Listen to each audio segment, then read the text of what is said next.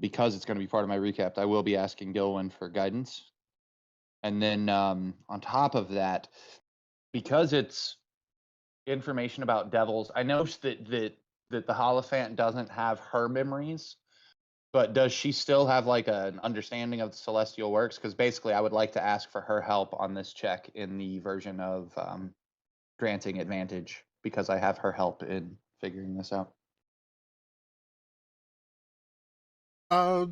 Yes, he does. Okay, so can I get advantage from asking her for help? I will allow it. Okay.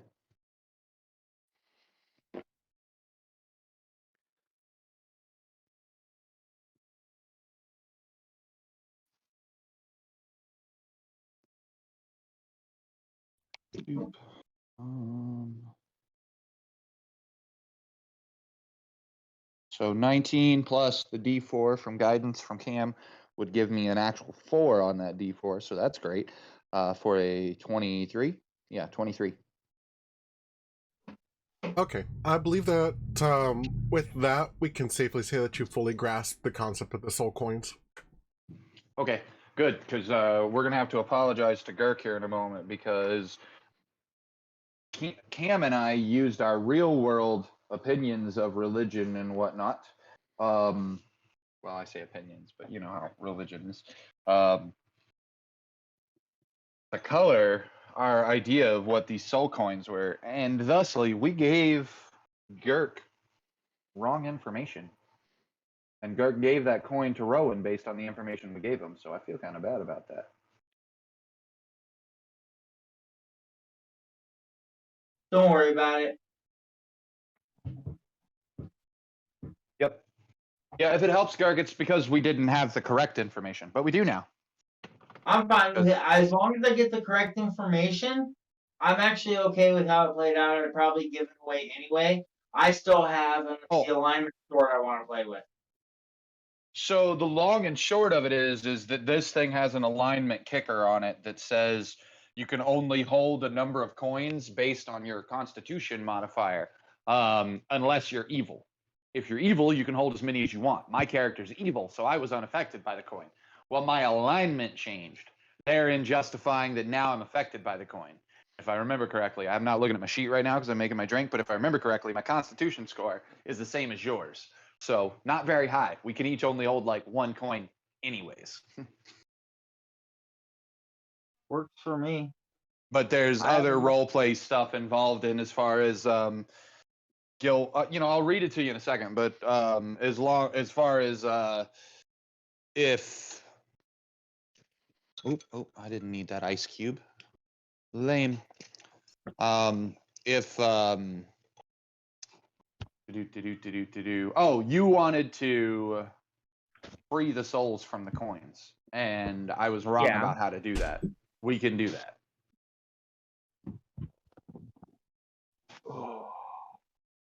I'm back. Oh, he's back. Sweet. One of my drinks is made. Make me one too, would you, bro? I absolutely will. This one I have to shoot, so. Use. I need soul 0.5e. Boop.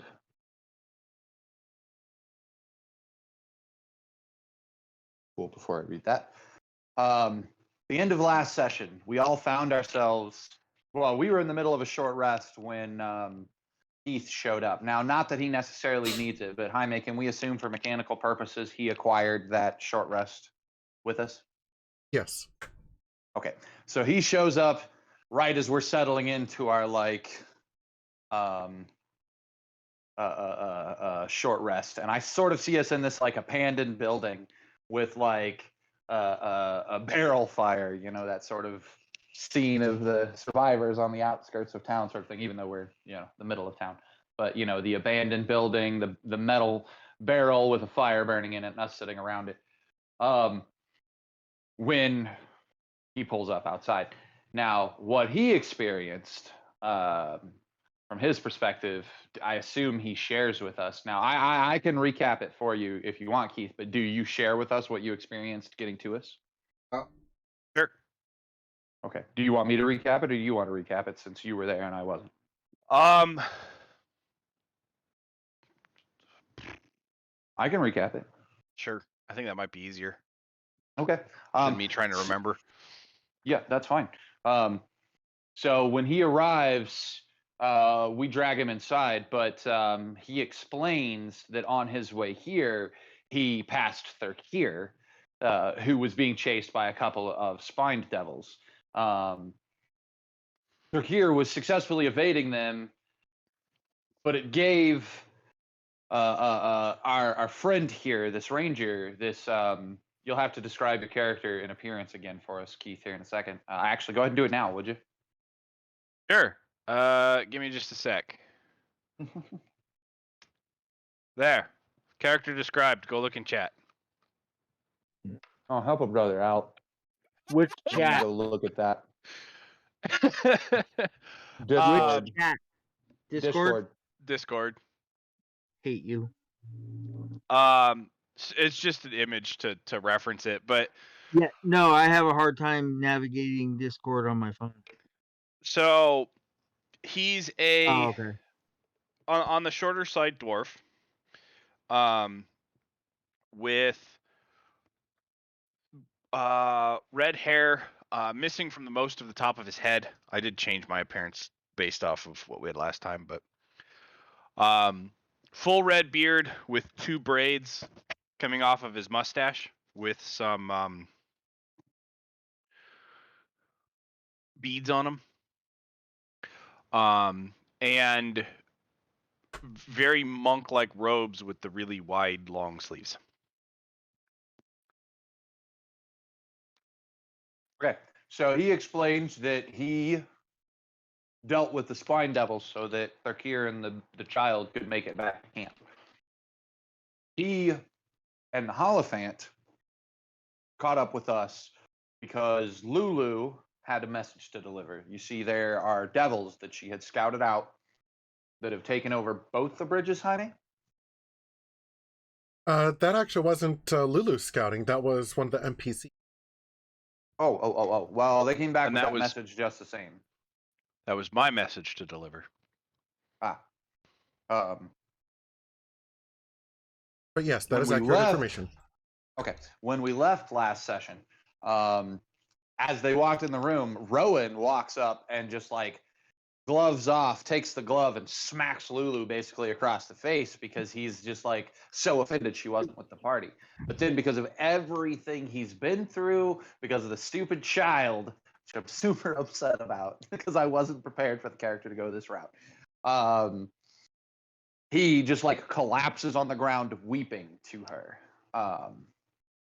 And basically gives like confession to her. Now, as they are privately chatting this confession, that's when he discusses the thing about the soul coin, and gets the chance to make that roll. So that's probably when Keith is also sort of filling in the group on the message he had to deliver. That's where the session ended. Now, if you guys would like a deeper recap, we can, or I can dive in right there with my lore drop. Lore drop.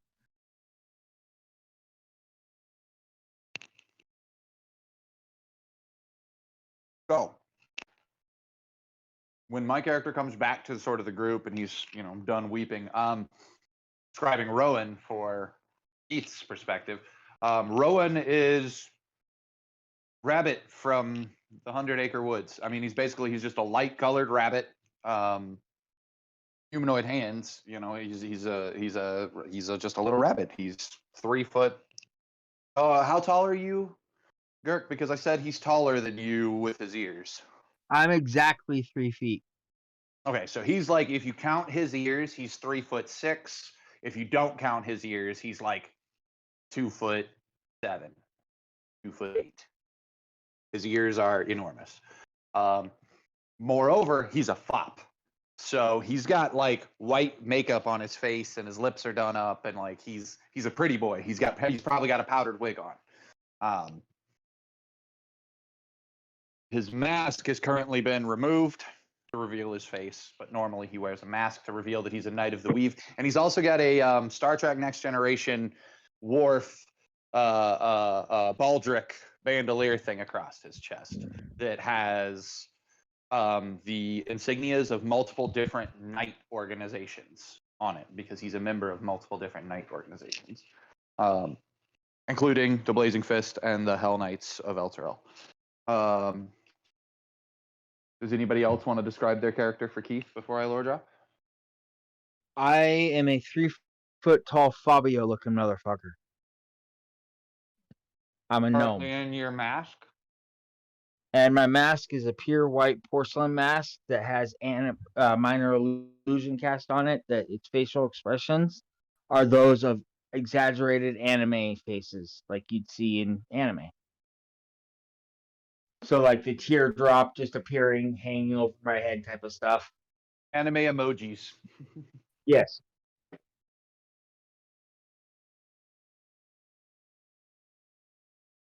It's how he communicates.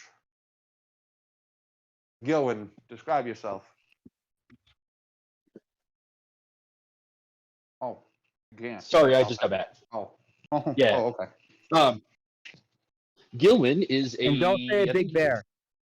Gilwin is a big bear for an elf. I don't want to hear it. Gilwin is a 6 foot. I think 6'1". He's a big bear. Yeah, he's a 6'1" elf, pureblood wood elf, with blonde hair, and I'll just say green eyes because I've used the joke before. I don't remember. I want to make an exception. You've used the joke before, but I do like your idea that he has something colored eyes, and if you had to pick a color, they're green. But I feel like because he's a druid that is a Fey enhanced or a Fey influenced druid, I really like what you were going with that they're not always the same color when you look at them. And now because of you describing it the way you had before, I feel like they're just varying shades of green, probably depending upon either the spell you're casting or the season that you're in. Okay. Or the mood he's in. Well, that's what I mean. I always did. Like if he's angry casting a spell, they would change to a different color of green based on what the spell is. Like a dark forest green. Or even going so far as to be like dry wood brown if he kills all the wood in the area. That sort of stuff. Huh, I like that. Yeah, I'm gonna go with that because I've always said no particular color. Yeah, but or something colored. But if we had to guess, Well, I've done something colored just out of just a descriptive, like for roleplay. Yeah, and but anytime that I think you should hang on to it. Well, anytime I've ever introduced him, I always said eyes of no particular color because I got it from the robe of no particular color from the Kingkiller Chronicles. Yeah. Yeah. Because I was reading that when I made Gilman. Solid. Okay. Continuing your description. My apologies. I didn't mean to interrupt. No, it's fine. Like I like that. That's a good. It's a good roleplay thing for me. I don't remember what I picked for his mask. You have a straight wooden one made out of the bark of a tree, if I remember right. I thought he had a bag over his head because he's the mongrel. He just has a collar with a chain. I thought we replaced that with the wooden mask. For some reason, I kept seeing him rolling around in a mask that looked very much like the Jim Carrey's mask from the movie. We might have found a wooden mask. You're not wrong. That sounds familiar. Yeah, that's what I'm thinking. I remember seeing a wooden mask, but I don't think I ever actually chose what his mask looked like. You never did. Now's a good chance. Yeah, go for it. I think.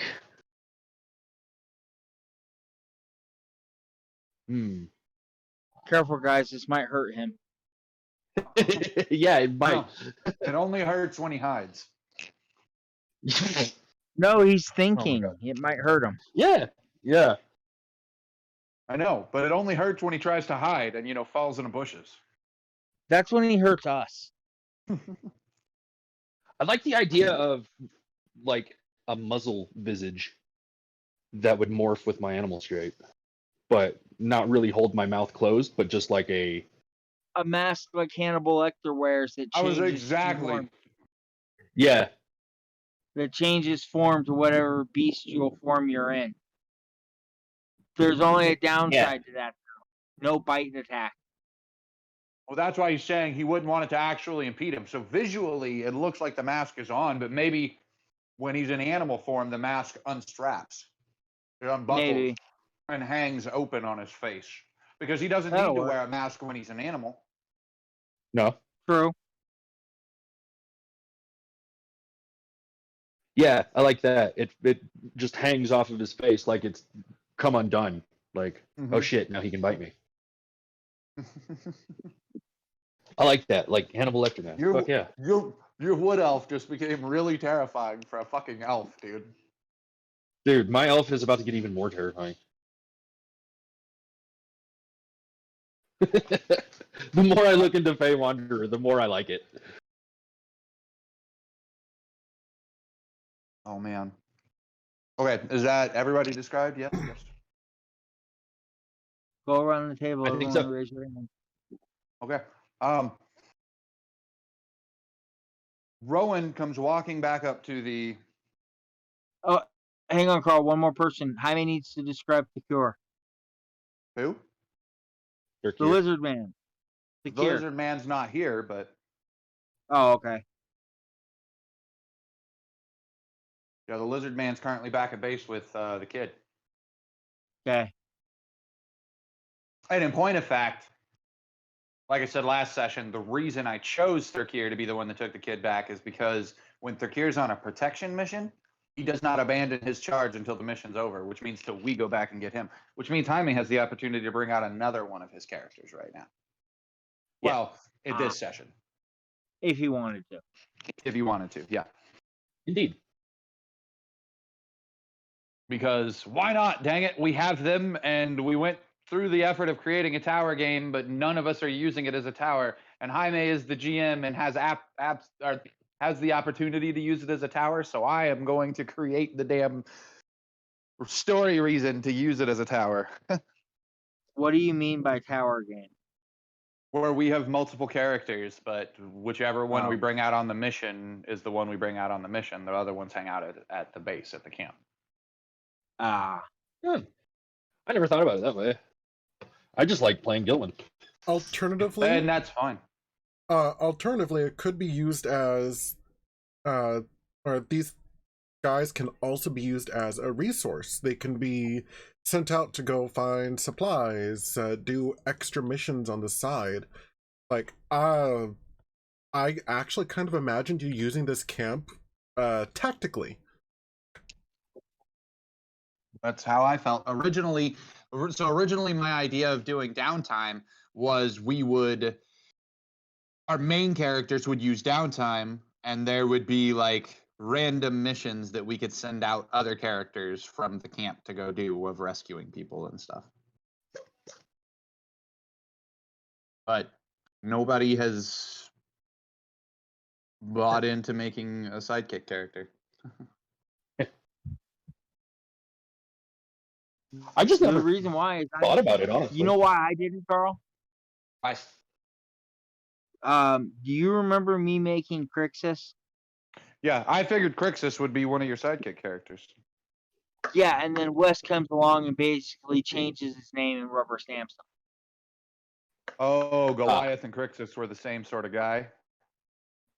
Different race, same backstory, almost identical. He stole Crixus from me. Wah, wah. Oh. I've been there. I know how that is. That sucks. I entirely know how that is.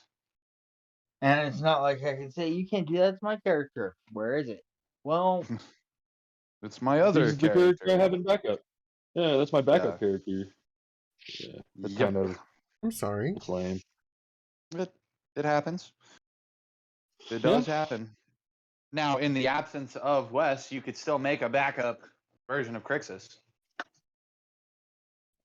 Maybe take a different route, class-wise. Yeah. Well, he wanted Crixus is his warrior, so Crixus is being a barbarian is appropriate, but he can multi-class and stuff like that to reflavor his Crixus, or different archetype it, give him another shot. Do a war cleric flavored as barbarian.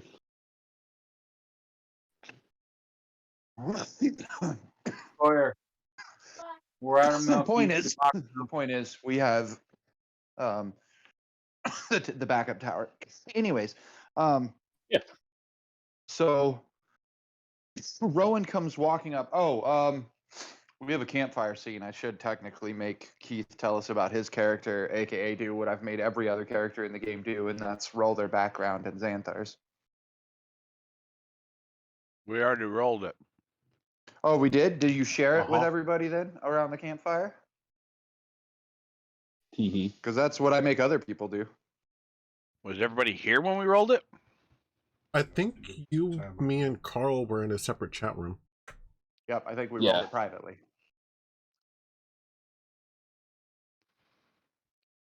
Okay. So it's up to you how much you share this time. Nobody else has had that opportunity, I assure you that. Oh, whenever I get drunk, I start spouting off that I'm a god. And I don't know if does Rowan believe me?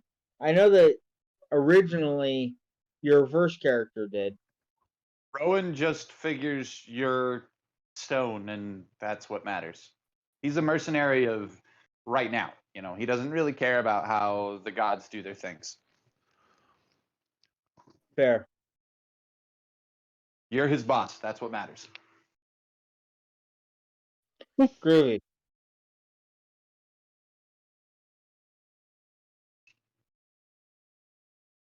So, Keith, do you share? Sure.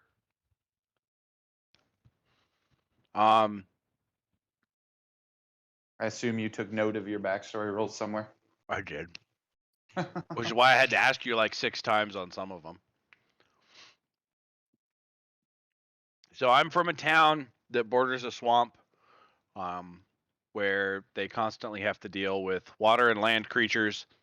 Before you go on any further from there, I was gonna mention, did you and did you decide that you knew Thurkir from beforehand? Because the major swamp on the Sword Coast is the Mirror of Dead Men, and that's very likely where Thurkir would be from if he's from the Sword Coast. No, it was Dunal. Ah. Different swamps. Different swamps.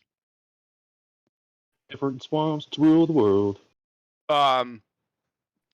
Anyway, we grew up in a small house, raised by my grandparents, me and my 3 siblings. I knew my parents, but we have no idea where they are. They just disappeared one day. They pulled Peter Parker's parents. Yep. They went to go get cigarettes. Well, with how it was rolled as an unknown, it was not abandoned. Abandoned is a separate role. They rolled as unknown, meaning it could very much be they went to get cigarettes or they were spies. Like, it's literally the Peter Parker scenario. Yeah. He knew his parents as a kid, It's and the- then he was the Hey dropped off Arnold. at his grandparents one day and was just they were gone. It's like Hey Arnold's parents. So Which they explain in the Hey Arnold movie, but I haven't watched it. Yeah, I've never watched it either. once I was old enough. What? What's what? I was gonna have you gone back and watched that show as an adult? Not yet. It's on my list. It's not the happy-go-lucky show we remember as kids. Oh, I'm sure. That show's actually kind of fucked up. Like, I'm sure. I believe that. Nickelodeon at the time and Cartoon Network at the time were both doing adult children's shows. But it was Yeah. called Adult Swim. Also, yeah. Well, no, why Adult had Swim is- Adult Swim. But what was that, Jaime?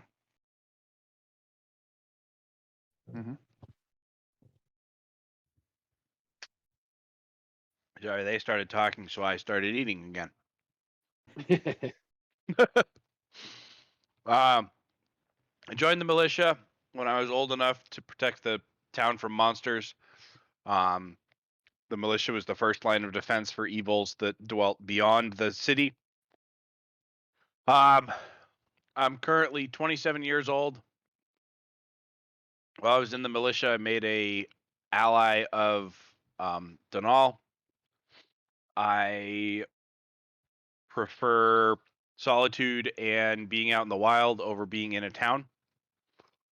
And I tend to seek revenge on nature's behalf when I see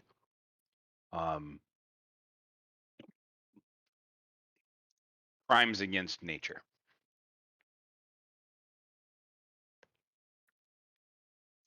You and a druid gonna get along just fine. Yeah. Despite the there's Elf lore about dwarf issue. elf elf and dwarf issue. So there's But I old feel like- lore. The lore doesn't really apply as much anymore. Right. So why not something like Legolas and Gimli, Yeah, just the bickering. where Enemies. Frenemies, yeah. Yeah. All right. So Rowan and Lulu come up to the little campfire as he's explaining himself, and I go, "All right, my friends." No, wrong accent. That was just the wrong character. French. Give me a second. Well, it's not French that I use. It's kind of French. I use French and German mixed together because I'm from Transylvania. There we go. I am from the land of Barovia.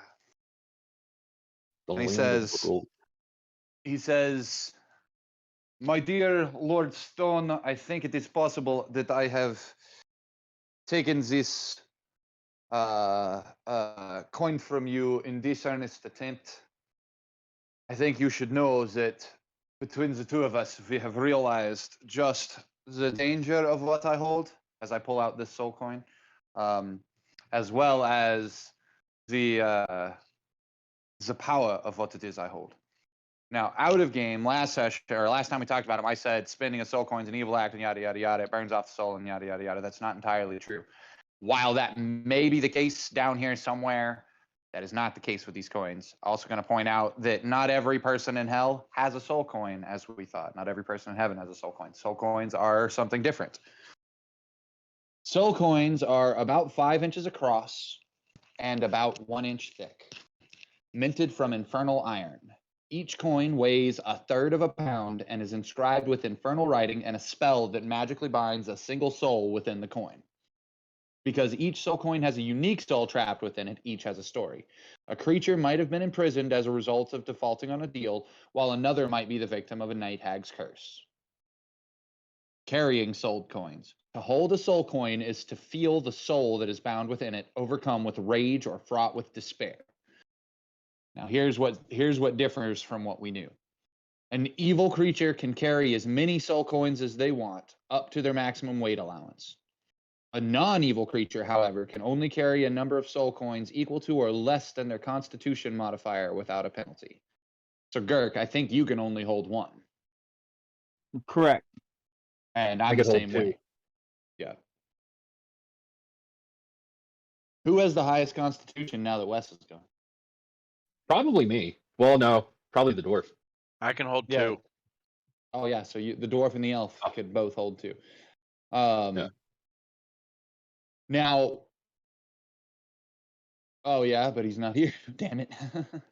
I mean, Thurkir's evil, so Yeah, but again, Oh, we talked well. about that within his own culture. I don't know that he would be defined as evil.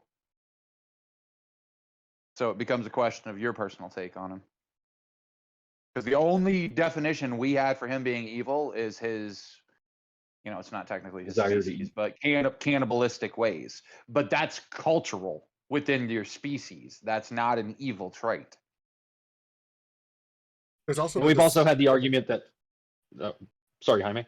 there's also the dismissal of anyone that is not personally part of his clan. Or But his he war party. chooses. But from that argument, he chooses what his clan or war party is based on his own discretion. So that would just argue him as being neutral. Because he chooses arbitrarily. Like he's protecting the girl right now because that was his mission. He protected us because he chose when we left the villa and crawled up the thing because we were stronger, you know. So it's We never ported my character over into fantasy grounds. Nope. Okay, that would make sense. Yeah, I don't have access to fantasy grounds to do that for you. That's something you and Jaime or Keith or somebody else is going to have to do.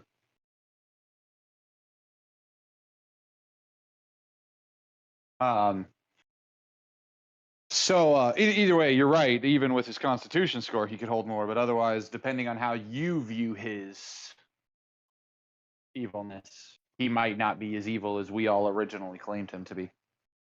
I don't know. I Carl. kind of like the idea of him being lawful evil. Yeah, because I like the idea of lawful evil good guys. Lawful evil good guys can get their hands dirty.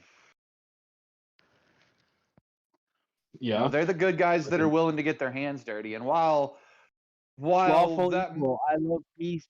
I love peace, and will kill any man, woman, and child I need to get it. right, Peacemaker. it's the peace, peacemaker's speech. Did anyone watch that show? Not the show, but I watched the movie. Show was I pretty good. I have not yet seen the movie. I don't like his take on Peacemaker from the movie, so It's the same thing, but the show itself was pretty good. Jason says it's the best thing DC's ever done. I disagree. a soul coin has 3 charges. A creature carrying the coin can use an action to expend 1 charge from a coin and use it to do one of the following things. You may drain life, siphon away some of the soul's essence, and gain a D10 temporary hit points. Or query. You telepathically ask the soul a question and receive a brief telepathic response, which you can understand. The soul knows only what it knew in life, but it must answer you truthfully and to the best of its ability. The answer is no more than a sentence or 2, and it could still be cryptic. Now, the big thing is we explained spending a soul coin would destroy the coin. And like I said, while that might be the case in some other things, in hell, I have no idea what they have them crafted for, so we'll see. Just using them for those 2 items frees a soul. So let me get there. Casting a spell that removes a curse can free the soul trapped within it, as does expending all of the charges. So you have 3 charges. You burn the charges, you free the soul. And so Gurk, you wanted to free the souls. That's how to do it, is spend the coins. It's as simple as that. Once all the charges are spent, the coin itself rusts from within and is destroyed. A freed soul then travels to the realm of the god it served or the outer plane most closely tied to its alignment, DM's choice. So the DM gets to decide the weight of that soul. If they were an evil soul, they go to hell. If they were a good soul, they either go to their god's realm or to the outer plane most closely tied to them being a good soul. So right now, these souls and these coins could be good or bad. And they have just So been. these are just gifts for me.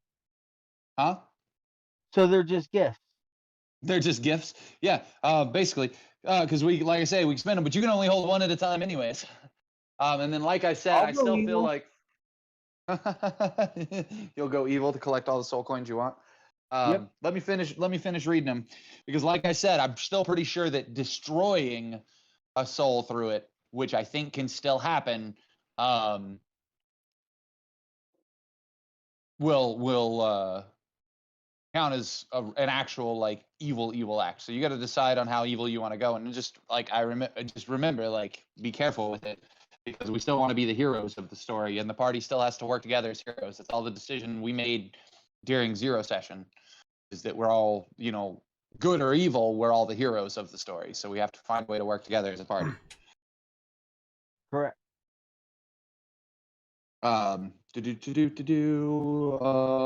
Souls of lawful evil creatures released from soul coins typically emerge from the river Styx as Lemure devils. Lemure devils are the ones I told you guys that are the like armless souls that are just tortured, wandering around. You, Carl, we could understand what you were saying, but you sounded like a digitized Oompa Loompa. Creepy. Good way to describe that. A soul can also be freed by destroying the soul or the coin that contains it. I'm not going to say the stats out loud, but it has hit points based on its remaining charges. It, however, has immunity to all damage except that which is dealt by a hellfire weapon or an infernal war machine's furnace. Okay, infernal war machines. Those are things we have to consider we might need the coins for.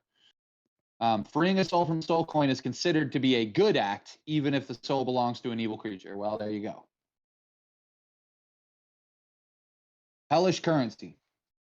Soul coins are a currency of the 9 hells and are highly valued by devils. The coins are used among the infernal hierarchy to barter favors and bribe the unwilling, and reward the faithful for services rendered. Soul coins are created by Mammon and his greater devils on Minoros, which is the 3rd layer of the 9 hells, in a vast chamber where the captured souls of evil mortals are bound into those coins. These coins are then distributed throughout the 9 hells to be used for goods and services, infernal deals, dark bargains, and bribes. So seems more likely they're evil souls, but I mean, I guess they could also be people that were in hell kind of the way we are. Could probably end up being the souls that are minted in there as well. Yeah, because I don't imagine it going over well if we get caught down here. Yeah, no, me either. I mean, we've already been caught down here several times, and we've wrecked for them. So there you go. Soul coins are a little different than were originally thought of.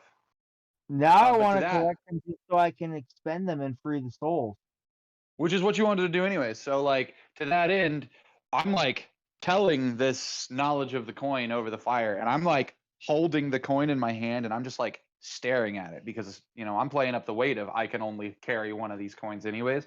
So, like, as I'm like mumbling off, trailing off this lore drop, I'm literally just like staring at the coin over the fire. Hell, my hand is probably so close to the fire that you guys can smell my fur burning ever so slightly. And I'm just like staring at it because I don't know what to do because it's such a heavy weight.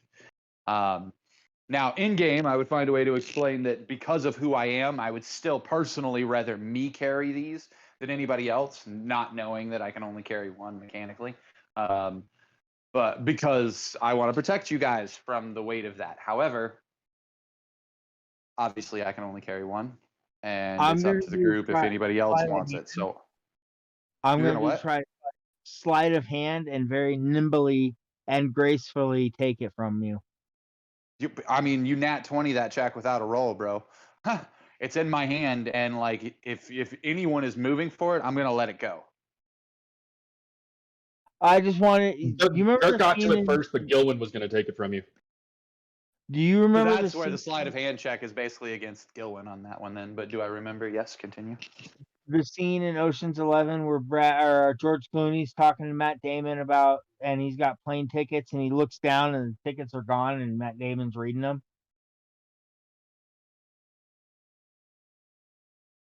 Guess not. I mean, I respect that approach, but like, I would never. I'm not looking up from the coin long enough for it to disappear from my hand.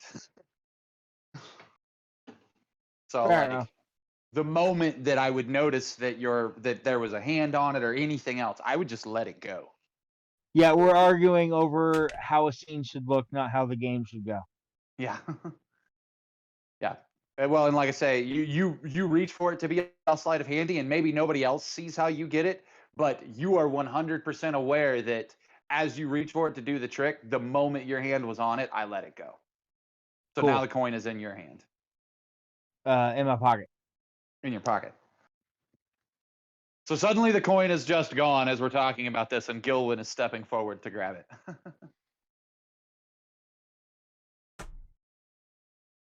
Wait. So he just like shadows through and yoinks it. Yep. Yeah. Okay. Wait. I'd look for Vic. You'd turn around and be like, and you see him just like standing there, but he's in a different spot that he was standing in before this all started. You don't see him holding the coin. You just see him standing a few feet over in a different spot. I'm wearing my marionette's mask and I'm using a toothpick.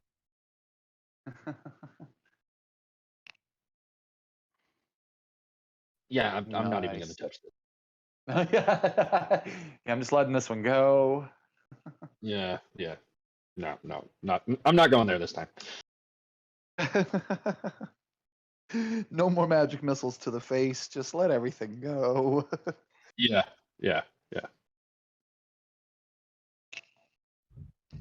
Okay, well, that's basically the recap and the lore drop. There's a fight on a bridge waiting for us. I reserve the right to be reminded of what the coins can do. The one that stuck out in my head was answer question, but I'm already starting to lose what was the first thing it could do. It can give you a D10's worth of temporary hit points as an That's action. right. That's right. So it's basically How like a often? stem. It's got 3 charges. Once you spend the 3 charges, the soul is free. So you Cool. could literally just be like, poof, poof, poof. Hi guys. I'm fine. I just like maybe used that more times than I needed to, but I'm fine. And then like the soul is free. Yeah, I'm running through doors, literally through them just to burn off the extra HP.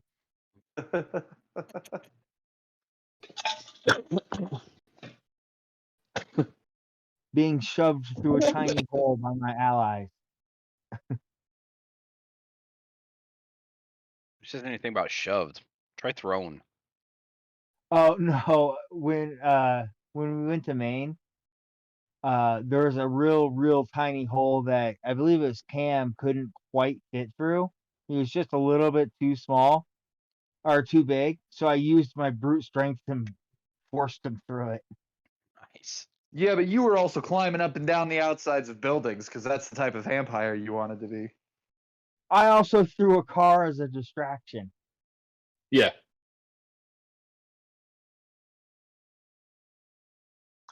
Eric, don't let anybody fool you. You were a born gangrel, man. You're born gangrel or Bruja.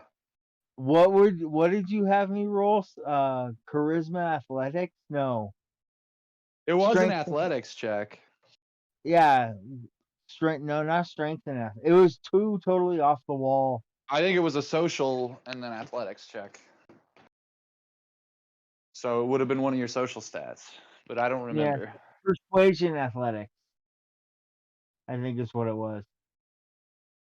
Well, persuasion's another skill, so it would have been one Or of the stat ones. So manipulation or manipulation, something like that.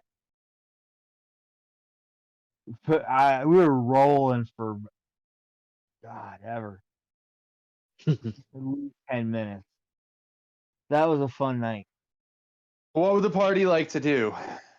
Yeah, well, As always, have grandiose plans, but like we don't have to use my grandiose plans.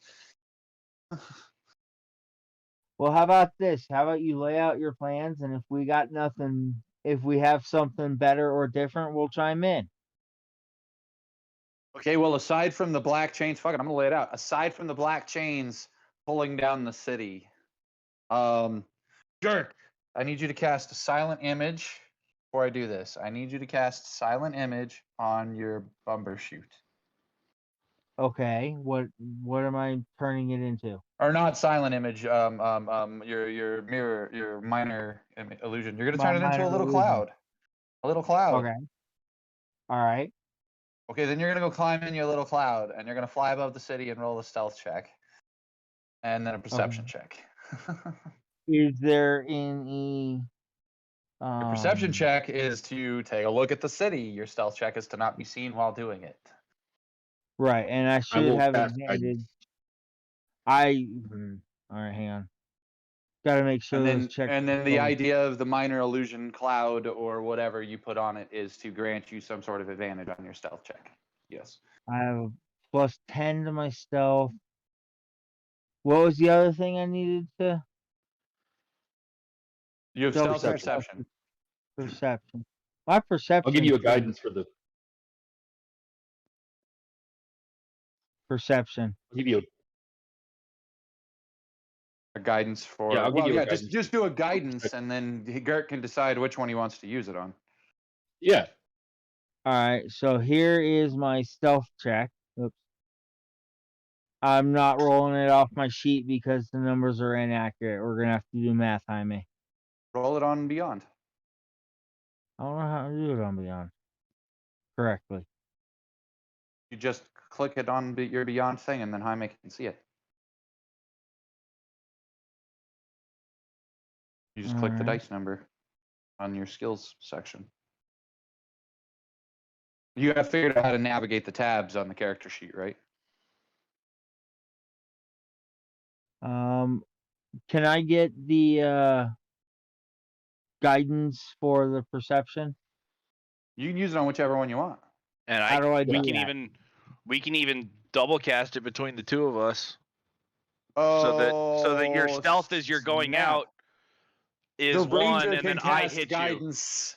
The ranger can cast guidance on you too. I forgot about that. Okay, you can get guidance on both your checks. you. Oh, for Okay, that matter, I- I'm contemplating also giving him bless, but Well, don't use all of that. just in case. So out of game, he's going to go up. He's going to take a look at the city. He's going to come back down, and then he's going to use his minor illusion based on his perception check to give us a map of the city. Sweet. But I figure, what the fuck? We can role play it with actual dice rolls if we want. Thus, the stealth and perception checks. The stealth gives him the risk of somebody spotting him. The perception, which Jaime might be sitting over there like, you guys are just making it hard on yourself. I'm just going to let him go up. But for all we know, that's not a thing. I'm just preparing in advance. If he's going to try to go up, hey, be sneaky about it. I'm suggesting a stealth check as he goes up. And then, just take a look at the city from your bumbershoot, like 50 feet up, and come back down. And then I will tell you my grandiose plan. Carl, you could just be silent for a minute and let Jaime tell you. And I could, but I asked if what we were doing, and so then nobody said anything. So that's when I was like, all right, we're going to come up with a plan. Girk wanted to know what my plan is. I'm not going to be silent when Girk asked me a question. This is all in-game roleplay. So, to you, sir. How do I add guidance to my roll? You just roll another D4. How do I roll just a straight D4 in this place? Are you using the app or the web version? Website, I found it. Yep. Keith, are you perhaps streaming this to Discord this time? I can. You don't have to, but I'd appreciate it. Sure.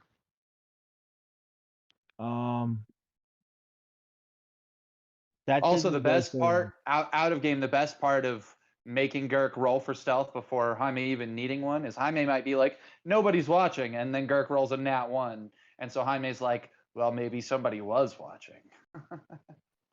So. Well, I'm not very perceptive. I only got a 14 after everything was all said and done. Uh-huh. What about your stealth check? For my stealth check will be significantly better. Do you see the people that spot you? That's the important thing. Plus a D4 for the other guidance.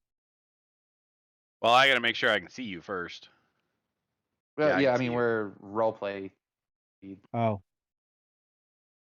So. Yeah, but if he stealths, it's kind of from everybody. Does that make sense? Well, yes, but you're casting guidance on him for him to stealth. Well, actually, I was... Because he rolled his perception check first, technically. Because he gets to choose what he uses guidance on. Fair. So am I rolling it or no? Yes. Yeah.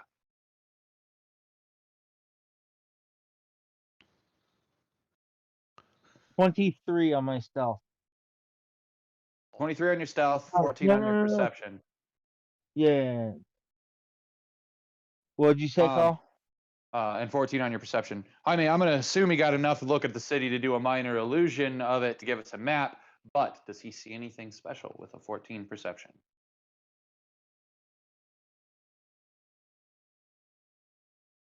No, there's no additional information that you Congarner, but you can definitely see the Can city. we see the? Can we see? Given that he knew what he was going up for, are we aware of any people of the troops on the bridges on his map? Just as reported, you can see the people that are occupying the bridge. Okay. I don't need exact numbers at the moment. Anyway, so that's fine.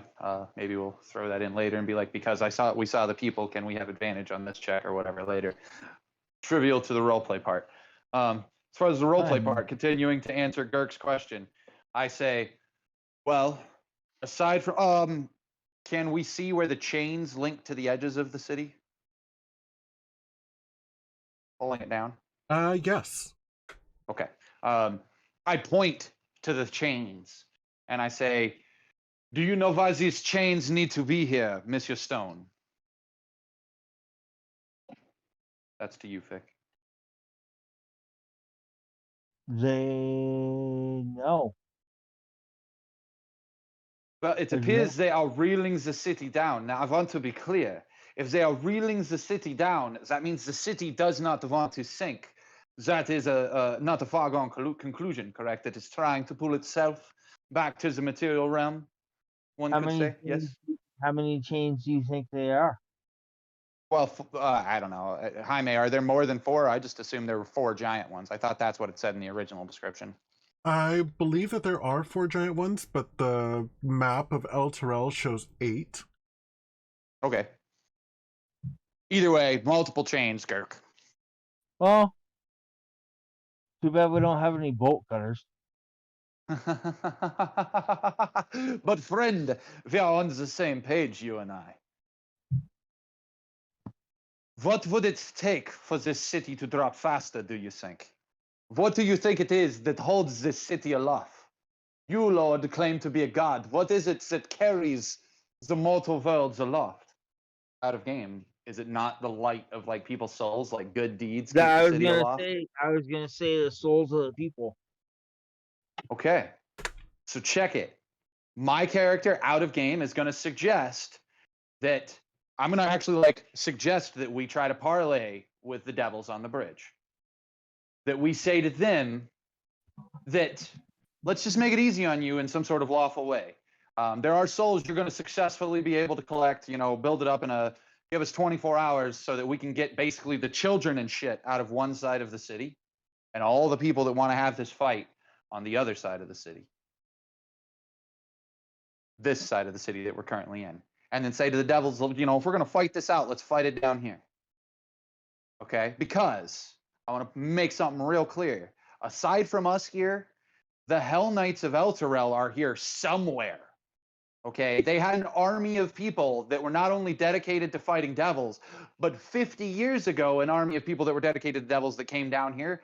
And those devils, or those people that came down here 50 years ago, were trapped down here, which means they have now been tortured and now have probably been turned into devils themselves, if not soul coins. But if they've been turned into devils themselves, well, hey, it's going to be real easy to make a lawful deal with those ones that can, because they're technically citizens of El Terrell. It's very likely every devil we've encountered in the city was once a person from El Terrell 50 years ago. Very possible. Makes sense. So Yeah. convince them. Let's fight on that one side of the city. Right? And then I'm going to say to Cam, you've got that earth-shattering spell, right? Yeah.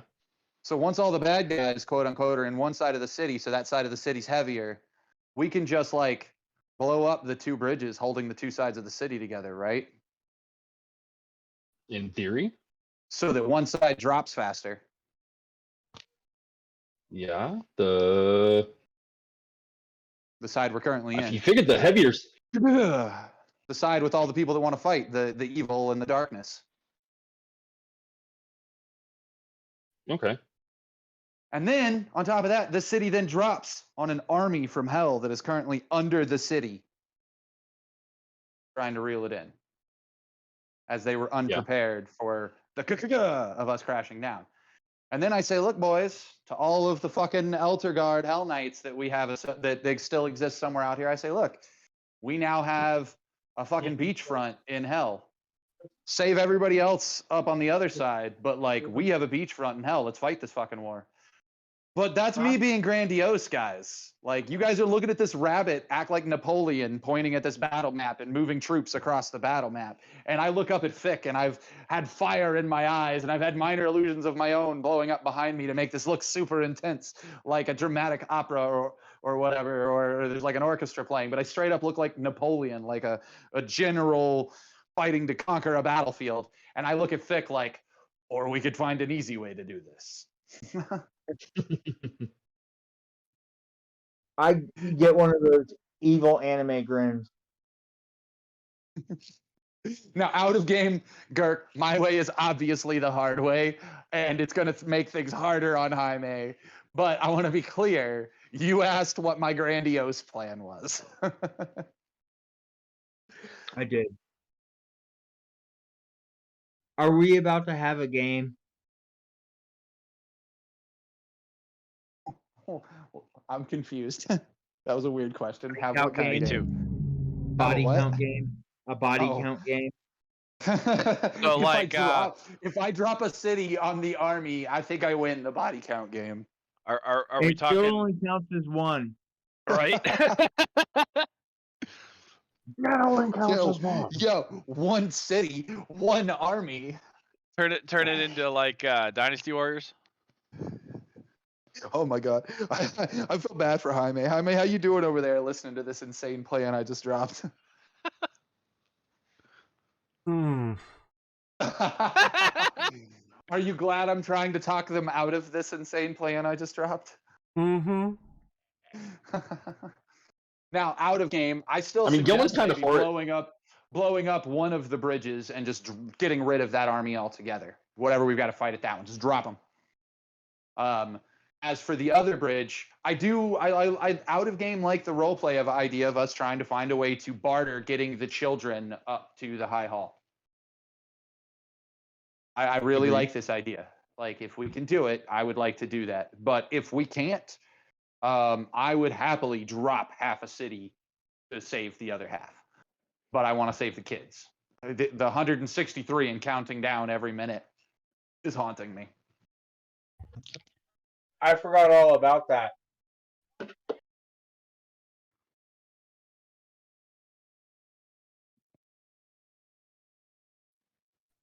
Now, if any of the devils that serve here are of Elturel and they're lawful because they are lawful evil because they're devils, it is very possible we can barter with them to get the people passed.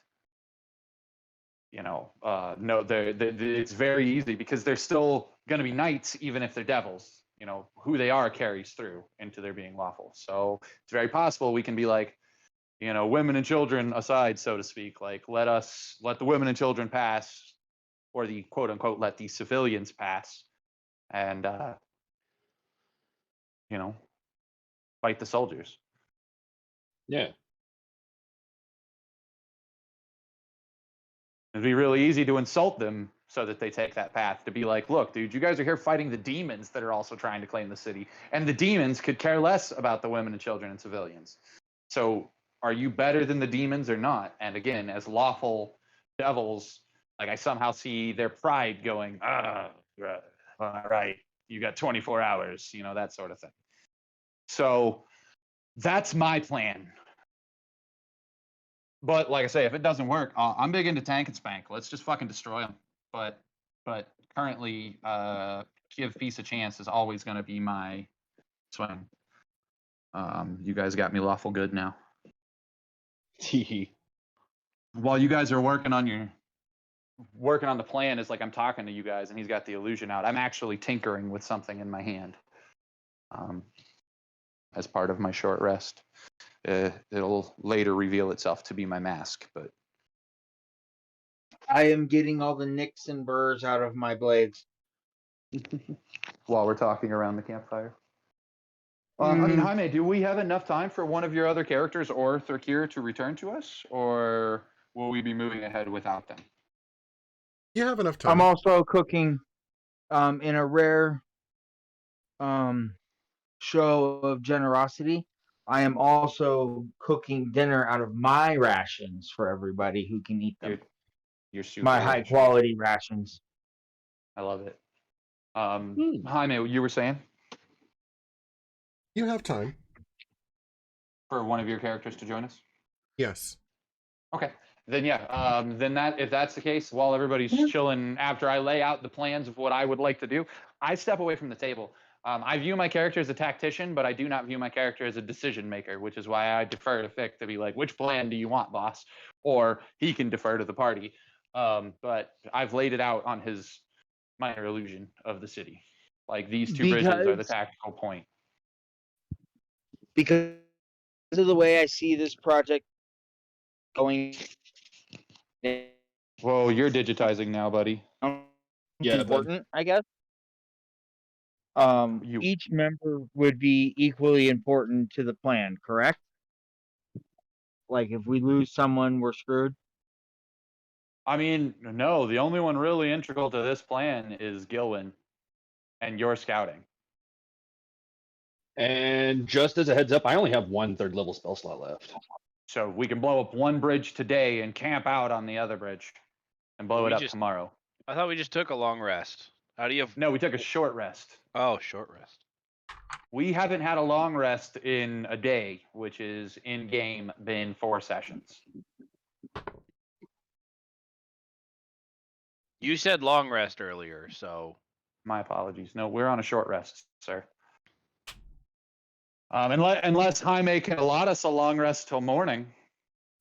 I kind of view this as like midday still. Because we left out early in the morning and have just gone through a shit ton of stuff to get to where we are. I could see you meeting afternoon. You can take a long rest here if you would like. However, that would go against the numbers ticking down every minute. Yeah. I want to be clear. If the party takes a long rest, I'm not sure I'm gonna. I mean, I'm still having that Batman mentality all of a sudden. Yeah. I I don't need good. a long rest. I don't need a long I'm rest. fine with what I've got. Don't get me wrong, my resources are fucking low. But I've still got at least one more session in me before I need a long rest. I'm at full health, dude. Yeah, my health is fine. I'm just kind of out of spells. Like I've got 2nd level and 1st level, and 1 third level. I've got 1 first level spell slot that I had to spend a resource to recover during the short rest. I've got 2 psionic points, and I've got 3 favored foes. So like I am dwindling on my resources. I am probably worse off than anybody here for resources. However, Hey, Carl. I've got enough. And if Carl? I've got enough, y'all do. Carl, Yes, sir. I'm full on everything. I know you are. You have more than you came in with. Question, Yes, sir. because I can't seem to find it. Pact magic is short rest or long rest? Pack magic is short rest. So essentially, use my pact magic first. Sweet. Yes. Yeah, burn your pack magic first because those pack magic spell slots. Oh my poop! I forgot. I have pack magic spell slots. I'm a jackass. I have 2 first level pack magic spell slots. All of us do. What are those? They're first level spell slots. They're just bonus spell slots. They came from us being That- warlocks. that come back on a short rest. They recover thought every we only time. had one. Everybody has them? Yeah, everybody has them. As a result of your contract with Felix. Yeah. Oh, cool. I thought it was only I one. cut first my level. arm. I cut a design into my arm and then cast Cure Light Wounds on it. That's a waste. You're a dick.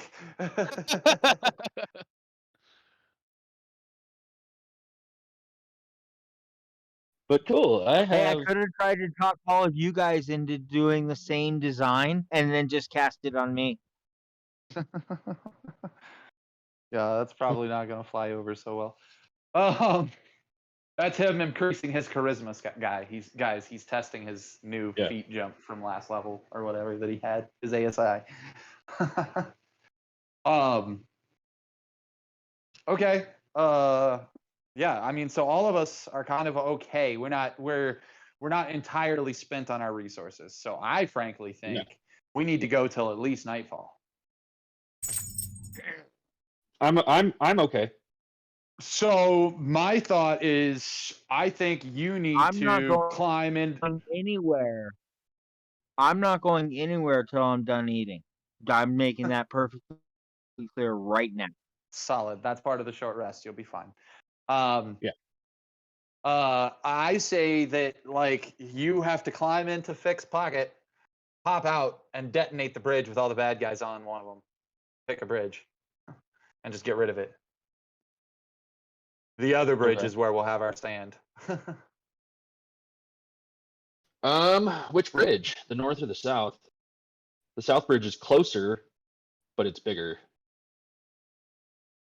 I think you should take out the north bridge because the south bridge is, more central to holding the city together. Yeah. It's probably why it's a larger bridge. Also, let's be real. When we get to the bridge, the damn thing might be 30 foot thick. In which case, this isn't going to work. Yeah. But everybody knows the plan. Okay, the steps of the plan are this. First step, make a plan. Second step, execute the plan. Third step, the plan goes off the rails. Fourth step, Yeah. make a new plan. Yep. What are rails? Fifth step, there was a plan. Sixth step, I brought donuts. I was quoting Every Captain great- Cold, in case anybody's wondering. You were what? Quoting Captain Cold From what? from Flash. Oh. At one point, Barry has to help him on a heist, and there's a I remember that. yeah, they're episode. trying to explain the plan, and Captain Cold's like, dude, Barry, there's only one plan you need to remember. Step 1, make a plan. Step 2, execute the plan. Step 3, expect the plan to go off the rails. Step 4, make a new plan. Plan for the plan to go off the rails. Yeah, I fucking love it, dude. There's a reason why Captain Cold is the badass that he is in the Arrowverse. And that's kind of how my character's mentality is on this. Like, I have a plan, but I want to be entirely prepared that this is a really bad idea. Because also, if we destroy one of the bridges, then there's less evacuation routes. What's the Is that what's, a good what's, idea? What's No, the it's a saying? terrible No idea. plan survives first contact with the enemy. That was going to be my next thing. Accurate. Is this a good idea? No, this is a horrible idea, but we're doing it anyway. Yep. That's a Dresden quote directly. Yep. I don't think he's ever had a good plan. All right, Gurk. I now need you when you're running over and around stuff to yell parkour. Parkour.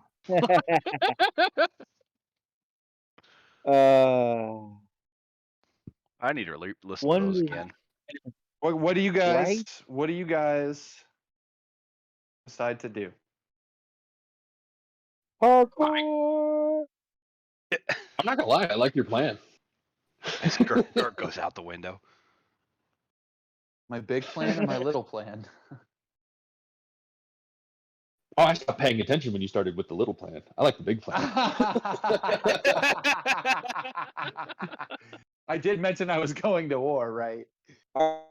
Yeah. Whoa, go. There goes Gurk. Badly. Meeting up with them for some kick-ass, or are we just all gonna go kick-ass together? What? Fick legitimately asked that in game. That's Boy, what we didn't hear we didn't half hear of what you half asked. of it. It digitized.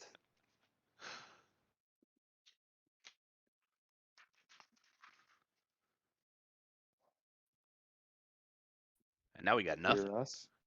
Yeah. Girk? everybody started talking at once, and it just sounded like robots fucking each other. It's bad.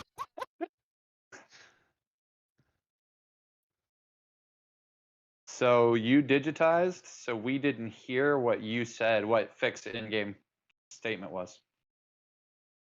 Asking if we're blowing up the bridge and meeting up with you guys to kick ass at the other bridge. So you suggest the smaller plan? Yes, Well, blow up the smaller bridge because you don't. I don't just- think we have the capacity to take out the big bridge, just the two of us. Okay, just so Stone suggests the small bridge. Gilwin suggests blow up both bridges and drop a city on the army below. What do you say, Ranger Boy? just because we destroy one bridge doesn't mean we can't go with the bigger plan. We all stop and True. look at you like, do you know something we don't know? We can.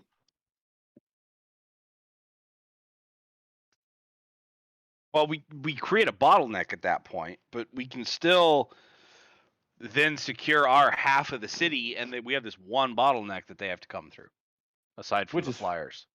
Which is fine. But the problem is they have flyers, so it's not going to make much difference anyways. We need to get everybody to the High Hall.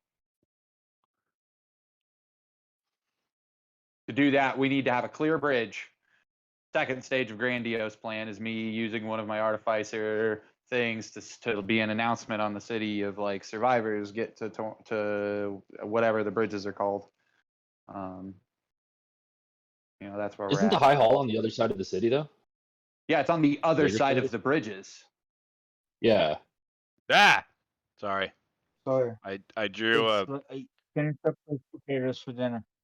Okay. And him. So I was trying to You drag think the for- map, and I drew a pointer. Ranger, you think for now we should leave one bridge, knowing that we could come back later and drop the city? Yes, that would That's be. what you're saying? I mean, at minimum, it fulfills sections of both plans, and Yeah. it saves people. Well, it potentially. So basically, I draw a drawing board out on top of this map that Girk has made using my spell work and my minor illusions, and then I like take half of it and set aside because I'm like, we don't need this half of the plan. And while Gilwin is like, I kind of think we need that half of the plan, Girk's like, no, I like this plan up here. You're onto something. And that's when Keith walks over, picks up the other half of the plan, and him and Gilwin share like a knowing smile.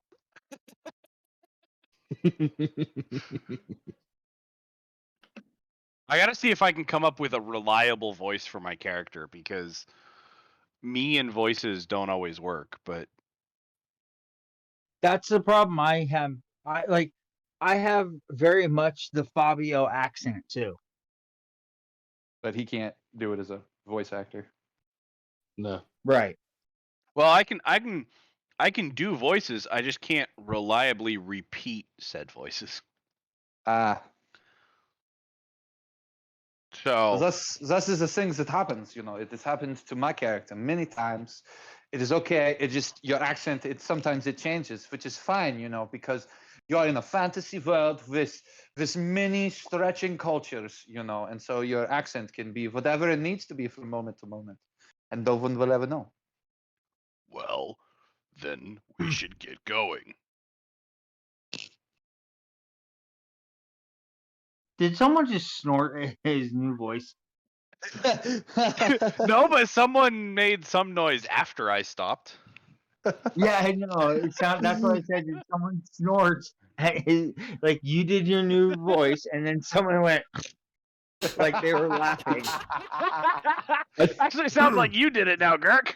No, Girk's that was blaming the it on exact everybody same. else. That was the exact same sound that I heard. That's exactly what happened. It wasn't me. Wow. I mean, I I cleared came my in for throat, a but I reason. didn't press my push to talk. Oh, man. I think it Well, may have we heard been it Carl's here. microphone. Oh, maybe it was. But- My microphone makes weird noises. Okay, so yeah, the ranger says, well, then I think we should get going. So I think we're gonna try to sneak up on the smaller northern bridge, Jaime, if we can. Probably. Yes, hello? Housekeeping. I know, right? Lulu looks towards the door. Oh, that was actually knock? Uh,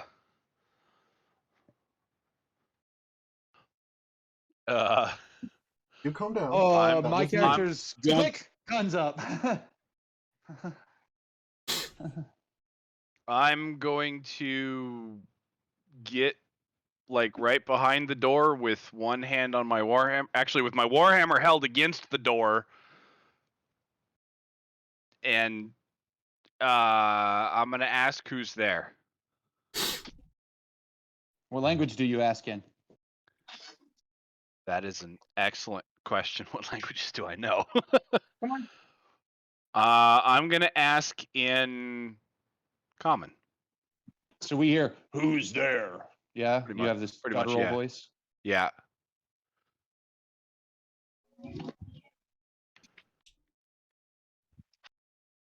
Oh,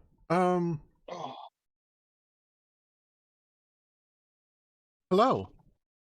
The name is Circ. I'm looking for people.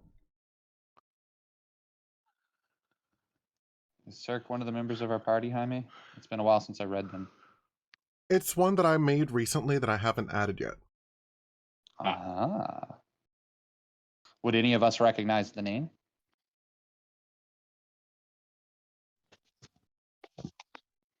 Probably.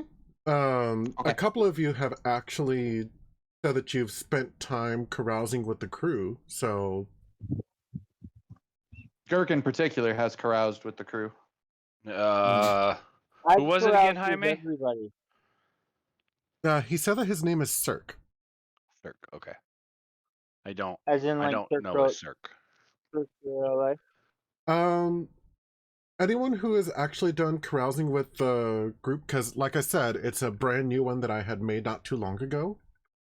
Because I basically, whenever I get ideas, I just make the character, and sometimes I like to wait until after a session to add one.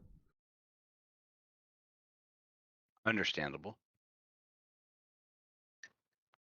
But I rolled randomly and I landed on this character. Solid. Cool.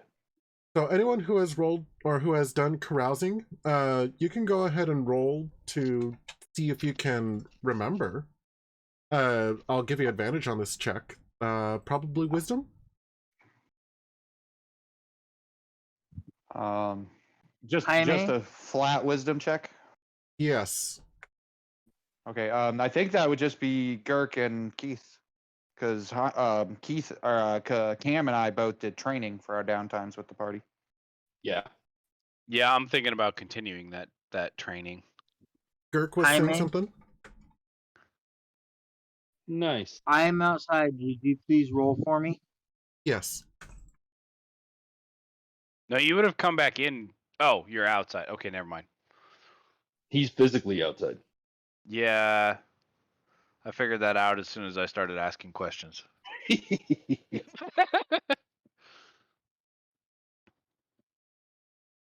That was your problem. You should have known better than to ask questions. Well, then you should have known better to request that I join you earlier For in your- shame. Okay. in your Oh yeah. drinking. Oops. Girk, you got a 4. Ouch. Oh. With advantage? Oh, right. I forgot the advantage. Sorry, re-rolling. I mean, you can just roll a second one. Well, we've made it a. Yeah, house roll where possible. If you can roll it with advantage accurately, then you re-roll the whole roll. Fair enough. Okay, you got an 18. That's a little bit better. Just Yeah. a skoshi bit. So the both of you do recognize the name. Normally I'm I would gonna- just... I've I've about got him. What? I asked if they knew anything about him, like his The- class out of game. Is the I question, was just but in about to game, would say they know that. him as something else? Okay, that's all I was asking. You do remember him, and you in fact know that he is, well, he's an interesting fellow. Azamar is one of those really sweet kind of guys, but is not too smart up in the brain pan. Oh boy. He is very much a pretty boy. Knows and seems to know a decent amount of ice spells.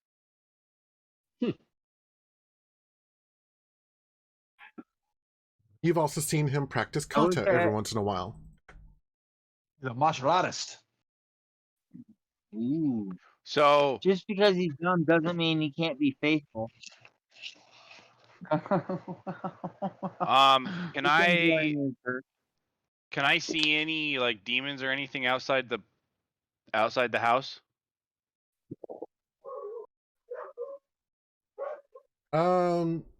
No, You you do hear the not. sound of a barking creature in the distance. Well, I guess go ahead and roll perception for me. Sure. That's annoying. Yes, I know.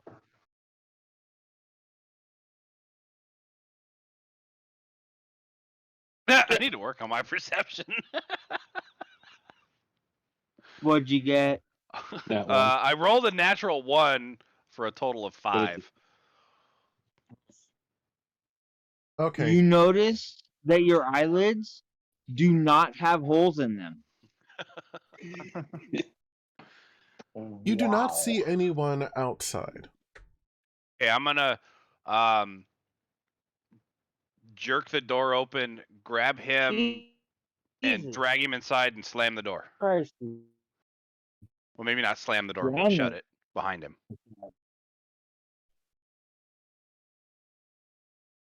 So I see the door flinging open, dwarf arm reaching out, grabbing Circ by the shoulder. He goes, oop! And then he's just dragged in like a cartoon. Kinda, And yeah. then the door Yep. is And the snapped door's shut like behind him. snapped shut behind him. Yep. My character goes back to doing what he always does between scenes, cleaning his gun or loading it. Unnecessarily. That gun's been loaded and unloaded like 100 times. I'm actually gonna push the warhammer against the door and click the button on the bottom for a minute so that it stays there. Oh hey! Is So your you all warhammer see- an immovable rod? Yes, it is. So you all see him. Oh, I love you it. all see Druzzl with his warhammer pressed against the door, and he pushes a cleverly hidden button on it, and then just takes his hand away, and the hammer just stays there. Is it like hovering in the air against the door? Yeah. Sweet. Gilwin fangirls a little bit because he wants an immovable rod. I didn't know So that. let me see. This is something I have discovered recently. What were you saying, Jaime? I was gonna say, let me see if I can go ahead and upload a picture. Oh, of your character. Cool. While he's doing that, I'm gonna step into the restroom.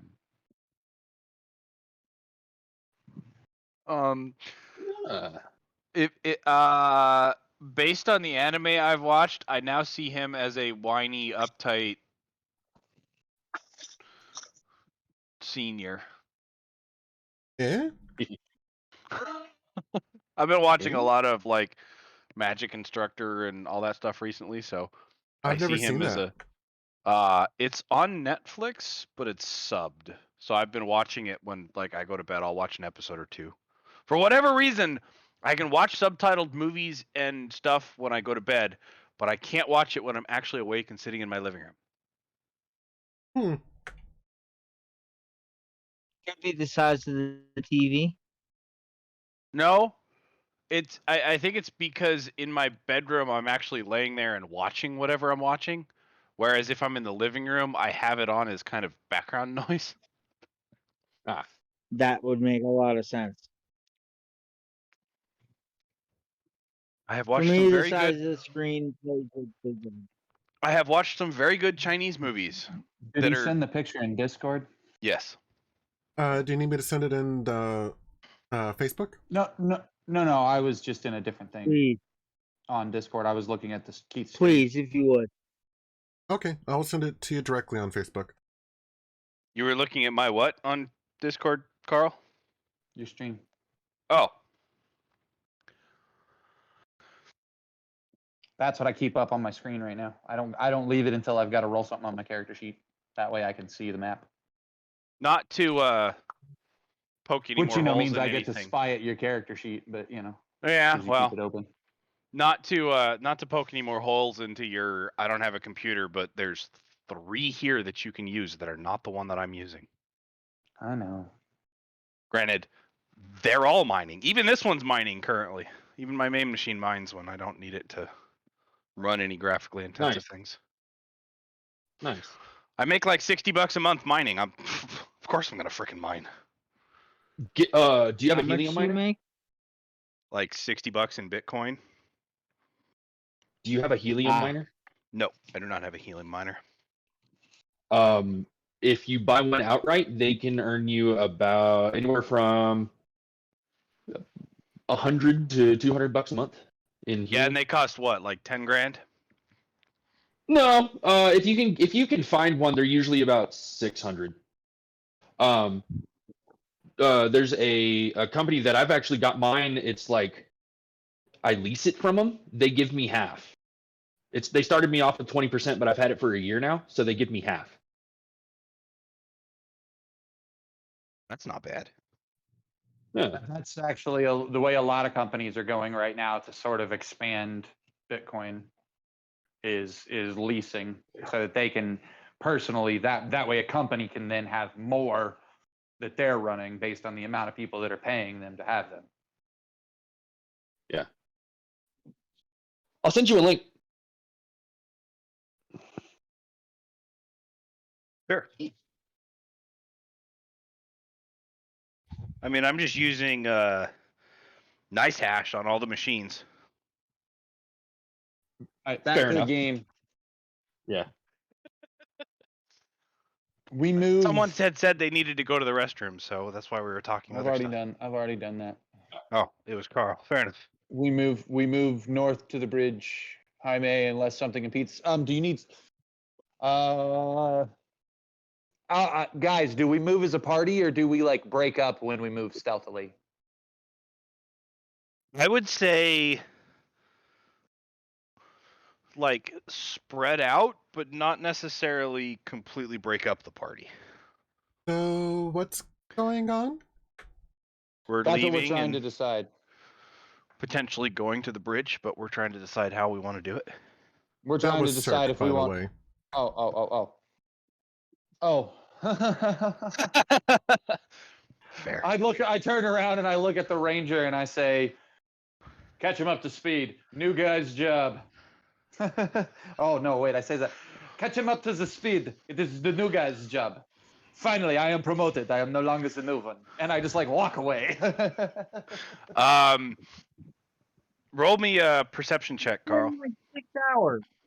I got to roll a perception check. You really Yes. make me do that now? I am That's making rude. you roll a perception check Why? because I am going to say something and I want to see if your character hears it or not. My passives are super high, remember?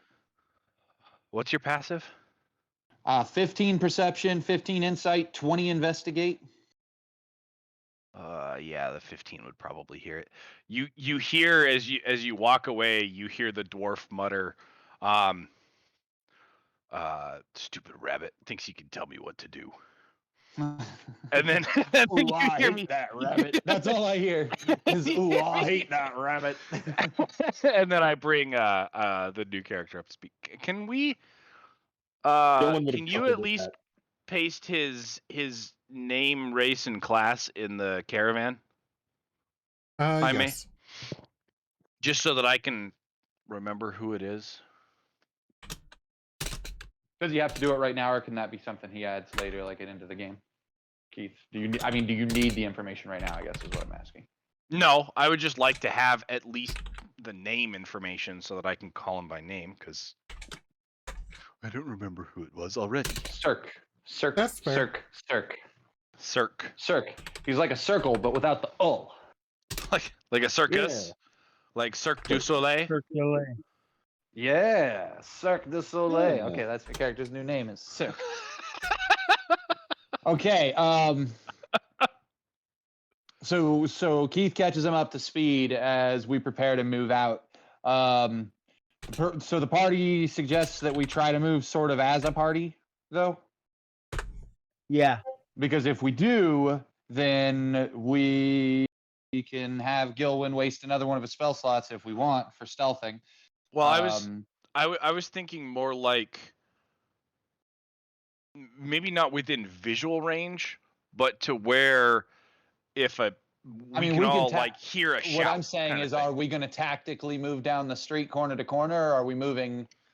Because if that still counts as moving as a group, if we're still shadowing each other down the thing tactically. Oh, that's a good question. So that's why I'm asking. If that's what you guys want to do, that still counts as moving as a group. Because then we just have to stay within 10 feet of Gilwyn.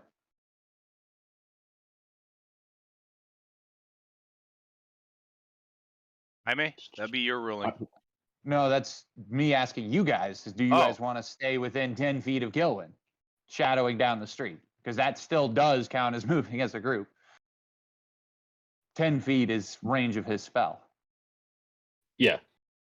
Oh, he has pass without trace. So I'm fine with staying within 10 feet of him. If you guys are, especially since he's going to be the kamikaze. 30 feet. Huh? I was going to say, I thought it was 30 feet.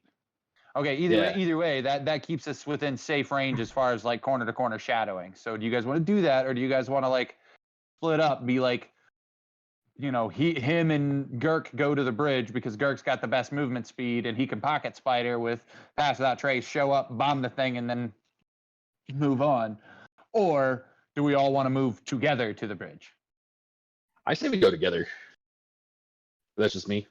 I mean, in game, I agree with you. Or out of game, I agree with you. In game, I don't. Okay. My character is like, all your assets in the wrong place is a bad idea. My player is like, never split the party. Yeah, that's kind of where I'm coming from too. Well, okay. Player, that's where I'm coming from. Party member, I'm still trying to figure out probably 90% of the total party dynamic as character. So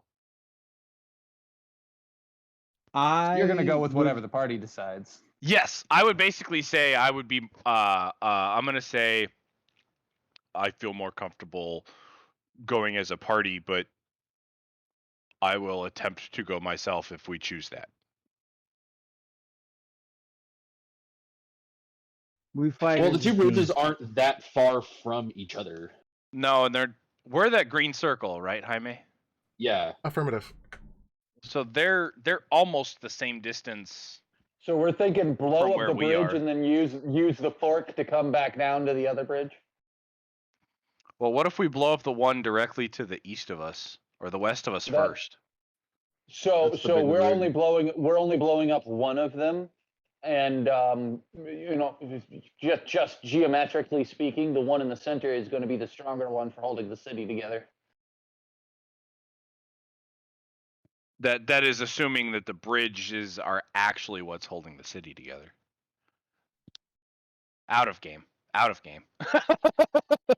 don't know if my character knows that much about magic. In game, we have no reason to know what could happen if they're split. But Exactly. that's why we're not blowing up both of them. Okay, We're taking out one because we don't want to fight two armies. So we're fighting blowing up the north bridge if we can, and then we're going to deal with the south bridge. We're going to move down to the south bridge. I have an idea. Yes. Who said that? What is your idea, Sec? We have enough combatants in the caravan to take out the other bridge and still protect the civilians. Can't we just do a 2-prong attack? He's right. We have been viewing ourselves as the only capable people in this party when we're not. Yes, but there are civilians in the party. I seem suddenly immediately panicked because they have to protect the children and all that and stuff. So Well, my yeah, we character take- is like, this is a terrible idea, needs to be convinced. I'm not saying I can't be convinced because as a player, I think this is a wonderful idea. So he can totally be convinced, but in game, Rowan would not jump to that as his first idea. So he would basically, actually, given his newfound approach, he would sort of look at the map, look at Circ, look at the map, and then go, convince me. Gillen would speak up. Um, All we would have to do is find volunteers. We don't need everybody to do it. We just need already have another volunteers. party They're of 5. here. Well, that's Well, true too. there Another are- scout team. There are more capable people. We should send Goliath and Thurkir. That was out of date. We And- should send Goliath and Thurkir and Girk's new paladin. Paladin. The priest that worships you. Danao? Oh, okay. Yeah, you should spend your favor point to send him on this mission. There we go. A divine charge from his god. Clear the bridge, protect the Oh. civilians. Take care of that situation. That is a good question, Keith. Also, he's got lay on hands for like healing, so like that was my thought process on sending a healer with Thurkir and Goliath. I didn't want to interrupt anybody because they were theory crafting, so I figured I'd type it and ask. I know. I have a quick question that theoretically could be either Carl or Jaime, but does Devil's Sight work through the spell Fog Cloud? I defer to Carl No. on this, since Carl's actually had a character that has had Devil's Sight. No, I- it'll let you see through darkness, not fog cloud. Fog cloud is just an obscured vision tactic. I had a feeling, but I just wanted to clarify. So we have multiple things we're going to need to re-clarify with magic and stuff in combat that we have been doing wrong that I have just recently discovered in the last 24 hours, which we'll address later. Oh no, but- not doing something wrong. It's a learning process every week. That's how it works. We're learning the game because 30 years from now we're going to be teaching it to people. It's how it works, how D&D Yep. works. Yep. To answer your question though, obscured vision just would basically mean when we're standing in a fog cloud, you can see sort of the silhouette of a person, which means a GM can choose to call for a perception check to know what square someone is in a fog cloud. Otherwise, he might be like, you see the silhouette, so you know. It's entirely up to him based on external features like the lighting in the sky at the time or shit like that, you know. But when you target something in that square, if you become aware of something in that square and you target and take a swing, you just roll at disadvantage. That's it. Same thing actually applies to darkness. If everyone is in darkness so that nobody can see anything, like magical darkness, you have to guess what square things are in. So you Right. roll a perception check for that guess, which basically the GM can make be in action if he wants the tension to be high, like things are moving super quietly, or he can eschew it as like a bonus action or something to be like, we're all aware we need to be on our, you know, because we've done this, we fought this type of creature or whatever. So it's again GM fiat situationally based on that perception check once things are in darkness. But once you become aware of something in a square, you can attack it. You just attack with disadvantage in darkness. Devil's Sight gives you the ability to see in magical darkness, though, not fog. The only thing that would help you in a fog situation is True Sight or Blind Sight. Yeah. You're a monk, get Blind Sight. Eventually. Good clarification. I will. For I your think there's some- ranger, actually, your second there's some level of feats for it. ranger, when you took a fighting style, you should have taken Blind Sight, in which case you would have 10 feet of Blind Sight. Blind Sight wasn't a fighting style. Did you click the optional fighting style thing on the ranger optional page? Yes. Let's Blind see Sight here. should be in there. Let me go class features. So optional, I have Deft, Ancestors favored, 1575 primal. days. Yeah, there's nothing in here for additional features. And sorry you usurped everything for a minute, Jaime. I do have blind fighting. Boom. Oh, when can I change that? Every ASI level, I think. Yeah, every ASI level you can change your fighting style. It's called martial versatility. So right now I'm gonna have to stay with dueling. But you now realize you want to learn how to blind fight. So out of game now, whenever we're in a downtime scene with Keith I as may do fighter. doing his thing, I he's may gonna do have fighter. or he may multi-class to do fighter, and that'll solve the problem. He's gonna have a freaking blindfold over his eyes, and he's gonna be like training blind and asking Keith. people to swing at him or swinging bags at him. Yes, sir. Keith, you do realize that now that I know that you're trying to learn blind fighting, I'm going to be throwing pebbles at you at random intervals for the rest of the campaign. Sounds like a plan. Sounds like a plan.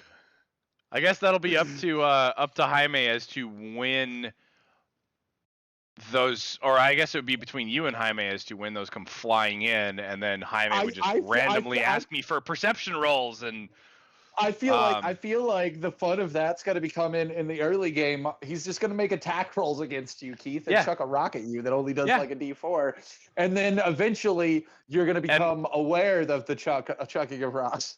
Well, here's the thing. As how pissed are you going to be is the real thing. Well,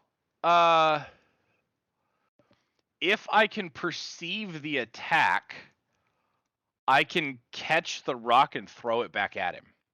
Oh, you're right. You can, because you have the fucking deflect arrows.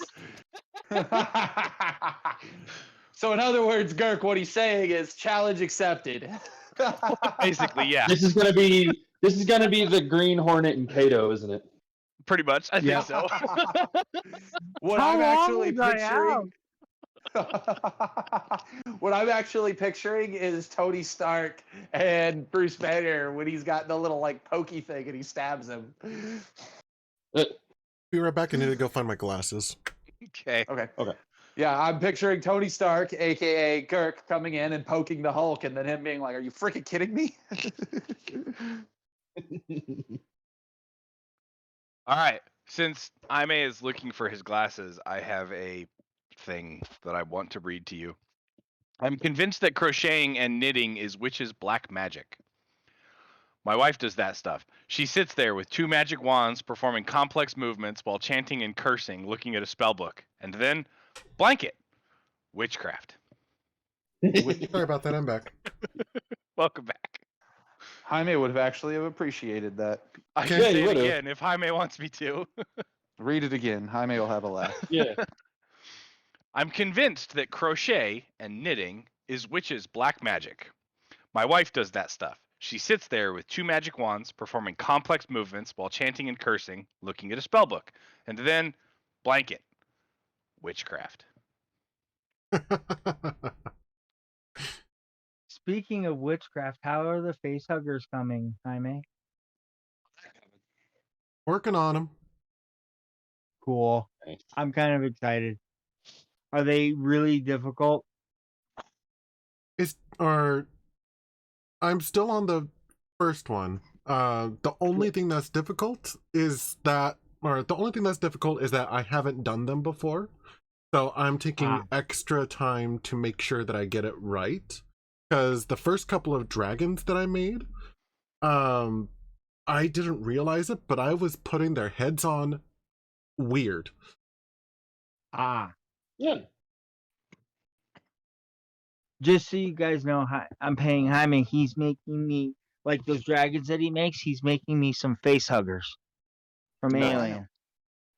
Yeah, I even found some flesh-colored yarn. Ooh, nice. Jaime, I'm gonna throw some gaming rolls at you. Go ahead. We're moving towards the bridge. Gilwin, do you cast your move without a trace? It's up to you. Oh, wait. Do we decide? Never mind. Do we decide to send the other party? I'm in favor of it. Yeah, I Okay, am well, too. I've suggested 3 members, a healer, and 2 freaking tanks. Well, actually, 3 tanks. Oh, All 3 of them are tanks. yeah. I do have healing abilities. Or Well, we're talking about for the side party, the side mission to take out the other Oh. bridge. Fair enough. Are we going to take it out, or are we sending them to secure it? We're sending them to secure it, and then we'll blow up bridges later. always keep me a good vote. Yeah. One time I won't want one is if I'm in pain. Okay? I mean, I can always just throw my hammer at it. Or Well, my- believe me, my- I know that's an option. My femur. I can just throw my Your femur at femur. it.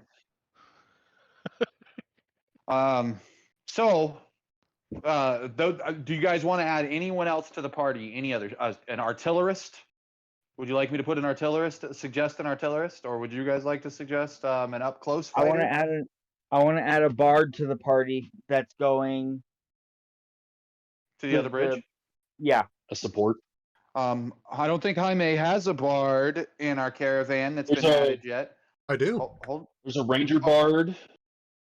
I was And going to there suggest is the a- swashbuckler, but Oh yeah, send him.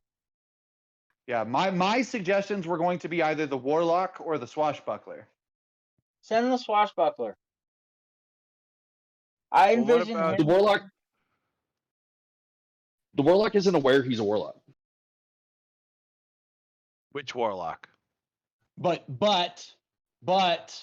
you actually trained with him for a week already, so you could arguably Yeah. ask him to do this. on a Do you roll. guys True. realize we have a pretty impressively talented, maybe not highly powerful, but talented band of followers? We have warlocks and paladins and all sorts of shit Yeah. and just following us around. How awesome is that? Thank Yeah, that's thank Boston for that nonsense. If- I if spent possible- 3 weeks of downtime building this caravan through roles that Jaime then got to populate because he had to deal with me getting a fucking caravan to follow us. If So you're welcome. Go ahead. I mean, in all honesty, if I'm being fully transparent, because of the number of carts that I gave you for your caravan, there's at least, or this caravan is occupied by at least 30 people. Which is why Yeah. I really want everybody to make it at least one other character. Fuck, you can make at least one other level 1 character that decided to tag along, because then Jaime could throw us at fucking goblins in hell or something with our level 1 characters, you know? But I really think just for roleplay purposes to like populate the party, it'd be really fun to like fill them with adventurers. But don't forget, we can also make non-adventurer people in the party. I've rolled up like 4 other NPCs that I've been wanting to like introduce in the party when I have the opportunity to carouse again and create allies. I'm gonna like grab a random NPC that's in the party that's not an adventurer. Hey, Carl, Yeah. I've decided that Crixus is in the caravan. Yes. Good. Crixus has not spoken a word to anyone else in the caravan. He found an isolated cart and he has just sat there. And like when he comes out for food, he just grunts and goes and sits back. He's alone. He isolates himself completely right now. So there's an isolated half orc hanging out in the party. Yes. Neat. Solid. I was gonna Who say, has been known to solve minor disputes between like APCs, 2 people fighting over a loaf of bread. He'll stop both of them, cut the bread in half, and give them each half. Keith, do you have another rock gnome in the party? Maybe. Maybe. I haven't actually. I think I actually deleted him actually, but I Oh, could for remake shame. him. I'll I have to remake Crixus, but for shits and giggles right now, he's going to be a level 6 fighter. I mean, it was going to be basically a level 1 wizard and a level 5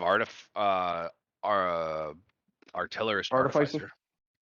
Yeah, so there's a rock gnome in the party that is protecting it with a cannon right now. Like he's got a Nice. little cannon that follows him around. Actually, I haven't decided if it's a little cannon or if it's a little teeny tiny It's okay. handgun It could that be just changed. like It could be changed later. It could be changed later. For right now, you're serving the party's needs, and for party's needs, he's got a fucking cannon because it moves the story along. yeah, I've got a cannon on 4 legs that walks around. Nice. Also, Carl, Like- check your texts. Yeah, I saw. You have a habit of sending me texts when I've got to have things on my screen. Yeah, well, I was gonna say you also have 2 non-adventurers in the party or in the caravan already with Nimble and Chester. Yeah, yeah. You're not wrong, and I love that. I love that. I have a gnome in the party that's a brewer, but he's a non-adventuring class brewer. He might have like 1 level of rogue or something to give him skill points. I haven't decided, but like otherwise, yeah. And all he is a bartender. Like he literally, like he came along as to be like a quartermaster or whatever, and then just kind of got swept along with everything. Actually, I had been gonna make him a rock gnome, but if Keith's got a rock gnome, fuck that. I changed that. He's a halfling. Yeah. He's a halfling. All All right. he does is serve beer to everybody because he's like, I don't know what else to do. I didn't mean to come along, but since I'm here, well, fuck, I'm here. Might as well make the best of it. Let's get everybody drunk. He's like Quark. All right. Nice. So it's all stuff we can talk about later, but I wouldn't hate like a world building session some Saturday night where we all just sit around and like make side characters to populate the caravan. It would be a lot That of would be fun. fun. Yeah, it would. And then we can also discuss on that night if we want to talk Jaime into like running, like I said, goblin fights with our level 1 characters or something, But We'll that come up was with the the idea arena. of well, yeah, even like it would. Then there's like an arena, like we talked about. So like if there's nights where people are too stressed to run the normal game, we can just log in and fight, random rolled monsters that just happen to be quote unquote wandering monsters, to coin a D&D phrase, or to use a coined D&D phrase, wandering monster fights. Final Fantasy. Yeah, really. So that's all stuff for later though. Indeed. In the meanwhile, In the meanwhile, so our members of the party go into the other thing, Jaime. Do you think Thurkir could be convinced away from protecting the child, or is Thurkir stuck to the girl? Well, frankly, do you think the girl can be convinced to leave Thurkir alone? Since he's currently in a Tallyman mask.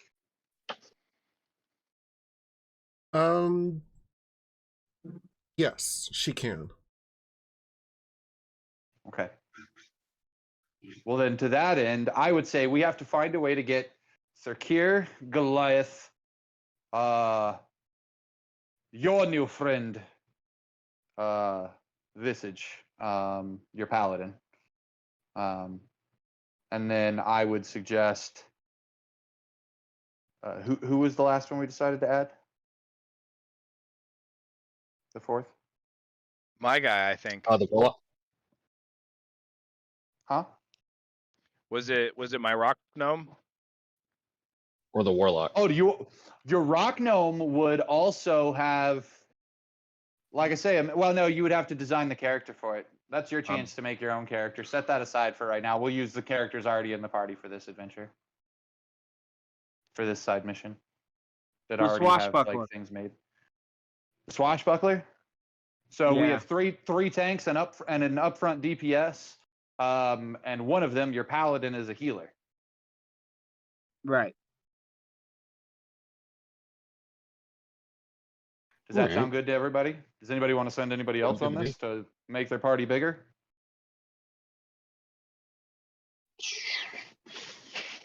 Um, The bigger the party, the easier to spot.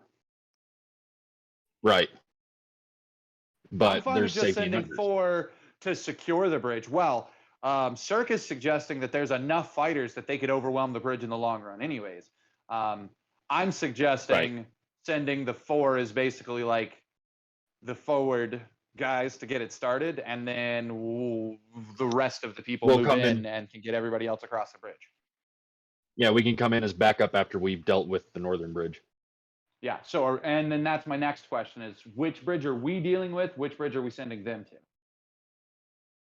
I think we should deal with the bridge we're planning to take out. If you want something done right, do it yourself. So we're still thinking about blowing it up. Okay. Jaime, we're asking the other team to secure the middle bridge, and we're asking them to get civilians across it. And frankly, if they can create scouting parties of 2 or 3 to go out and just like run through the alleys, find other people, other survivors. We warned them, and I'll get to that in a sec. Sure. We would find a way to warn them about the roaming party of ghouls that we still haven't dealt with, guys.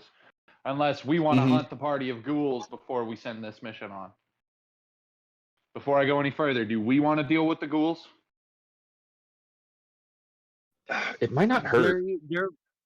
They're yeah, we need to. They're probably Fuck. Contributing to my character will not give up. You're right. Fuck. Okay, Jaime, so you know we're about to derail everything we've side mission discussed just now. We're gonna go after the ghouls. But the plan is to have the other party begin scouting out and securing the middle bridge. It's going to be a joint attack. When they go after the middle bridge, we're going to go after the northern bridge. And then hopefully the civilians and stuff can move over the... No, actually, we're going to hit the northern bridge first. So that if the northern bridge decides to like call reinforcements away or whatever, they can. So we have to deal with the brunt of it. But that's the later plan. There are 2 things that need to be addressed before we go after the bridge. One is the roaming pack of ghouls. Well, 3 things. 1 is the roaming pack of ghouls.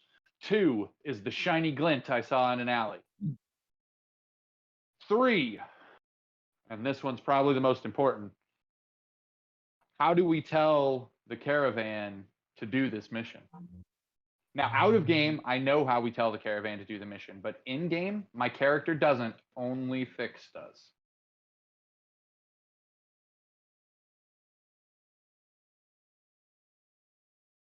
I can communicate it to them Do you remember how?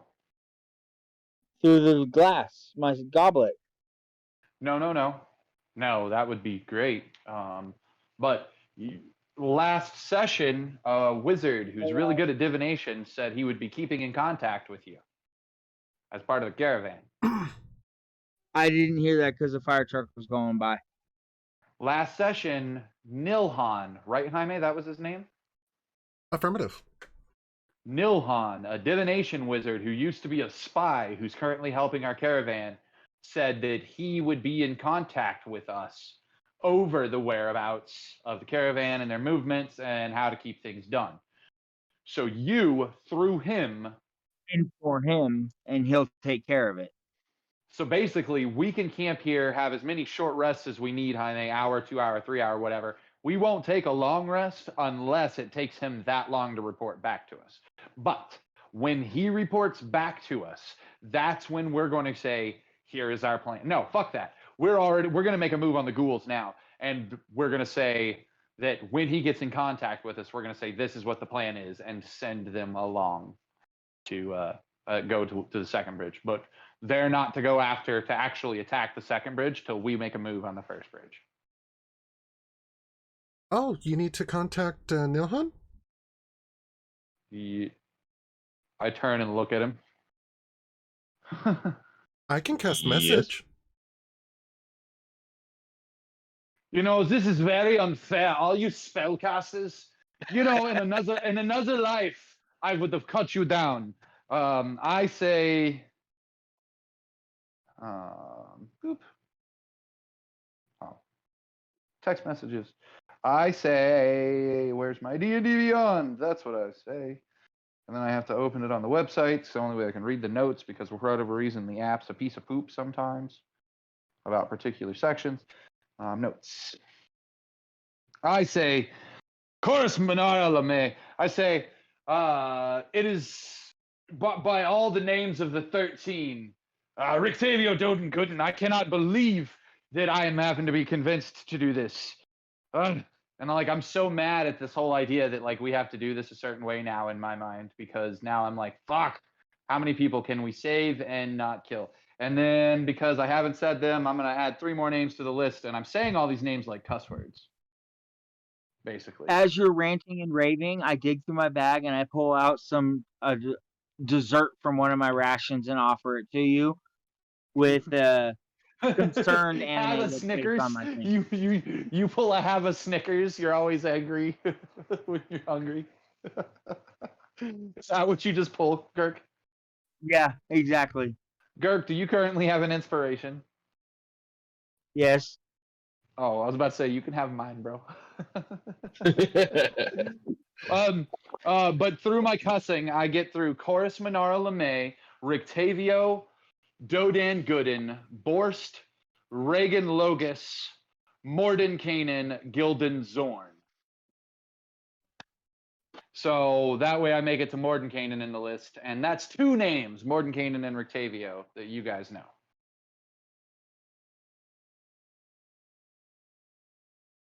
And they happen to be my magic words, and apparently also my character's cuss words. All right. He basically says, fine. He eats the snack from Girk, and basically, my character's like, fine, this is what we're going to do. We're going to make a move on the ghouls while we wait for, or while we, the ghouls need to be taken care of. Out of game, I say. Or in game, I say. The ghouls need to be taken care of first. Once the ghouls are taken care of, we'll get in contact with the party, the caravan, and we will tell them to make their move on the second bridge, that the route is clear. At that point, we will make our move toward the northern bridge. Does that sound fair to everybody?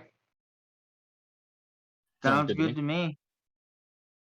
Cool. Well, that's my plan, but I look then at Thick in game. My character is like ready to be like, oh my god, this is what we're doing. You can see it in his face. He's angry. He's got this Yosemite Sam, what in tarnation, bouncing back and forth sort of mentality, and he's stomping his foot really fucking hard.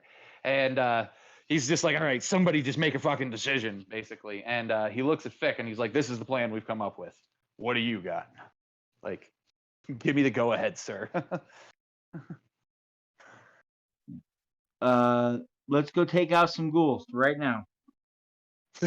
Right now, we just need to calm this motherfucker down. Let's just go fight the ghouls. It'll be okay. I actually write it on the wall. I suddenly have a new perspective for Girk. Girk, you could use your minor illusion to throw your voice on another square, if you want. That's true. I use my minor illusion. Instead of smoke, you've got to start doing curtains so that we can pay no attention to the man behind the curtain. What I do is I actually get up, I draw a rudimentary face on the wall, and sit back down and use minor illusion to have it say, let's go kill the ghouls right now to calm this motherfucker down. Girk, I have a new perspective on my character. I suddenly feel like, because I'm lawful good and I don't know what to think of how I want to do things now, I know that I just have to put my nose to the grindstone and do my work. You're my boss, which means I am a weapon. Point me at something now and fire me before I explode in your hand. Well, let's go find some ghouls. I don't like them. Jaime, are we going to have to make new perception checks to hunt the ghouls? Yes. Okay, cool. We'll save our stealth checks and everything else for later. Who wants to make the perception check? I'll do it. Hey! Before we jump into combat, I think this is a good time for a bio. I think you're absolutely right. I agree. All right. We can Short do break. that. After these commercial messages. We'll be right back. I'm gonna mute my stuff. So. Did you guys like that meme I sent about the more you know, the more you suffer? Yes. They don't tell you that when you're a kid. And if you know too much too soon, you just become a puddle of crying mass in the corner. While G.I. Joe God, plays in the background. I wish somebody would have told me that when I was 5. They didn't give a shit back then. No, they didn't. All right, I'll be back. Yeah, do you? What do you guys think of my little rabbit Napoleon with an anger issue? Ooh. No, little cool. rabbit Napoleon Yosemite Sam.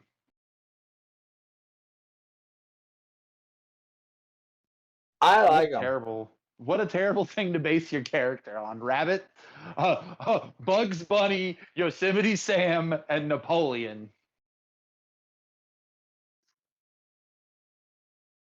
Either one of those are grounds enough to be considered insane by themselves. All right. I'm having a lot of fun with this character as like a general tactician type. I have food cooking, and I'm so hungry I almost made quick food. But I don't want to do that. I got these spicy breaded chicken patties from Sam's Club.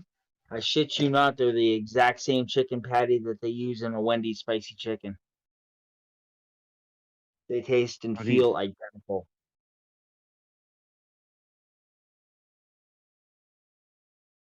Huh. Oh man, you'll appreciate this. So you've got an air fryer, right? Yep. Have you made a grilled cheese in it yet? No. Oh my god. So is the coil in your air fryer on the bottom or the top? I do believe the bottom. Okay, so I don't know how to work for you. It'll probably work correctly for you. In mine, the coil is in the top. But I saw a video on YouTube yesterday on how to make a grilled cheese in an air fryer. I tried it last night. It was incredible. Okay. Well, how's the So- cleanup? Dude, okay, so hear me out. Bottom piece of bread, you put no butter on. You just put it flat in the bottom of the air fryer. The basket. You put the basket, yeah. You put your cheese on that layer. The top piece of bread, you butter, just like you would butter toast. The dude in the Right. video used a lot of butter. Susan and I used very little butter. Okay. I loved it with very little butter, but I feel like with a lot of butter, it would be more like a normal grilled cheese. With very little Okay. butter, it tasted like I was eating croutons, like a grilled cheese made on a giant fucking crouton. It was delicious. Weird. But so buttered the top, whatever. I cooked it on that side 350 for 6 minutes. Now the guy did it at 360 or 370. I always test at 350 because it's as low as mine will go, and I feel like that's just a good way to explore the machine as I'm learning how to use it. You know. Exactly. So my next time I'll try on 360. But I did it on 350 for 6 minutes, and then I flipped it and buttered the dry side, and then did it for another 5 minutes. Okay, so it was a Okay. grand total of 11 minutes, but it was perfectly toasted so that I was eating croutons as toast. Like, and it wasn't smushed like happens with grilled cheese. So it was just thick crouton bread, grilled cheese. Nice. Now, I feel like at a different temperature, it would grill faster or darken more, and I feel like with more butter, it would end up softer. I would be fine with it being softer. Susan, being a crouton addict, like she's one of those people. I kind of can too, but she's one of those people that you just open a bag of croutons and eat them like they're chips. Right. I do that too. Okay, well then you would love Guilty this. as charged. I actually even put some of my seasonings that I got for my birthday for my grill on it. I put the diner dust on it, the maple shit on the butter. Right. Oh my god, dude! It was air fried grilled cheese. YouTube it if you've got a, I'm sure Google it. I'm sure there's videos that could tell you at your elevation a better way to do it than mine, but I feel confident in saying just butter the top piece of bread for the first 6 minutes and then just butter the bottom piece of bread. Flip it over and put that one on top. So you just butter it then for another 5 minutes. And it's, oh my God, best grilled cheese I've ever had in my life. And it's something different. It's not a normal grilled cheese. It's its own standalone amazing thing. So there you Awesome. go. You're welcome. Shit, Sue. I'm still learning. I'm still learning. Shit, Sue. Don't tell Sue I called her a shit Sue. No, last couple of days, she brought home imitation crab and cream cheese, and then fucking wonton wraps, and got a tiny cupcake tray. Put the wonton wraps in the the cupcake tray, and filled them with cream cheese and crab and diced onion and stuff, and made fucking basically crab rangoons. And oh my fucking lord. Oh.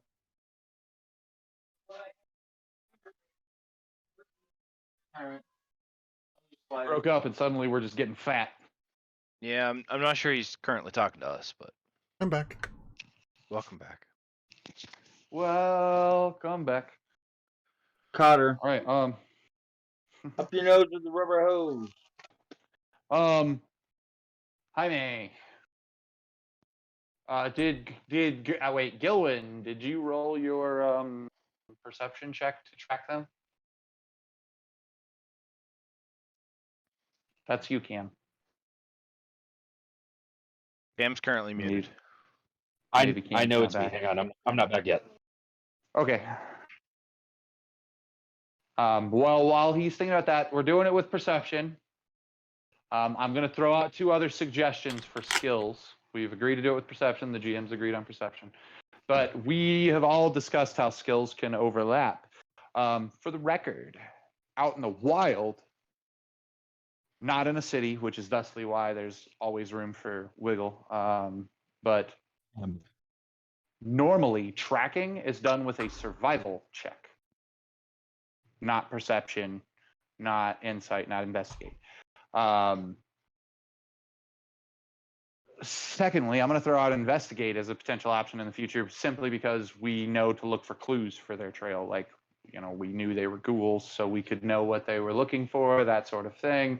Investigate is an optional rule, an optional role that we could do.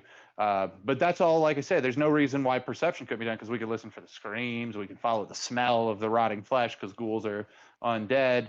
You know, there's a lot of potential issue there to justify perception as well. So remember that, characters. You guys have skills on your character sheets that we're not all utilizing because we're relying on the core skills that we all have access to, the main, you know, perception and stuff. But remember, guys, we have a poop ton of other skills we can be looking into and trying to make use of. I don't think I have enough. Well, I could also argue that survival skills are survival skills, whether you're in a city or you're out in nature. And mechanically, 5e agrees with you. Other systems do not. Other D&D systems do not. In a city, there's different types of checks because it becomes a gather information check, not necessarily a tracking check, which is ridiculous.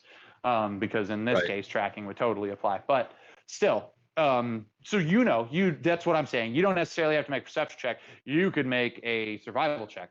Well, now, that said, all things considered, my snake flies off into the air as you are tracking this, and I am relaying to you what my snake is relaying to me as to what it sees, because I am the one that originally spotted the things. Jaime, can I grant him advantage on his perception check to track the creatures? You may. Because I am offering the help another action, aid another. Sweet. I'm also Do going you to guide cast yourself? guidance on myself. I am going to guide Hero. myself. Hero. No, you're not. And- Keith, guide him. But okay, It's sure. a cantrip. I know, but here's why Keith should guide you. Because 1, it includes another member of the party, but 2, it saves your brain space for if you have to cast another spell on the fly, like your, you know, other stuff. Now, don't get me wrong, mechanically it has no effect, but from storyline perspective, keep your brain clear in case you've got to cast Pass Without Trace or something on the fly. True. For a 24. Ooh. You could have also had Girk play music for you and taken a bardic inspiration. Yeah. But I'm we'll curious let him if hang this on to that works. resource. Oh no, I So- do music because of the pipes. So since we're not in combat, I'm curious if I can just use Gilwin's sheet for guidance. And Gilwin's- and the My what? I was trying to see if I could like move the guidance thing over Gillen or target or no. I can't figure it out. You just click it and then it just like pops up under your name. Yeah, but that's to me, Yeah, and you I wanted to should give be it able to to you. cast it on somebody else. Yeah, that's weird. But you know how to Right. add it separately, so that's fine. Jaime, does he find the ghouls? I know I can do it in Affirmative. Affirmative. Guys, do we stealth up on them and sneak up and attack them, or do we just run up and we're like, "Hey, ghouls, let's roll"? Like, what do you guys got? We're gonna roll up on them. We're gonna slap them in their ugly faces Ah! and say, "Your mother was very pretty. Take that, you I guess, bastard." I guess my question is, are we rolling to ambush them with stealth and surprise like we did our last fight, or are we going to just run up and fight them? Is this a situation where they, the hunters, have become the hunted and we get to ambush them? Or are we just saying, nah, fuck that, these are bad guys, let's roll? Gillen's on the Yes. let's roll. I'm on the game, yes. Out of game, I'm on the be stealthy because it saves our resources mechanically. In game, Hammer. Rowan's like, I'm spoiling for a fight. But remember, out of game, if we surprise them and unless they, they might be immune to surprise. I don't know. Some creatures are. But if we surprise them, remember during the opening round, they cannot move if they are surprised. They cannot act. They just have to deal with us thwacking them. We get a free round. So that's why stealth is good. But in game, Rowan ain't about stealth right now. Like Rowan's ready to roll. Well, So it's literally a role play decision versus mechanics decision for resources. Carl, And I'm leaving it up to the party. Carl, Yes, Keith. just because you charge in doesn't necessarily mean that we don't get a surprise round. Yeah, I know, but that's basically what my character is asking: is do we want to try for the surprise round or not? I'm gonna say my hammer is cocked and ready to throw. However, on a completely side note, Did you just cock your hammer? He did cock his hammer, which is interesting because it's a hammer of a gun that gets cocked. Jaime, right. I would like to right. I would like to vote Hey. for him to have earned inspiration on that joke. I already have He inspiration. has inspiration. Damn I it. haven't used it yet because the one combat that I have, I killed him in one shot. out of Well- game, and this is, I promise, a good tangent. Did anybody remember back in D&D or in Magic when somebody would counter a spell and we would say, "Oh, it fizzled"? Yes. Yeah. In my Yeah. Tuesday D&D session where I'm DM, whenever the players could have gotten an inspiration, but they don't because they already have one and haven't been spending it, I literally just go, and it fizzled off into the universe because you're wasting resources. And my players get so mad. I haven't had a chance to use it yet. I know, but it's my way of encouraging them to use inspiration constantly. So, I just want a Fantasy Grounds update real quick for Okay. stuff like guidance. If you pull up the combat tracker, you can roll it on a character on the combat tracker. Boom. Ah. So currently, How do we Gillen, get if you it? want to just throw a skill to use that guidance, so it's not sitting there, that'd be great. Or dispel your own guidance. Why did it not go? Oh well, whatever. It still says it's there. I don't have an answer for you. I don't either. Yeah, I've got like 10 of them on there. I know, And right? and if you just click it again, it doesn't dispel it. It just adds another one. Watch. Oh my god! What the crap? I think so. So you guys know, I think Sue's going to linger at her mom's house. She asked me how much longer we're going to be, and I said at this rate, I would say at least an hour, but maybe no more than an hour and a half. I don't know how you guys feel. Yeah. I can I go don't know all what, night. what plans you I'm guys free have. tonight. Oh, I mean, okay, well Ashley then, doesn't want me so to am I. be. Ashley doesn't want me to be super late, but I don't have Bible study after this, so I don't have a deadline. Agreeing with I- all previous. So Jaime is the only one with a deadline. Yes. I Because suppose. you're Affirmative. streaming tonight, right, Jaime? Okay. Affirmative. Okay. Then, Yeah, yeah. but- Okay. Well. That's in like 2 hours. Well, yeah, but Jaime likes to have at least an hour of downtime before Yeah, he I know, streams, so that he can get ready. get his stuff set up and deflate and all that other stuff. Yeah. So. I'm still sad I can't watch that in my room. Fix Okay. it. Yeah. Right. Fix it. Not my Jaime. problem. It's Roku's problem. Fix it. Jaime. We tracked the ghouls.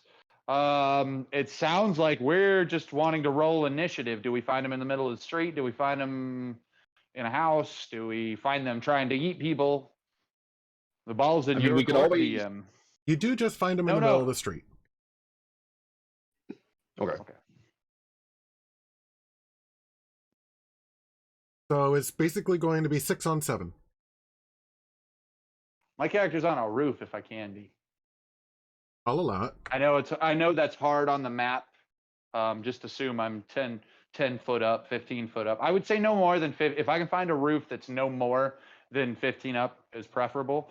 But at 10 foot up, I don't have to worry about jumping to jump off the roof. I don't take damage for a 10-foot fall. I'm But in just that gonna second range, I would have to jump. be ready to charge in, following my hammer. I'll Wolfger. Okay, so I have Circ here on the map still, but he's just going to represent Circ. Fair. I'm excited to see what Circ can do, guys. I'm not gonna lie. He's a fresh-faced guy. He's shown up here with fresh resources. And correct me if I'm wrong. I Asimars should warn the party. My halfling brewmaster that just serves beer has the stats I rolled for Cam's game. Which, in case anybody's wondering, I rolled 3 natural 17s for that character. Yeah. So this character's And he had the non-adventured dice rolls to prove it. class. Yeah, I have the dice rolls to prove it. This character's a non-adventurer class, just NPC class, and 3 of his stats are 18 or higher. He's Mac from Dresden. You're not wrong. That's how NPCs like Mac appear, Kirk. I didn't even think about that, but I will take that as a compliment, sir. I like it. New canon. Boom. Okay, continue. Sorry, I didn't mean to mess you up there. I think I stepped over Cam's talking, I think. No, I'm fine. So then I think everybody's on roll initiative, Jaime, yes? Yep, roll initiative. Initiative. Sweet. Exiles, thoughts on what? The world's most intelligent Dungeons and Dragons character sheet. I'll have to look at that later. It I just got brought a them. 19. I mean, Initiative buddies. I know, right? I got a 20. How do we do initiative, buddies? I don't remember. Wow.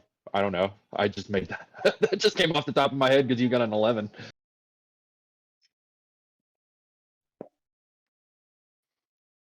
I'm sorry, what did you say that you got, Carl? I got a 20, and I'm rolling my flying snakes right now. Who got a 23?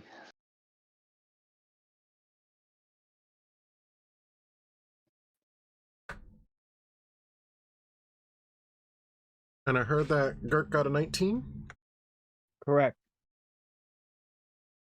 He had automatically populated Gilwins and Druzzles. I have Circs in there, and I just need a roll for the baddies. Gilwin has so much guidance. Well, he shouldn't currently. There's 1, 2, Oh my 3, God. 4, 5. There's 5 of them. There's 5 instances of guidance on your character sheet in the tracker, Gilwin. Yeah, I know. He gave me 2 and I gave myself 3. That's not, you can only technically keep 1 in general. No matter how many players cast it on you, which is why Keith was trying to make the distinction earlier as to how, Well, Yeah, it didn't When work. All it things did were- was. If They don't you- go away though. That's what we were talking about. Well, if you click your effects little head icon, Tab. you can remove all of your guidances and your pass without a trace. Oh, right, I have to put your snake in here. Yeah, because again. we haven't even cast Pass Without a Trace technically for this skill win because we're not doing that check yet. We decided to deal with the Yeah, I goals know. first. It's leftovers last from time. last time. Yep. Right. All right, are you guys ready for the most top secret just thing that ever existed and that would have helped me last session, but breaks 5e as we know it for spellcasters? Potentially. Spells do not provoke attacks of opportunity. Yeah, we learned that with Thornwood. No, just in general. Oh, Last session, I used Magic Missile, provoked an attack of opportunity because I was within the threatened range of the person. That's a spell from 3/5, from 4e, that doesn't exist in 5e. Now, Neat. my spell was technically a ranged attack, so it's up to the GM because I didn't make a ranged attack roll as to whether or not it applies, is different. But ranged attacks don't even provoke attacks of opportunity. Jaime, I could be standing in point blank range with my hand crossbow and shoot you in the face. It does not provoke an attack of opportunity in 5e. Wow. The caveat is from point blank range, I roll with disadvantage. They applied the negative to the attacker instead of the defender. Okay. Or the other way around, you know. So instead of giving a bonus to the defender, they applied a negative to the attacker. So yeah, we've been fucking that up in 5e. That's a house rule. I learned that last night within the last 24 hours. That's a house rule that everybody plays with because we've held it over from 3/5 and 4e. But in 5e, ranged attacks provoke attacks of opportunity. Melee attacks do not. Whether or not it's a spell is regardless. And I'm sorry. And ranged, my apologies. Ranged attacks do not provoke attack of opportunities. They provoke disadvantage if they're that close. It's fucking weird. I have a quick question. I have a quick answer. Do I currently know that Fick is a bard? Strawberries. Sorry, that was my quick answer. Yeah. Keith, you said one of your hostile contacts was one of his allies, isn't it? It would imply that you guys, because remember, you got a hostile contact from your carousing check. I have two. I did Nathaniel and Fenkira. Nathaniel is the swashbuckler, isn't it, Jaime? Nathaniel No, is he's a warlock. Yeah, he's a warlock that doesn't realize that he's a warlock. Oh, okay. But he's only a warlock. Stop. What was the other one, Keith? Fenrika, which is a druid and cleric. Oh, so no, you did not make an enemy of one of Girk's people. I was going to say you guys caroused technically at the same time, so you guys could have overlapped. But I don't think you guys have overlapped yet. They have. They are both friends with Donal. Is that the paladin? That is the paladin. That would be my old ally. Okay, your old ally that you've known, Keith, worships a god, which you happen to be standing next to. Yes, but that doesn't necessarily mean that I know that Fick has bard skills. But it does give you influence on your thought process of would you consider that him as a god had those kind of skills? Have you ever heard Donal talk about those skills? Now that's a question for you and Girk to consider is would Donal have shared that he is a performer? That his god is a god of performance or not? Arguably, you might assume that he is at least a performer. Whether or not he's a bard is the question, because the reputation that Boston was putting forth is that you all are performers. You're badasses, but you're performers. Yeah, we're performers, we're mercenaries. The real question I guess I have for Keith is, coming from Baldur's Gate, in Baldur's Gate, Fick had stories Stone had stories. Visage had stories. Those were all three considered separate entities in Baldur's Gate. But here you see a gnome, or what you assume is a gnome because of his size, named Stone Visage, going by Stone, and you're wondering, oh, Stone and Visage, same guy. And you are now knowing that Fick is the leader of the party, and it's up to Fick, Girk, to decide if he wants you to know that Fick and Stone are the same person or not. But in your mind, without that correlation, that's a separate person, because we have intentionally tried to occlude his reputation amongst those three separate things, so that it took a specifically skilled mind to discover that they were all one and the same person. Okay. So that said, this actually becomes less of a roleplay question and you and Girk need to decide if, as a party member, so Rowan knows who he is because I roleplayed and talked that in the weeks leading up to him joining the party, he was investigating the party because my character's a cop. He's a member of the thing. So was your character investigating the party? Did your character follow with the party? These are the things you need to relay to Girk, and then Girk gets to tell you either yes or no as to whether you've discovered who he is. Keeping in mind for everybody involved that if everybody knows everybody's secrets, it's easier.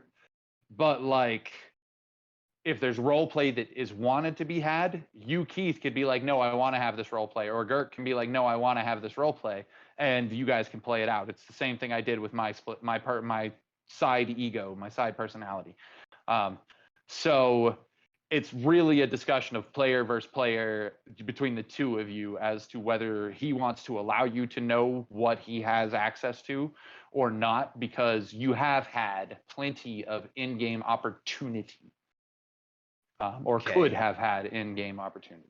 Carl, when your secret about being Tallyman got out to the group,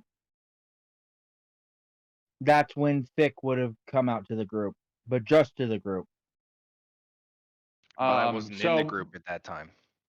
But it could have been continually discussed during the downtime, and I'm okay with that, actually. Keith, you showed up while I'm still trying to figure out what Tallyman means to me, so you're aware that Rowan and Tallyman are one and the same. And I actually have the faceless background, which means you've heard of Tallyman, and for 2 weeks in Little Kalamashan, which is basically like Chinatown and Baldur's Gate, my character was fighting crime before he joined the party. Beyond that, Tallyman is a nursery rhyme about a guy who just outlives every battlefield. He doesn't die on the battlefield. It's the name given to the last man standing on a battlefield, is the Tallyman, because they tally the dead. They count the dead. So circling all the way back around to the beginning, I guess the better question would be, do I know if Fick sings? I heard no. He wouldn't know that. It's up to you, Girk. You pantomime, so it's up to you if he knows you do pantomime or not. Well, you would know I do mine, and you'd also know that I play the pipes. But you have heard not him heard play me the sing. pipes last. Oh no, he didn't hear it last session. He wasn't with the party. Oh, when you played the pipes last session. So that particular dwarven term would not work. Dude's looking up dwarven terms to roleplay with over here, guys. You hear that? Dude, I got apparently a whole freaking page of them. Holy crap. No, I found Stone Singer, which is the dwarven term for a bard. However, I wanted to tweak it instead of just being a bard, since a bard is a performer and doesn't necessarily sing, to be someone that sang.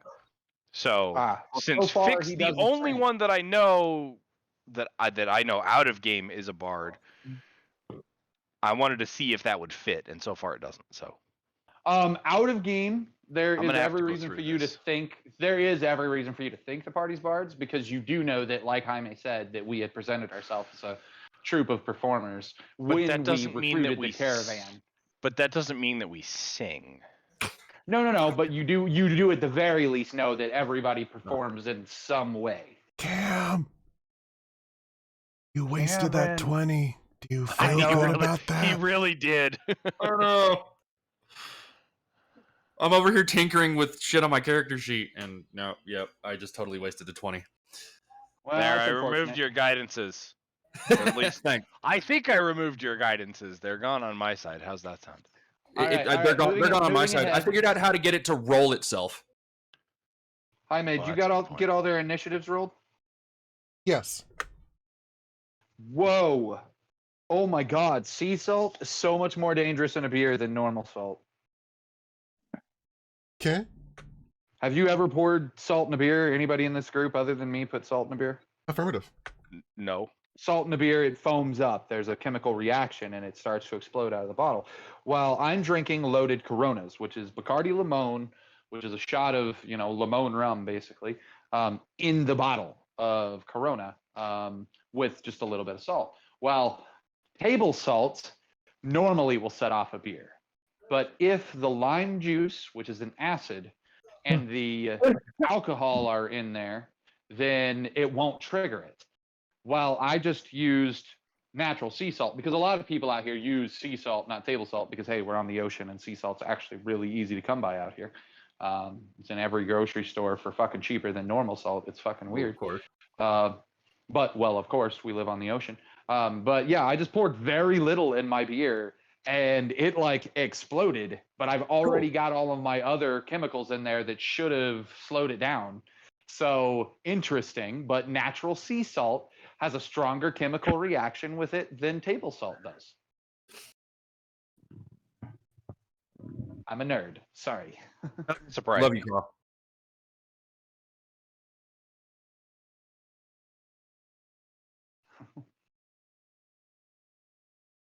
Whose turn is it? Yours. Oh, I'm first? Affirmative. It's actually your snake and then you, but since you both rolled the highest, go ahead and do the thing. You're top of initiative. Just go ahead and do the thing. Got it. All right.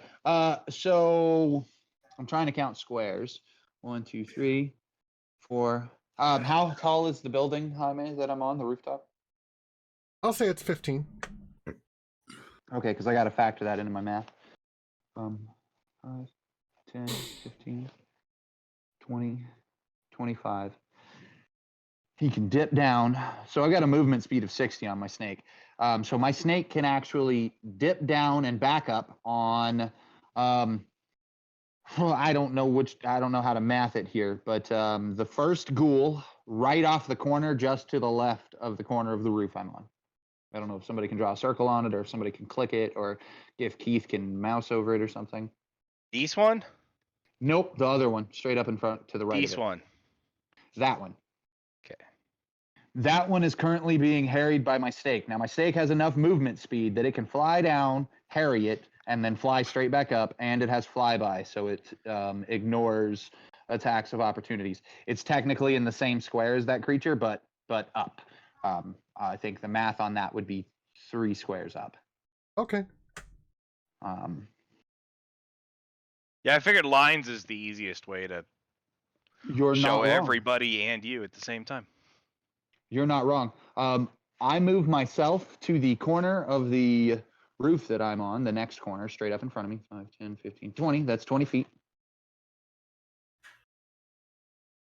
I point my gun at the first one that Keith pointed out. Okay. At The that very point, bottom one. Yep. At that point, my new mask, aka my adjusted homunculus servant, decides to use aid another as an action to grant me combat advantage on that guy, because combat analytics.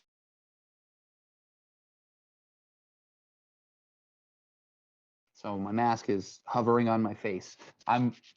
Nobody get offended that my face is up my homunculus servant's butt. That's all I'm asking. You guys were supposed to laugh at that. To each their Sorry. own?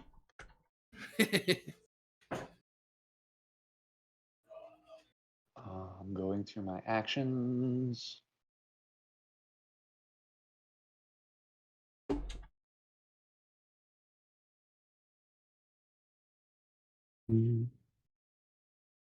For a 24 to hit with my revolver.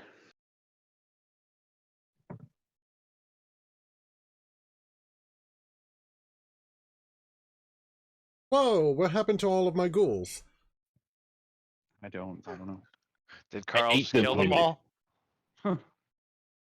They With- ran with from They one all attack on disappeared one? from the map. They Boom, I did. shot one and they all vanished.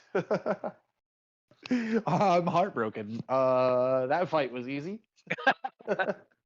I'm real nervous. What's gonna show up now? The ghouls disappeared, and the monster that was puppeteering them now appears. Because that's how this would be in a video game. I'm just saying. Yeah, that was really weird. In-game reference, do we see the ghouls briefly blink out of existence and back? No. Aw. Aw. Boston That would've been would if horrifying. he was here. Boston That would would've if he been was like- here. That would have He been would have been like, "Did you horrifying guys and see awesome. this?" And you guys would all been like, "See what?" Hey, Actually, guys, I just want to let you know, Vic saw them disappear and reappear, but that's just Vic. He does that with everybody. Yeah, Vic's not sure if that was the alcohol or if that was his daydreams or if it even happened at all Or if Nice. he made it happen. or if he made it happen. It's just a Hmm. thing that occurs. That's what real life's like. That is the That- day in the life of Vic. that would explain so much on what I randomly see. He's not even entirely certain that you guys are casting magic spells. He still thinks that there's a slight possibility that that's just his will being done. Through us. Yeah. Yeah, Yes. yeah. He's only like 10% leaning that way, but it's still there. Like, he's pretty sure you guys are your own people. 10%. And not- Is that like I'm not gay, but $20 is $20? Yeah. Gotcha. What are you going to do with the other $19.75, Carl?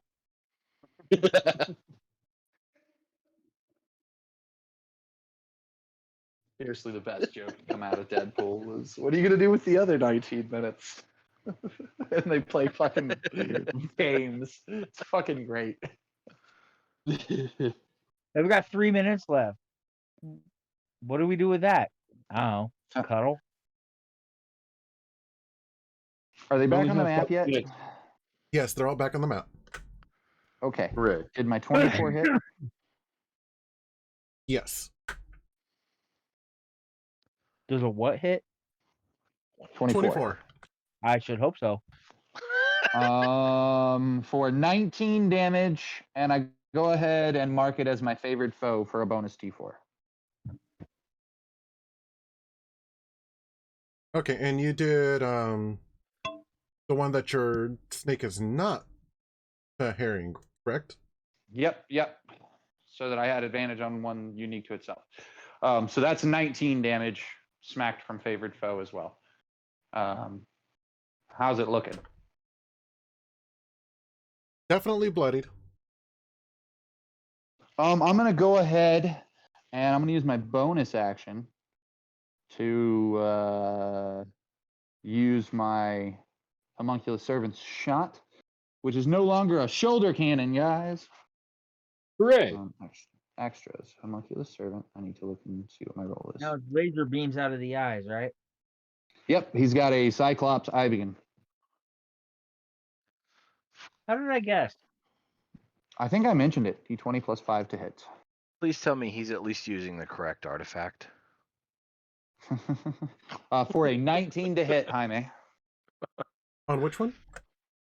Same one. 19th, that's a hit. Now we know, guys, below 19 armor class.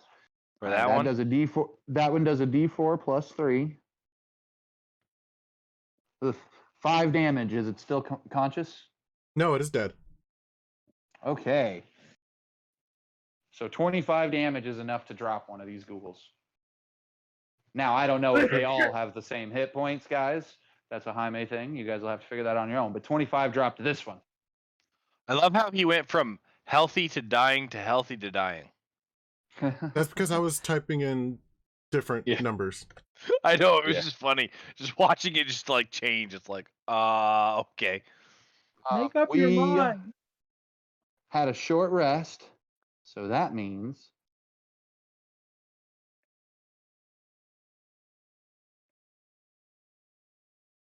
I can use my action surge. Okay, Matt, okay, my shit's glitching out and it's driving me nuts.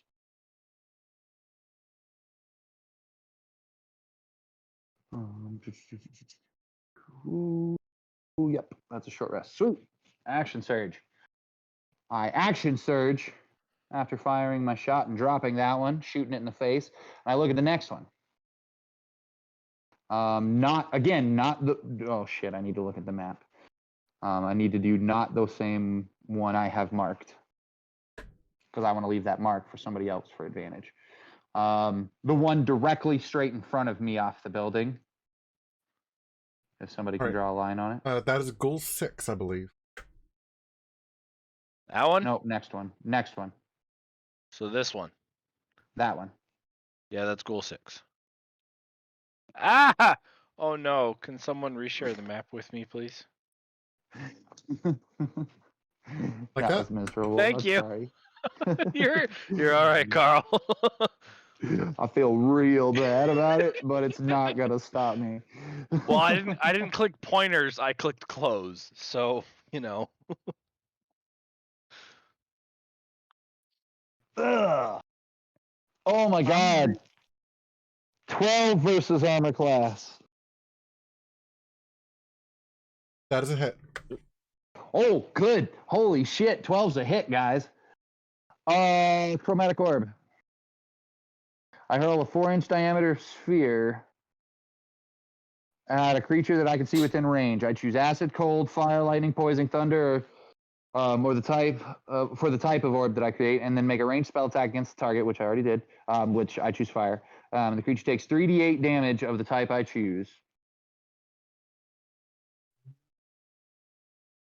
So that's 13 plus my favorite foe because I can bounce it to him because it's the first time you deal damage to each target, and the last one died. So I can bounce it. So that's 16. And what the hell? I spent a psionic point. Oh, maybe I don't. Maybe I don't. I only have 2 psionic points left.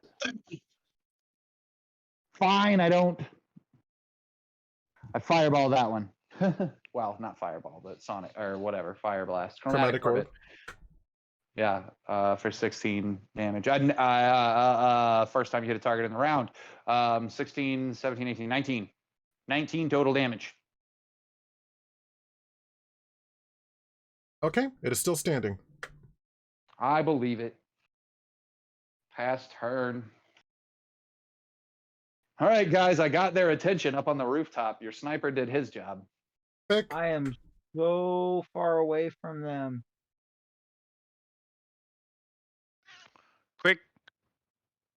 Quick question for Carl. Would you recommend Kenzie's shot as the initial bonus action or Mark as the initial bonus action? Ask me on your turn. Fair. Girk, your turn. I get advantage because it's just me and him, right? That one's dead. Yeah, that one's dead. I can't reach any of the other ones and do that. But yes, you get advantage. You would get advantage on that one. You are have correct. Ranged attacks you can use. Don't forget. Yeah, it's true. I wanted to use my. You can rapier. also use your bonus action to get into range. Don't forget as a move. Now I need to go back over to Beyond.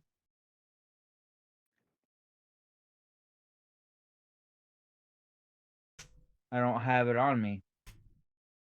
No, that's a Your rogue. rapier. You currently do not have your Period. rapier on you. Oh, yeah. That's all stuff. Your character is still incomplete in that you and Jaime need to sit down and pick your remaining spells. You know, you need to get your equipment from Fantasy Grounds copied over. There's still a little work to do. It's just we've been kind of addressing it as we go along, Girk. Yeah, I know. All right, I'll just use a regular crossbow then.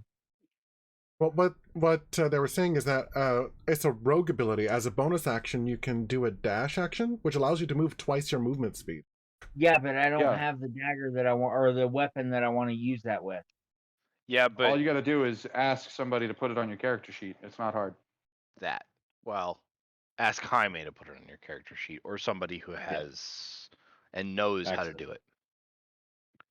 I have no idea how to do that. I Well, have my old one. You do my have old a one. rapier. Yes, I do. I but, don't know if it's the correct rapier, but you do have a rapier.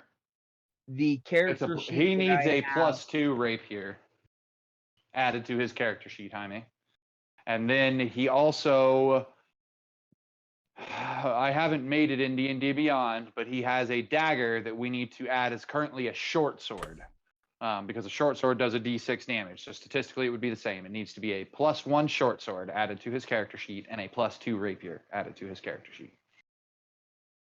That'll allow him, if he equips those items, to have the rolls he needs for those dice. And then we just need to remember that Girk's armor class on Beyond is 1 higher thanks to the short sword / AKA dagger that he has. Okay, Because that's rapier's his equipped. leveling item.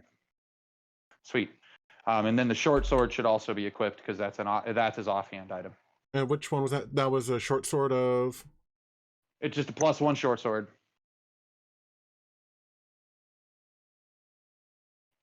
He just also gets to apply its enhancement bonus to his defense. Okay, they're both on. As a sweet.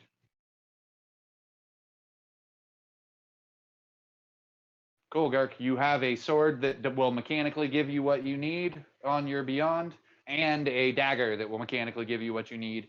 The dagger is that's your short sword, is your Misty Step dagger. Right. And his offhand? And that is his offhand, yes.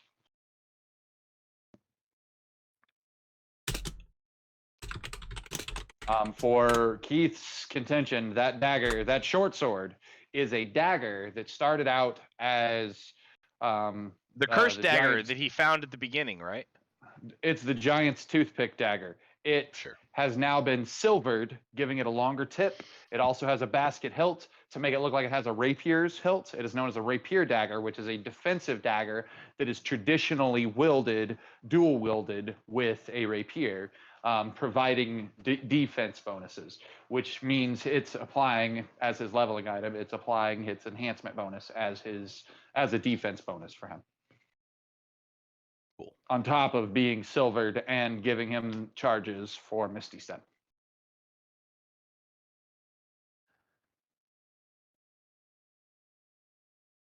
All right. Cool. Everybody caught up? Yep. Yeah.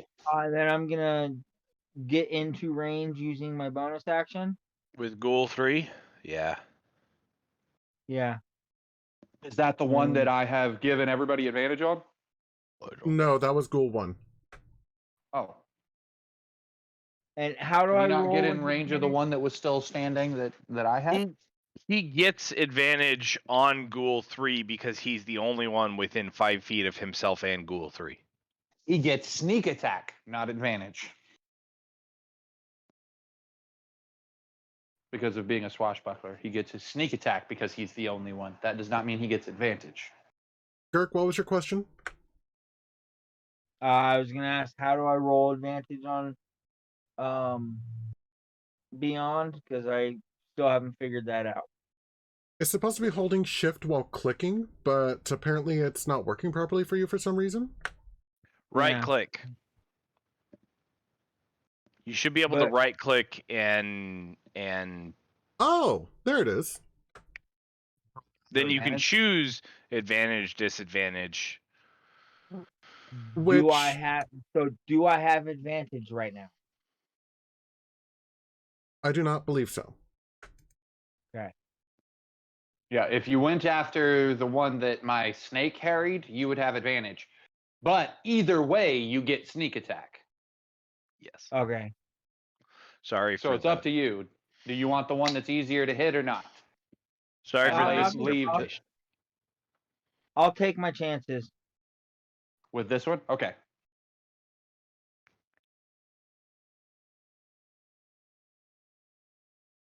Does a 28 hit? Mm. Affirmative. Are you doing a normal 28 hit. rapier stab, or are you doing a booming blade as well as your sneak attack? Holy shit. I did not think about booming blade, but I'm still trying to figure out where I sneak attack damage.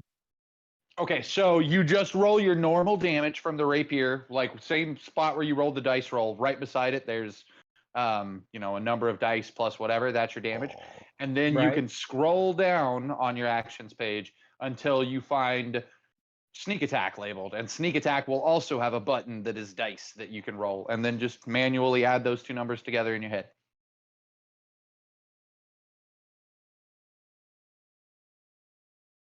And or Jaime can see them in the game log. He's the only one that can. Well, actually, I can too. if No, I open the game anybody log, can but- see him in the game log if you open it. Yeah, but what I mean is he's the only one currently making use of the game log. I am. You just Oh. can't see it. What? 14 plus 16, 30? Are you Yeah. serious? Kirk, you finally, I've been waiting for it for 2 sessions. I felt bad because your character should out maximum damage, should be able to out DPS me. But I have been rolling higher than you and it's been breaking my heart. But you just nailed a fucking 30 when I was struggling to hit 20 pushing out resources. Poke So, right in the kidney. so he just runs up and goes, poke Jaime for 30 damage. Yep, it's dead. Dead or You on the get the- ground bleeding out? On the ground bleeding out. Okay. It's a relevant distinction.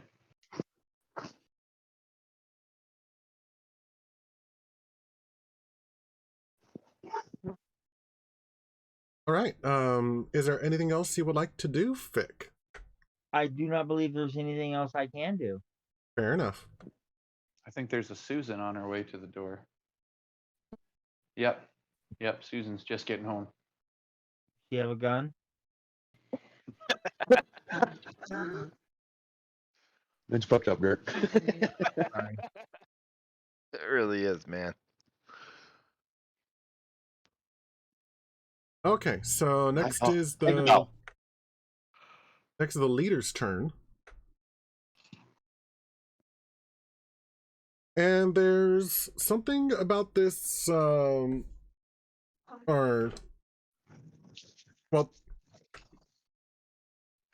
something I didn't describe about the ghouls. They all look like they're wearing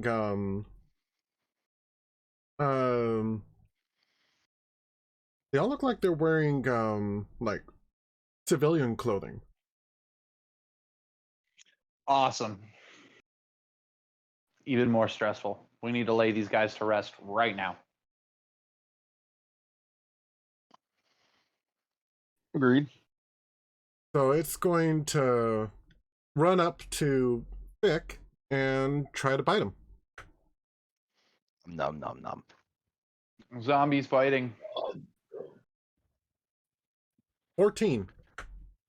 Oof. I think that misses though. It does.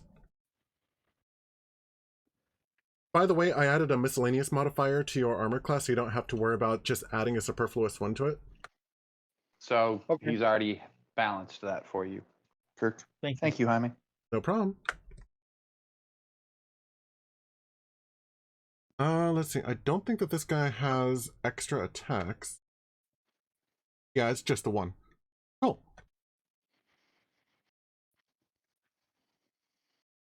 Gilwin! Hello.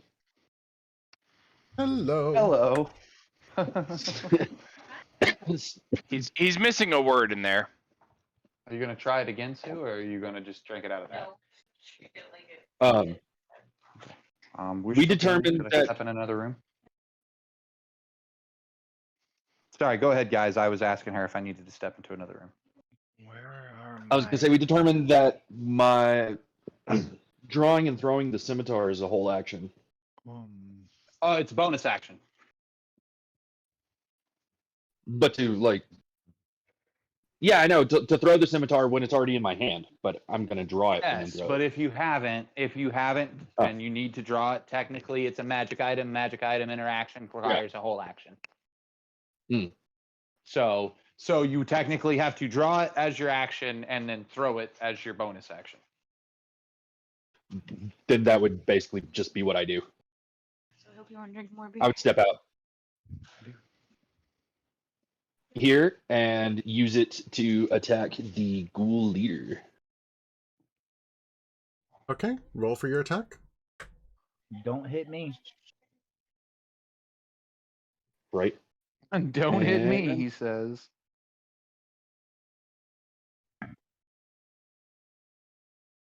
Natural 20. I crit. Whatever. We've been professional as shit this fight, guys. From my attack to Girk's wallop to this nat fucking 20 that Cam just had. This has been a beautiful fight so far. These ghouls just showed up and didn't know what hit them. If we had ambushed them, guys, they never would have stood a chance. They already don't stand a chance, Yeah. but if we'd ambushed them, it would have been all over. All right. For 10 dead. Yep, 10 damage on the leader. It is wounded.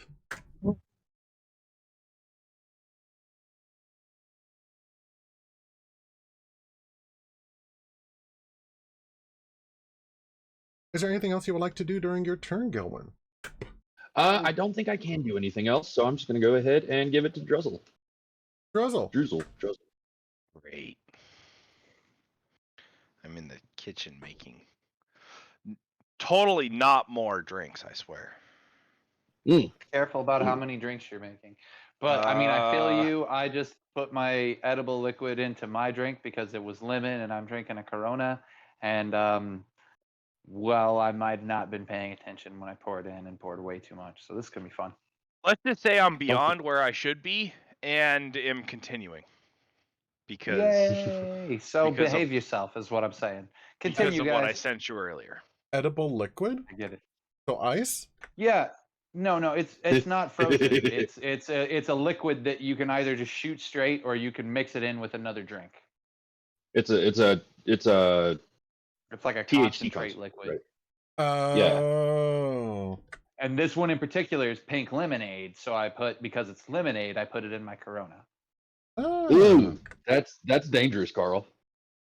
You ain't wrong. That's probably a really dangerous combination, and it's probably why my Corona is already almost gone, and I just poured this drink like 5 minutes ago. So Sue got home and she brought home this little mini keg thing, and she goes, "So I hope you're still looking to drink more." And I was just like, "Oh, I am. I'm in party mode. It was an accident. I didn't mean to get here, but I'm here now." Let's do yeah, I've been in that for an hour because of what I found on Facebook earlier. Yeah, Keith had a memory pop up that attached to an X to attach to a drama. We've all been there.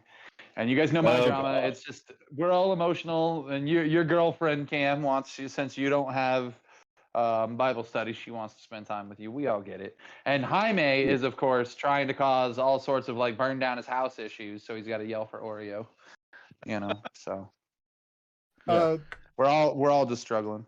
to be fair, I was cooking it well. I just put too much of the wrong seasoning in it. Like way too much. You went to shake it and just Keep dump the whole streaming can out. for me. And it's hard to make out on this map, but do you see the squares on the green here? Oh, I do now. Each square counts for 5 foot of movement. Yeah. Nice. Right? I told you it's a board game, but I just normally can't see Hi. it because I don't have a computer. Jaime says hi. I'm sure the rest of the group does too. We They all just say like- hi. They all Hi. say hi. She says hi back. All right, continue, guys. Sorry. So She's, Jaime, so this I'm standing in my new kitchen at the end of the bar with my phone leaned up against a bottle to hold it upright and streaming Keith's videos so that I can see the game board. And I'm just standing at the end of my bar. Did you use mine or you? Mine. There's more of that gone. That's Oh no, I had one of yours earlier. I told you I was going to try it after you opened it, but I only had one of yours. But I accidentally poured too much of mine in my thing. Anyway. Sorry, guys. Continue. No, I'm extremely easily distracted currently. So I'm waiting for Sue to get high, and then I'm gonna watch her do this main crossword scratcher. Last night we So- gave ourselves heart attacks doing them. Fair enough. This square immediately north of me is the corner of a building, correct? Affirmative. Correct. Okay. Does that mean that I can move diagonally 5 feet, or do I have to move 10 in order to make that diagonal?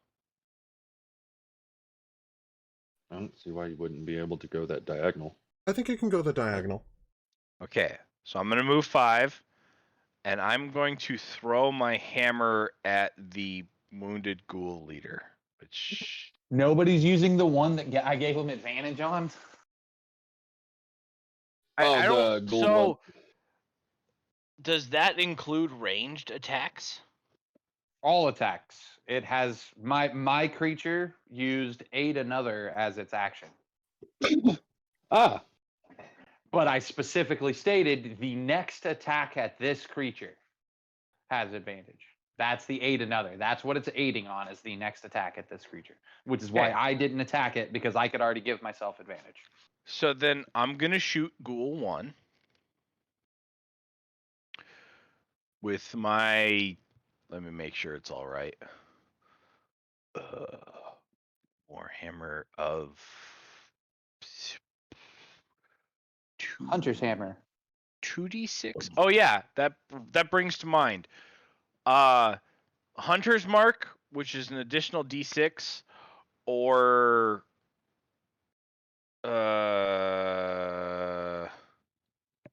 I don't think you have to do a bonus action. I think just in an action that you use it as your weapon, it triggers the Kensei's ability. No, Kensei is you can use a bonus action on your turn to make ranged attacks with a Kensei weapon deal 1d4 extra damage. Oh, that. Or Hex, which does a bonus d6. Is that what you're asking? Essentially, yes. Instead of Hex, Wow. it would just be Hunter's Mark. One require or a Hunter's Mark. One requires the resource of a spell slot. The other does not. Do you think this fight is worthy of expending the spell sorcery slots or not? Since knowing that we're not taking a long rest. Well, That's the decision you have to make. I can't make that one for you. I can just tell you it'll either cost a spell resource or it'll just be a thing you can do. yeah, but that current spell resource would be 1 out of 2 for a short rest. Oh, you could spend it on want that you could too. spend your pack slot on your Hunter's Mark. You're right. Pack slots say they can be used on any spell you know. And then, okay, let's see here. If you're burning it on a pack slot, then I would say burn your pack slot. I'm Honestly, serious, I would that's say the most Jaime sexy. needs to send us at more battle after battle after battle with no long rest situations, because packed You can slots use recover on short rests. So, regardless, it would be a bonus action to move it. However, the question mainly becomes, does the 2 extra potential damage outweigh the use of the spell slot? Well, Hunter's Mark you can bounce as a bonus action every turn once it's cast. Yes, however, Kensei's shot is also a bonus action. Every turn, For the but doesn't turn. require a resource. So And decide. it's a D4, whereas decide. Hunter's Mark is a D6. I'm gonna set up one of those minute timers. If we were in person right now, I would be like, decide your shit before your turn. You now have till this minute timer runs out. You know the pros and cons of both actions. You get to decide as a player which one you're gonna use. I can't help This you. is We're not why I discussing tried to ask tactics it earlier. mid-combat. However, I think I'm going to use Kensei's shot. Wait, So let's see here. The next question. Somebody chuckled when I shut I- you down. I don't know who, but it was That was great. me. I Okay. chuckled at my own ineptitude. How? I guess I it hear doesn't Cam matter. over there too, I think.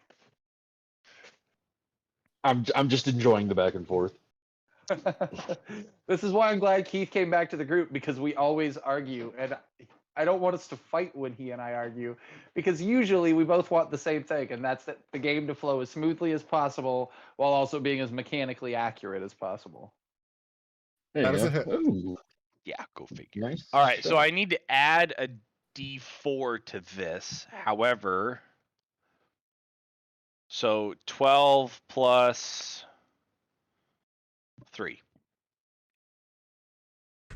Okay. Fix your nail. We already. Well. Sounds good. It is still standing, Okay. but it is definitely heavily As- wounded. 5, Yeah, did it near. 10, 15, 12. I'm going to move all the way up to here. And that was bonus action. Action. I think I'm good. We're killing these creatures. Okay. They're all ghouls, zombies, basically. I'm up on a roof. They're fighting face to face. Next is Circ. That's right. I had the Go ahead. ability to pass. I'm sorry. Go ahead. My advice is do it with No TV worries. volume at like 10 or 12, and then ignore the bar. Yeah. And then I'll adjust stuff as I need to, because they shouldn't be able to hear the TV. Sorry, guys. You're perfectly fine, Carl. Well- Normally I'd mute my mic, but it was whatever. Go ahead. Drunk Yeah, me it happens, says dude. you're You're good. perfectly fine. Drunk you. I just finished my Corona that was filled with edible liquids. So Circ has a 40-foot move speed. Fucking Jaime, I just got your joke about edible liquids. Can you explain? Because realize- I still haven't gotten it. I didn't realize it was a joke when I said edible liquids and he said ice. Oh, So nice. He wasn't thinking drug edible liquids. He was thinking liquids that you chew. Ice. Freaking Jaime. nice, Jaime, Jaime. have an inspiration point. Wow. That just broke me. That was so dumb. Jaime, I love you. Fantastic. That was dumb. Actually, Circ is going to go ahead and stand right there. He, as he's running along,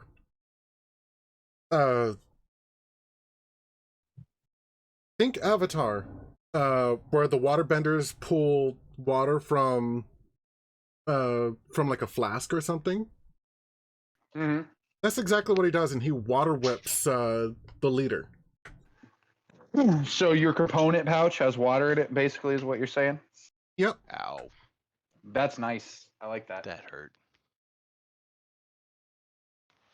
So you can turn that up. I can't even hear it, so there's no way they can hear it. She's watching Knight Rider. No, she's not. Oh, well. How funny would it have been had she had been, though? If she had been watching Knight Rider, that would have been insane. I was gonna say you probably had like a 1 in a million chance to guess that correctly, Kirk. No, they just added all the Knight Riders to Netflix, and I put them on my list, so the chances are probably closer. Wait, seriously? Oh, dude, even the Knight Rider movie from the 90s. Oh, okay. I gotta be careful on the last 5 feet back to my chair because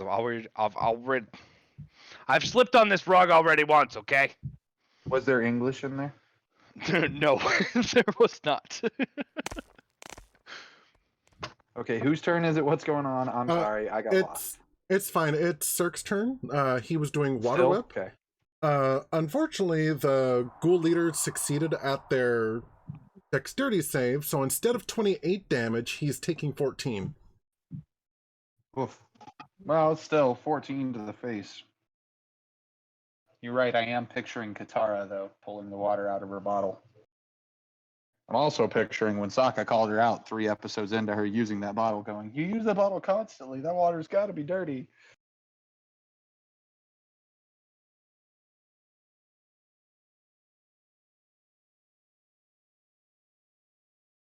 Copy that, Keith. Well, either way, the water whip goes, slams into the leader, even though the leader technically or reacted to it enough to minimize the hit. The leader falls unconscious.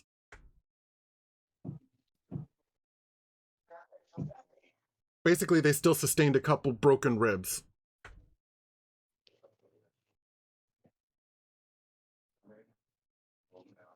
Next are the ghouls. They haven't gone yet. Oh no. So ghoul number 1 is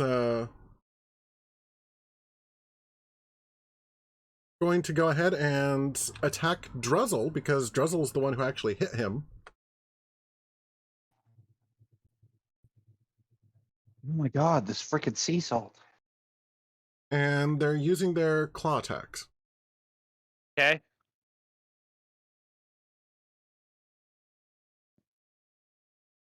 All right, 7 is a miss.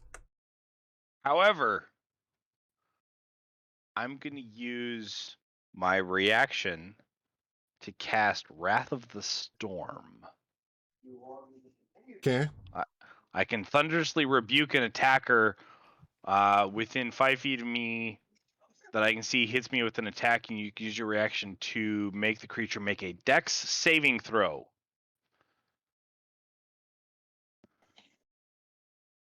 So basically, he sheathes himself in thunder and lightning and says, "This motherfucker Here, just hit me."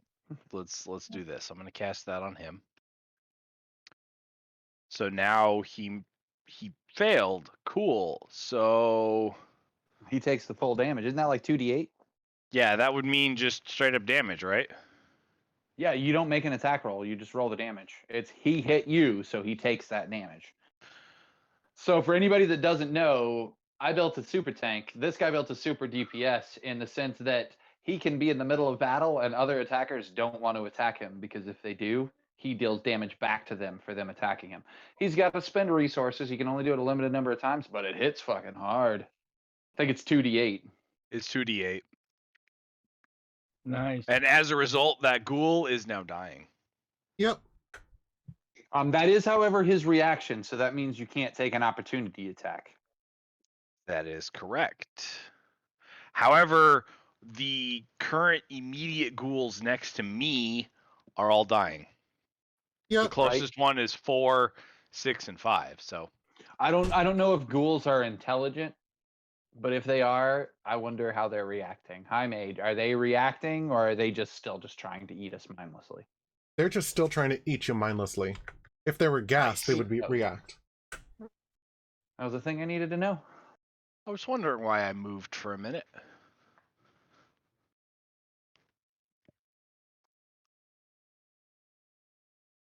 Okay. Ghoul 2 makes a death saving throw and fails. Can I ask for a pause? Sure. Cam, the action that you use to draw your sword, you can attack with it and then still use the bonus action to throw. Because during any action that you attack with a weapon, you can use that action to draw the weapon, so long as, like, that's your item interaction of the turn. So you could technically draw, attack, and then bonus action throw. If you're close enough to melee attack. If you're not close enough to melee attack, then you can just draw and throw. But you have to be, the attack can only be done as part of it if you're close enough to make said attack. You know, it's not like you get a free attack. It's all just part of the same motion.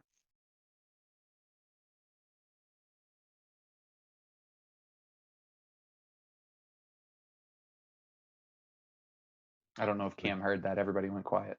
Good to know. Cam, did you hear that? I've been on mute. I've been talking to myself this whole time. I said, yeah, you just like fucked everybody else up for me. Nice. Wow. Because now I know that I can draw my other scimitar and attack in the same turn. Oh, your item interaction for your other scimitar is a free item interaction because it's not magic. Yeah. So you could just draw that as your one free a turn anyways. You could be spinning your scimitars around fucking Drizzit style. Double scimitar in it. There's no it, Carl. Don't sass me. I say Drizzit because that's how I learned it. Everybody read the books differently. Other people say Drist. I don't like Drist. I like Drizzit because it's just more fun that way. Drizzit Doadurin Be fair, that's the way that I originally read it too. So was Drizzit. Yeah. Yeah, I So think it's thumbs up. Drizzit. But plus also my Tuesday group, which we'll be playing this Tuesday, one of the members of my group, not only did he put is he a drow that's a hero drow, who's using the faceless background just like Rowan, so he can be a hero and evil at the same time because he's a drow rogue, because why the fuck not?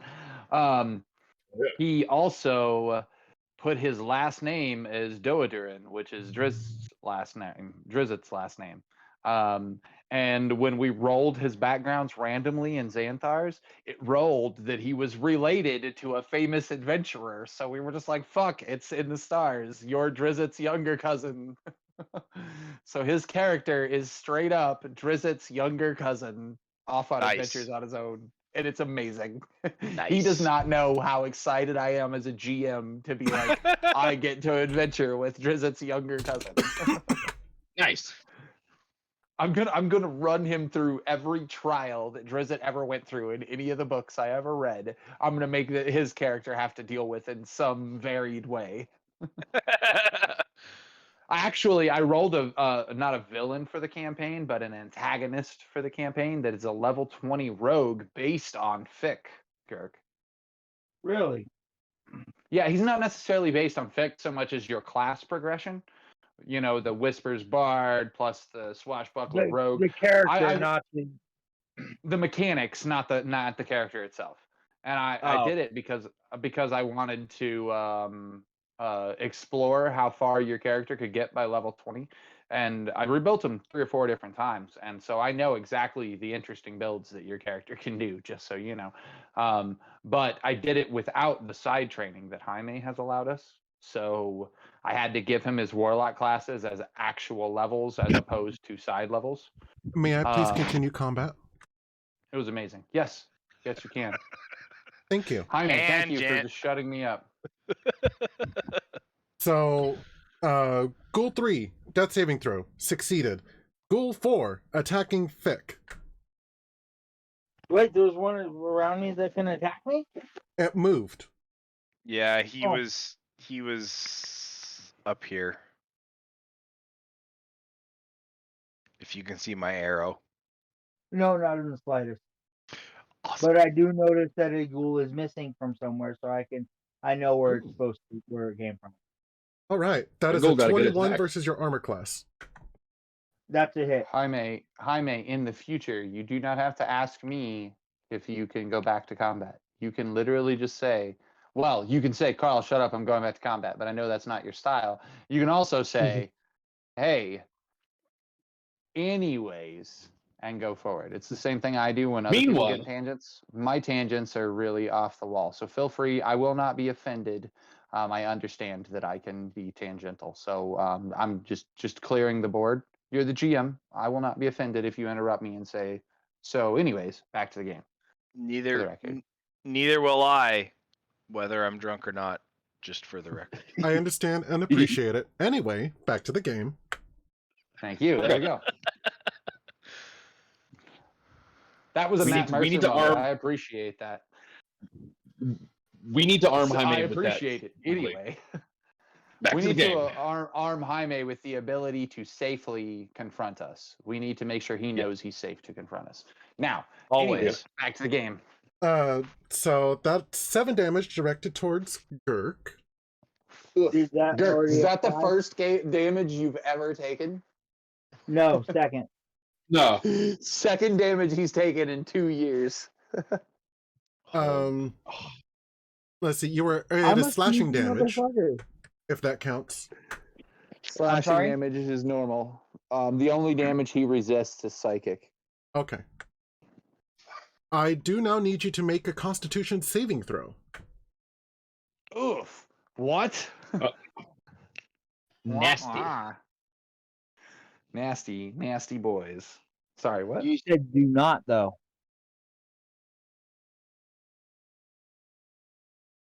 Correct? No, I need you to make a Constitution saving throw. All right.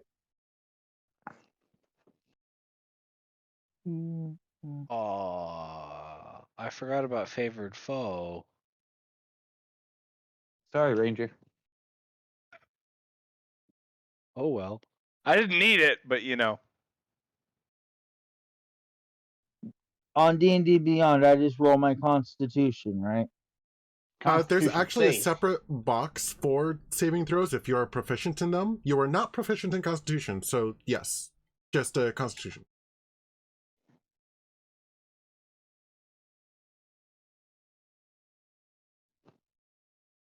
Five. Oof. Did you now won that? No, I rolled a 4. Oh, well, at least it wasn't an at one. Oh, what happens to him, Jaime? You are paralyzed for 1 minute. Hell.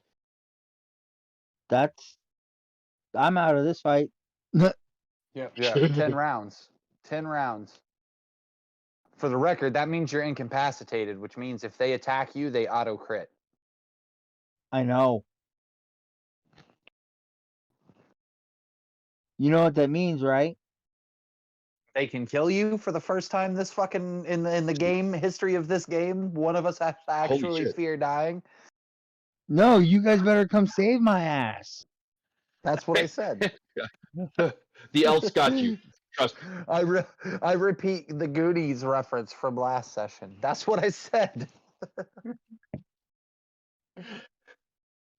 Damn, Jaime. Jaime finally accidentally, he's not even like trying to play hard. It's just a fight that we're in, and boom. He's got a This is chance to what I put you get on the for board. dropping 'em. That's what I Question. get for dropping that one guy. Just pop. Question. It does say that you can repeat this saving throw at the end of each of your turns, ending the effect early if you succeed. Nice. But Can I it costs spend a my turn to do it inspiration to since do it's at it the end of your now? turn. Can I spend my inspiration to reroll? I mean, yeah? I do kind of like the drama of Vic being down, but that's just me. I also like that he spends his inspiration to re-roll. True. Because we True. watch him stumble and then he recovers if he succeeds. If he doesn't succeed, he's just petrified, paralyzed. Yeah. Okay. I'm apparently having issues concentrating. I swear I had a Oh no. within X feet. Oh, no, I'm paralyzed. Yeah. He's paralyzed. Okay, pass turn. I'm sorry, Keith. We'll Well, address you on your turn, I promise. No, it's I don't know if it's a reaction or not. That's the problem. What? I swear I have a if You already used your reaction. I this know. turn. That's the thing. I don't know if it's a reaction or not. If it is, okay, cool. If not, also okay, cool. I swear I have a if a ally is within X feet, and I think it's 5, which might invalidate the entire thing, receives an attack, I can take the attack instead. With the builds you and I discussed, you do not have that. But I don't know what build Okay, you went cool. with. I'll leave it for now then. That's perfectly fair. Next question. You have another question? Yes. How do I increase Jesus. the uses of Wrath of the Storm on Fantasy Grounds when on Beyond it says I should have 4? Cheat. Cheat.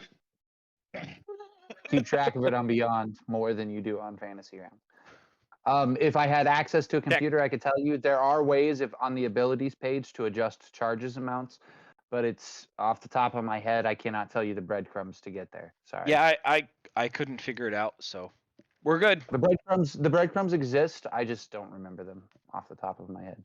Again, laptop here if you want to use it.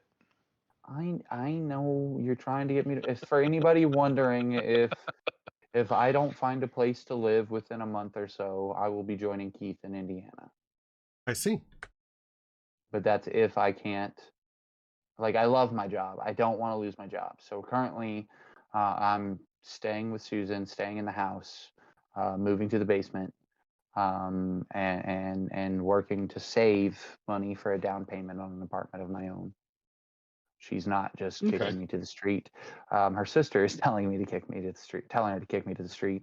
Her family's telling her to kick me to the street, and I can understand why I'm not even offended, because like it's potentially toxic with the two of us living here. It's a danger. It's a real risk for everybody involved. But And while I'm completely supportive of Carl getting his own place there in Maine, to be completely selfish, I would rather have him here and have somebody that I can talk to on a daily basis. That'd be cool. But so there are things in the works that could change within the next month. But setting that down, Keith, whose turn is it? It is the Ghoul 5's turn. Ghoul 5, what are you doing? Ghoul 5 is attacking Circ. Not And Circ here. correct. Oh, I'm going to be real offended if Circ goes down, because so far we need him. We need him to update the party. Everybody protect Circ. Yeah, no, Circ definitely avoids the attack. Like, it looks like it's going to hit him, but he does a little kung fu duck and weave around it. Out of game as a soliloquy, Jaime. Well, not out of game as a soliloquy. Rowan basically shits his pants at this particular moment. At this exact moment, Rowan freaks the fuck out and realizes Circ's part of the fight. If Circ's part of the fight, and my head just scrolls, where's Lulu? Is she in the initiative tracker? Yes. Oh, yeah. she's last. She's Again, like last, but yeah. Deadpool scene where my hands go on my cheek. The last time I saw her in combat, I panicked, and then she was a badass. But now my character is a completely new mentality, and here she is coming up in combat, and my character is just like, oh no. Everything in my being is protect the precious. As a soliloquy, you guys see my entire body language just shift to be like, where is she? Where is she? Oh my God, is she here? And then when I spot her, I'm just like, ugh. I don't know whose turn is next after that missed attack that they made and the deft dodging of Circ. The last Ghoul, and then Lulu. Yeah, And then last Ghoul, death saving throw, succeeds. Oh, no, wait, they're not dead. They're not dead? No, they're in heavy. Quick side note question. Does Gilwin and Fick still have damage, or are those just carryovers from previous combats that have No, been some of them remedied took since then? damage. I know. That's they what I'm would have asking. been remedied at our long rest. So those are carryovers. You didn't have a long rest, you had a short rest. We had a short I rest. mean, short rest. My bad. You And actually have short to rest, expend... Short request requires the expending of a healing surge, which is what Jaime was about to say. My apologies, Jaime. Or hit dice.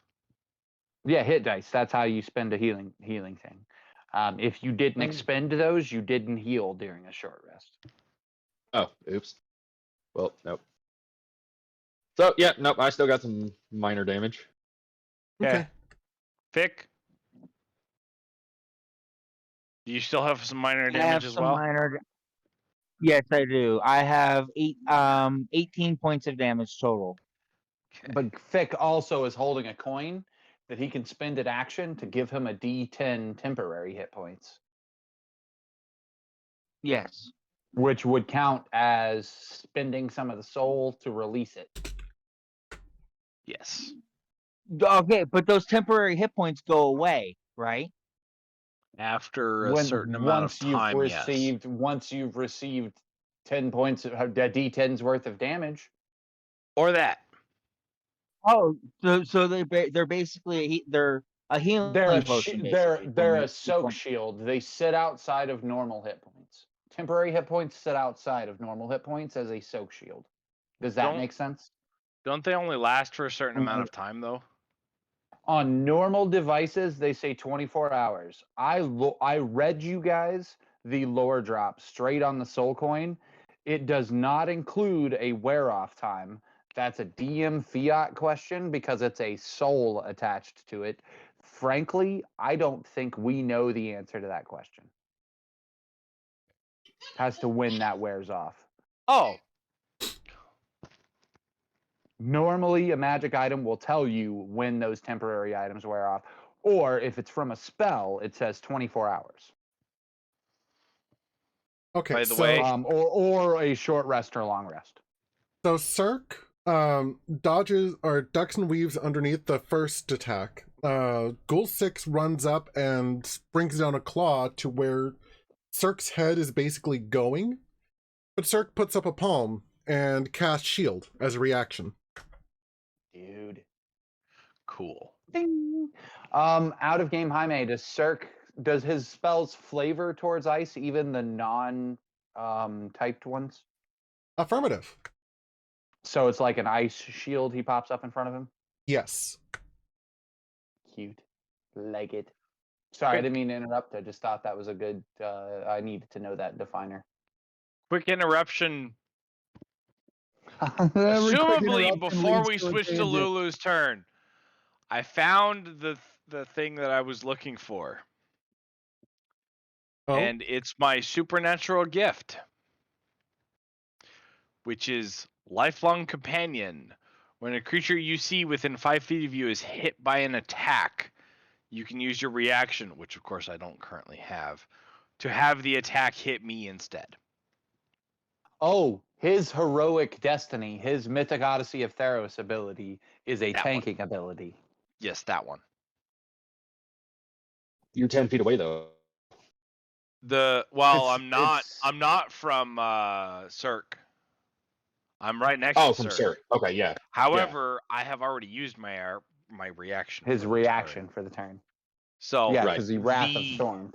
the other piece that provides is allies within 5 feet of me have advantage on saving throws against being frightened or charmed, provided I'm not incapacitated. You made a DPS with a tanking aura? Why not? I knew I'm going to be in melee anyway. Why not? Jaime, none of your players came up with a straight class. Like, all of us do two things. All of us either tank and DPS, or DPS and tank, or heal a little bit, or, like, nobody is straightforward. I'm I'm sorry. apparently all three. well, I'm all three. my character was designed to be a healing tank support. Yeah. So all of us had the same mentality of if we can split the party. It's fine, guys. We can handle it. Yeah. I think that we're we good. can't split the party. We have all the same mentality of we want to do it all. That's awesome. I feel like in Final Fantasy X, we would have spent the sphere grids to make sure we had access to attack, heal, and normal abilities. Like, That sounds correct. All while being Good on Lord. expert mode. all on expert mode. So Lulu Lord. goes up. Lulu, what's next? And then I go get paralyzed. Oh, Uh, shock face. Lulu, what do you do? Lulu flies up. She takes in a deep breath. She's gonna do it. She's gonna do it. She's gonna do it. You guys actually see my character getting super excited. I'm a fan of Lulu. I actually think my character, who's anti-religion, semi-worships Lulu's. You're Jaime, standing so on you a know. building. Do we actually see you? Oh, I don't know. That's up to Jaime. If anybody looks up here, but Jaime, Lulu. So I decided my character is not. He's agnostic. You know, he believes in religion. He believes in his god of the Prime Arcanum or whatever, but he doesn't worship. He's not religious. But given his Does he alignment believe- shift, Lulu is an embodiment of heavenly will. So that answers Girk's question of as whether or not I believe if he's a god or not.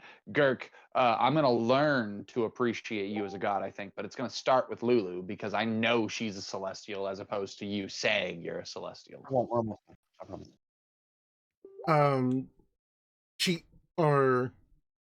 She trumpet blasts and sparkles just fly out of her, like motes of lights just fly out of her trunk. Oh. I'm so excited. Palms Oh, on my but- cheeks. Go inside. Gurk, minor illusion and put some music to go with our lights. We'll have a rave. Kirk's paralyzed. I'm Gurk's paralyzed. So Fuck. they're evil, so they have disadvantage on the saving throw. Ghoul 6 fails. Nice. And then? Ghoul 5 critically fails. And then? Does Ghoul 5 explode because he critically failed? Ghoul 6 did. What happens when they fail? Somebody tell me. What's going on? The first one takes 19 damage. It exceeds their hit points by 16, so they're dying. The second Oh one, my I don't think God. was actually hit. Or Ghoul 5, I don't think was actually hit. They just took 25 damage.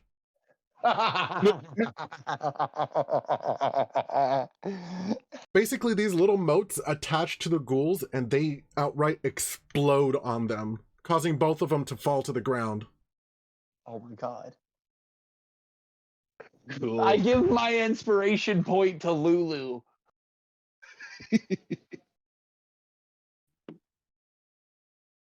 She's blowing my mind right now.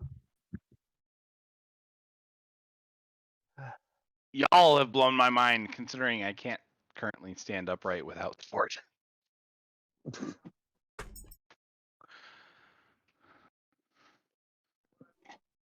Holy hell, she just knocked out 2 in one shot.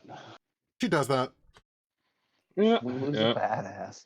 Jaime was all like, I left her at base because you guys weren't interacting with her, and all I could think is, in my mind, I'm Deadpool watching her be a badass. She's gonna do a superhero landing. Like, that's all I see. Like, I keep her around. You're right. I'm not interacting with her because she's more awesome than I am. Like, If somebody was break. standing next to you, you would have started violently patting them like, she's gonna do it, she's gonna do it. Yeah, that's exactly what was going on. I'm up on the top of that roof, palms on my cheeks, squeezing my face, going, "Oh my god!" Fangirling, You're fangirling. so hard. You know what? In fact, the first one, Ghoul 5, who I had to roll the disadvantage on, the motes actually look like they redirected themselves to go towards it. Wah! That one just didn't stand a chance. Nope. It's like evil-seeking missiles. Nice. I adore Hell yeah. this stupid little elephant, and it must be protected at all costs. It's allowed to be artillery, but the moment we enter a fight where I see a bad guy going after it, that bad guy is done. Snake's turn. That's what I'm gonna look at Cam and be like, snake armor now. Yeah. It's your turn, Carl. Speaking of Oh, snake oh, oh. armor, Who's left alive? Because on my map, everybody's still there. Can you Number show 4. the bodies of the ones that are dead or dying? There's only one The that is only- still alive, and it's Ghoul 4. That's well, the one. can I diagonal parry it left. to give? Oh, I'm gonna give advantage on an attack for the snake. I'm gonna have the snake drop its initiative till after mine, Jaime, so that it can give advantage to somebody else, so that my homunculus servant can give me advantage. Okay. Okay. Cool. So homunculus servant gives me advantage because of analytics, and bullet to the face. ow. Sizzling pizza is hot. Actions.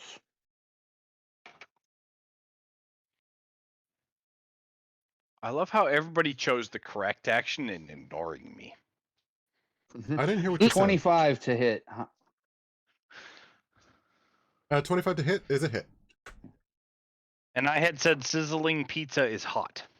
Yes, yes, it 10 is. 13 damage. I bounced my favorite foe for a d4. 14 damage. I'm gonna spend that psychic point for a d6 plus 4. Okay. So 19 damage total. 19 I- damage. Is it still alive? It is heavily wounded. Damn it. Bonus Dang. action. My face mask shoots for 12 total. 12 versus AC for my homunculus servant to shoot it. That's a hit. Okay, that's another D4 plus 2. 3 damage. Tap. It falls unconscious. And that was the last one. That was the last one. All right. I holler down to the crowd, curb stomp. Yeah, no, Then that I was pass Golan's next turn. thing. He was gonna go, go stomp on faces. Yep. And then I yell pass turn. Now that said, because we are out of combat, Jaime, I'm gonna throw this out there. Our plan was to basically deal with this, tell Circ to pass on the message to, all right, move now. At that point, we'd basically deal with it and then move straight to the northern bridge to prepare our distraction so that the southern bridge can be attacked by the other team and get the civilians across. I didn't say anything about pizza. What do you need from us to make that play out? You're just bolting up towards the North Bridge? Plus telling Circ to deliver the message to tell everybody else to make it to the southern bridge. Um, Do you don't need really need- anything from us, or can we just move on? just And move that's on. a good spot to wrap up. Okay. That's a great spot cool. to Then, wrap up for tonight, actually. cool. Then there's one big thing I want to throw out. Jaime, you told us to enhance and use the other team, the rest of the caravan. You told us to do all this other stuff. Plus, we decided, you know what? Those ghouls are super fucking important. We've got to deal with the ghouls first. We decided that on our own. So all of these things into consideration. I'm throwing it out there. Jaime, do we get a level? What did I say last time? I know what you said last time. That's not going to stop me from asking the question and throwing it out there. Nope. He's not, supposed to ask every time. not tonight. Oh, okay. But from an experience standpoint, can I at least respect from an experience standpoint that if we were playing on experience, that right there would have been a good place for some of us to have gotten a level? Likely. Regardless of whether or not it achieved, we're there. It's obvious we're all on the tipping point. We can feel it that we're all getting more powerful now Yes. after all the things of tonight. Okay. How do you feel as a DM? Did you have fun? Yes. Good. That's what matters to me.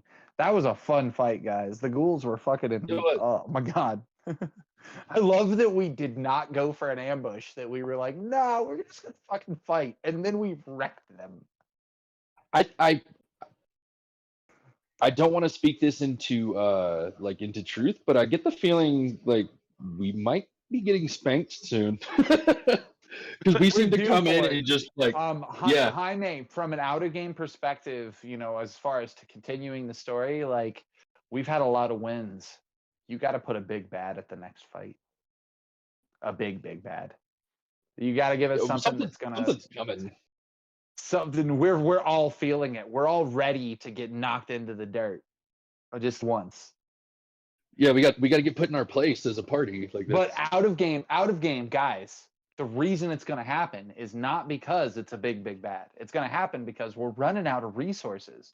The best way to defeat our party is attrition. We have so many resources. A short rest gives us our damn things back. And according to the normal rules that we are using, each downtime between sessions counts as a short rest. So that recovers our short things. I think I would like to abolish that rule. I think short rests now only apply if we ask at the end of session, Jaime, do we get a short rest before next session? Because frankly, I don't think we should get a short rest before next session. Man, I agree. I like I haven't even. I I haven't like- used I- enough resources to even ask. But the tension increases if we're not getting a solid short rest, you know? Well, I don't really recover anything from a short rest other than my one warlock spell slot. Your pack slot, yeah. Yeah. Gil, what's your? Oh, I'm spending too much. What's your druid? What was your druid level 3 focus thingy? Level 3, my circle? Yeah, He's a Moon moon druid. druid. isn't that recovered on a short rest? Your wild shapes. Yeah. My wild shapes. Oh. Maybe? That is your short rest resource. They're a bonus action. I don't know if they're a short rest. Well, I still only have 3 of them. Either way, as far as mechanics, Jaime, can we request an alleviation of the blanket short rest between sessions, and instead, at the beginning of each session, we'll just ask you, did we get a short rest? That sounds fair. Okay, because I feel like story situations like this, where we're stuck in like a timeline and stuff like that, like short rest should be a choice Absolutely. right now. Okay, sweet. I'm glad we're all in agreement on that. I had a lot of fun, man. I feel like Good. we did the right thing going out after the ghouls. I feel like we got to role play. All of us did a little bit, and I feel like we got to know each other as characters. It was a lot of fun. Yep. It as of 4th level, I can regain my wild shapes at a short rest. So you Oh. want to hear something kind of So funny? you do have a short rest. Wild shape. Yeah. Nice. Oh no, yeah, it's always Short been rest. you regain expended uses when you finish a short or long rest. So yeah, so So that's the druid your short rest. Yeah. So short rests are important to your character because it's your wild Yes. shapes are limited by your short rest recharges. Yeah. Hey, Carl. So I'm back up to 3. So Yeah. Carl, Go you ahead, want to hear Gert. something funny? Yes. For this entire conversation, I've been just moaning into the phone, oil can, and no one's heard me because I was on mute. What is Because I'm oil paralyzed. can?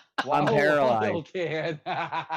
Oil can. you You have a chance to recover at the end of your turns, which means it might take a little time, but eventually, Jaime, can we assume eventually he makes that saving throw and unparalyzes? Oh, absolutely. Okay, so Gurk, it takes you a little time to unparalyze, but eventually you start moving again, and you're like, "What the fuck was that?" Because you never get hit with anything, and then since we've Right. been in here, you've now taken damage and been paralyzed. It's almost as bad as when I got my feet wet. I'm damn it, Gurk! If you didn't have inspiration, you'd have just gained it again because you really I hated do. getting I your feet didn't. wet. I didn't. I used it. Oh well, I'm giving you mine because the feet wet joke just sold me. So I no longer have inspiration, but you do. I'll take it. I believe in spending your expiration. So this is what I throw at my group on Tuesdays. Spend your inspiration often. The more you spend your inspiration, the more you show that you want inspiration because you have spent it. Well, just spend it because mechanically as players, we know that's a resource we need to reacquire. We know to reacquire it, we need to role play. So it becomes a self-motivator to role play if you spend it.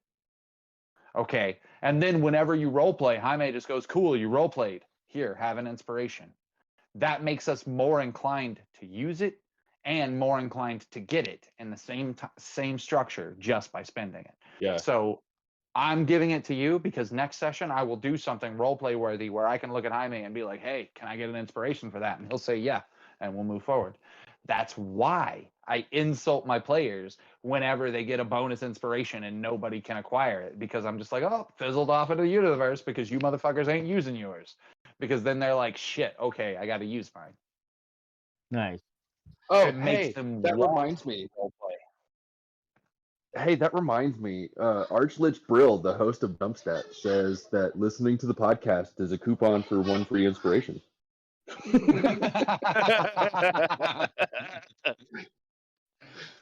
Well, you probably currently have inspiration, but I'd run that by No, someone. actually, I when you don't. Oh my god! Wait a minute. Have you role played heavily in the last few sessions? From I have been role playing more lately, You have. but You it hasn't have. been But anything crazy. oh man, I think next session you're gonna have to like look at Jaime and be like, "Hey, I just role played. Can I get that inspiration?" You have to prompt. The rules specifically say they actually say in the DMG and the player's handbook that Jaime hands them out, but they also say that a player can Request. I want to say debate, but there's a specific word for arguing for acquiring an inspiration if you believe you should get one, which is why I always, after I do a thing, say, "Hey, Jaime, can I get one?" Because the rules say that the player can ask for that, Ah, and in fact expects us to ask for that. ah. So you're Because just leading again, by. it's I just need to know that again, you're leading by example. Like, I just need to keep that in mind because that's.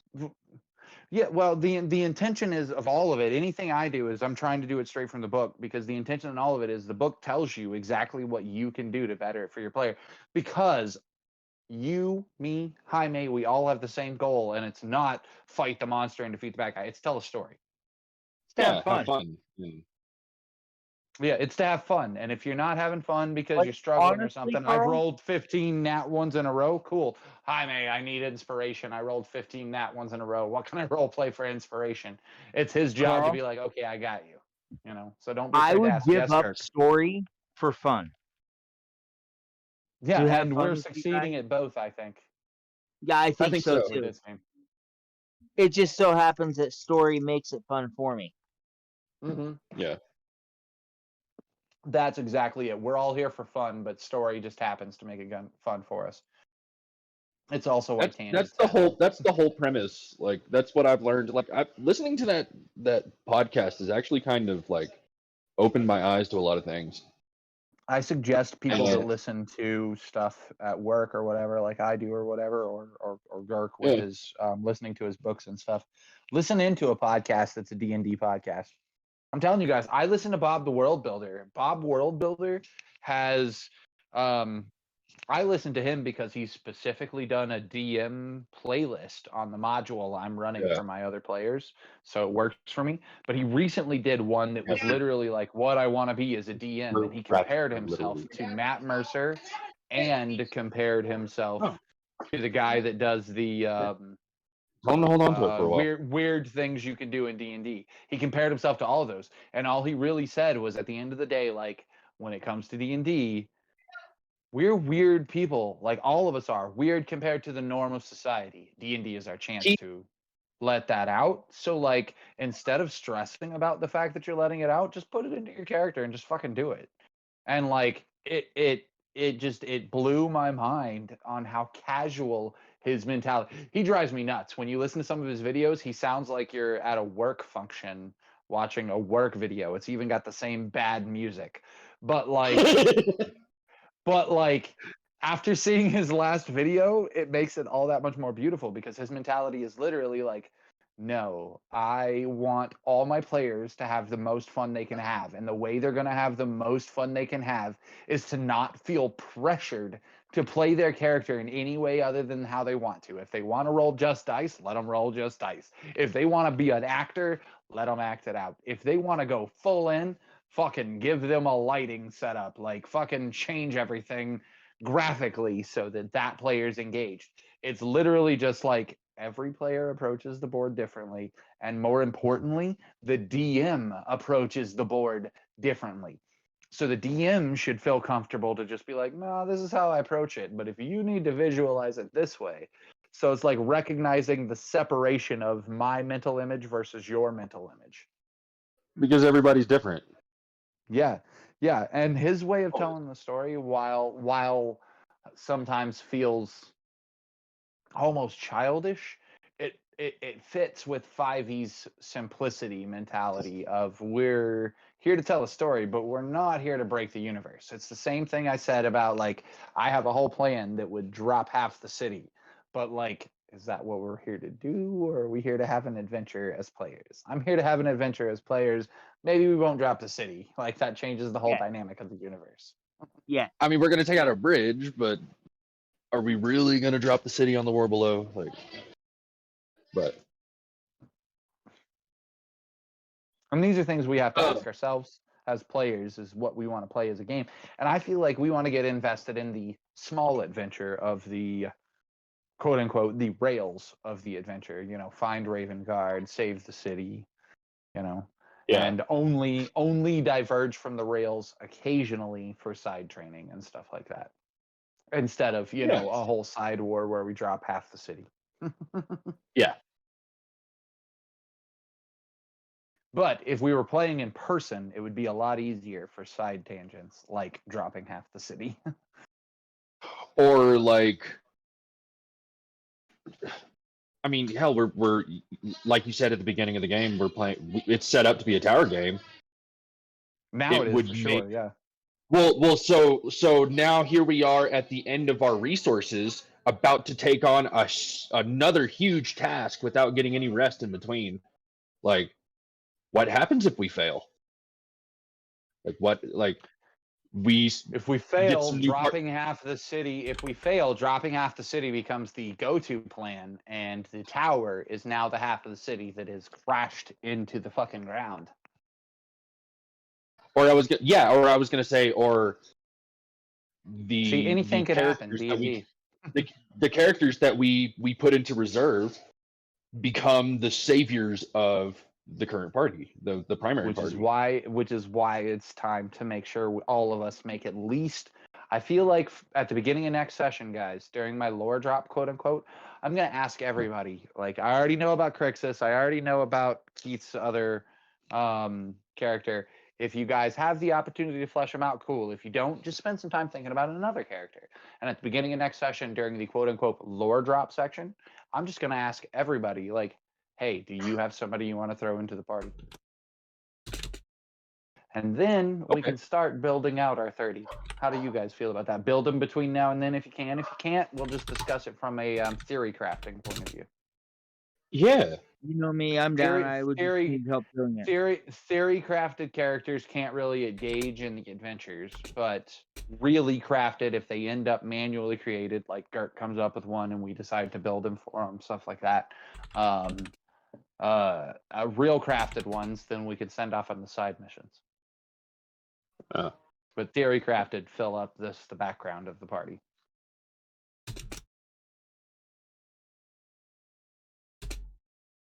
Yay? Yeah. No, like I got like super ponderous. I'm like considering the next character. You're suddenly like, what character can I make? That's one of the big things about D&D players. All D&D players want to make another character. This gives us the opportunity to just make another character that we don't have to play if we don't want to. It's just there in the background. Well, from what I understand is that like first edition, you were not expected to survive. Like your character getting to 9th level, your character getting to 9th and 10th level. True. It is true, no, like it was not true. But no, you were not people would have like after Thaco. After Thaco was removed, later editions of D&D were built around the premise of you assume that everybody's going to survive the end of the game, and hopefully you're not killing your party. Whereas before that, in original D&D, the mentality was DM versus players. That's how the game was invented. You are right, and that's how the game was invented. However, it comes down to gameplay, which is why I say that's a subjective point of view. No DM I know, Jaime, myself included, has ever played from a mentality of DM versus players. Like sometimes, yes, sometimes your players need to learn a lesson or whatever. But as a general rule, no, like your players, the goal is, as a DM, we walk to the game knowing that our players are going to win the game. It's just our job to make sure they get there without knowing we let them get there. I like that. Without making it too easy for them either. Yeah, that's what I mean. Like, That's to me without knowing. That's my without knowing, which means sometimes we're gonna shove it in your face and we're gonna do it hard. But other times, when you deserve a break, you keep your break. But that's why us as players right now, we're all worried that like the kick in the face is coming. Like Jaime now Yeah. has a choice to give us the kick in the face No. that we as players know we deserve, or he can be like, "No, let's let them keep having it easy. Let's let them keep having it easy until they forget that they deserve the kick in the face." And that's when I'm going to throw in the Complacency. random extra bad Oh my guy. God. I can just picture Jaime just doing the finger pyramid of doom, because we're just talking about the aspects of, we're just speculating about his game and just like, and not letting him get a word in edgewise. That's why I'm protecting him. I'm throwing the answers out for him, in my opinion, so that I can save him from having to exploit his game. Because Confirm or deny. he could be using just the book, He's- or he could be yeah, using just the book, going full well he has a side mission or a side narrative that involves the aboleths and the giants Yeah. and the war that Yeah. we encountered there that we have forgotten all about, you know.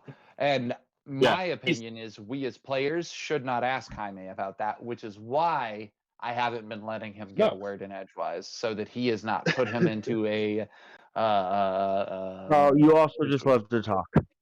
I do love to talk, but there's a phrase, self-incriminating. I'm trying not to let him incriminate himself against the game. If I talk, you are and protecting his he Fifth never Amendment has to worry rights. about that. I'm protecting his fifth dimensional rights as a D&D. You're He's Mitzapitzelik. protecting You- spoilers from the GM. Yeah. As long as he gets why I'm doing it, that's all that matters. I don't care if you guys get it. He does it out of love, Jaime. What he's saying. I gotcha. Like, I get why you're doing it. I just don't get your reasoning. I can't let it be spoiled because I don't know personally. Like, I own the hard copy of the book, guys. I could, if I wanted to spoil the game for myself, I could go look through the book. I don't want to do that.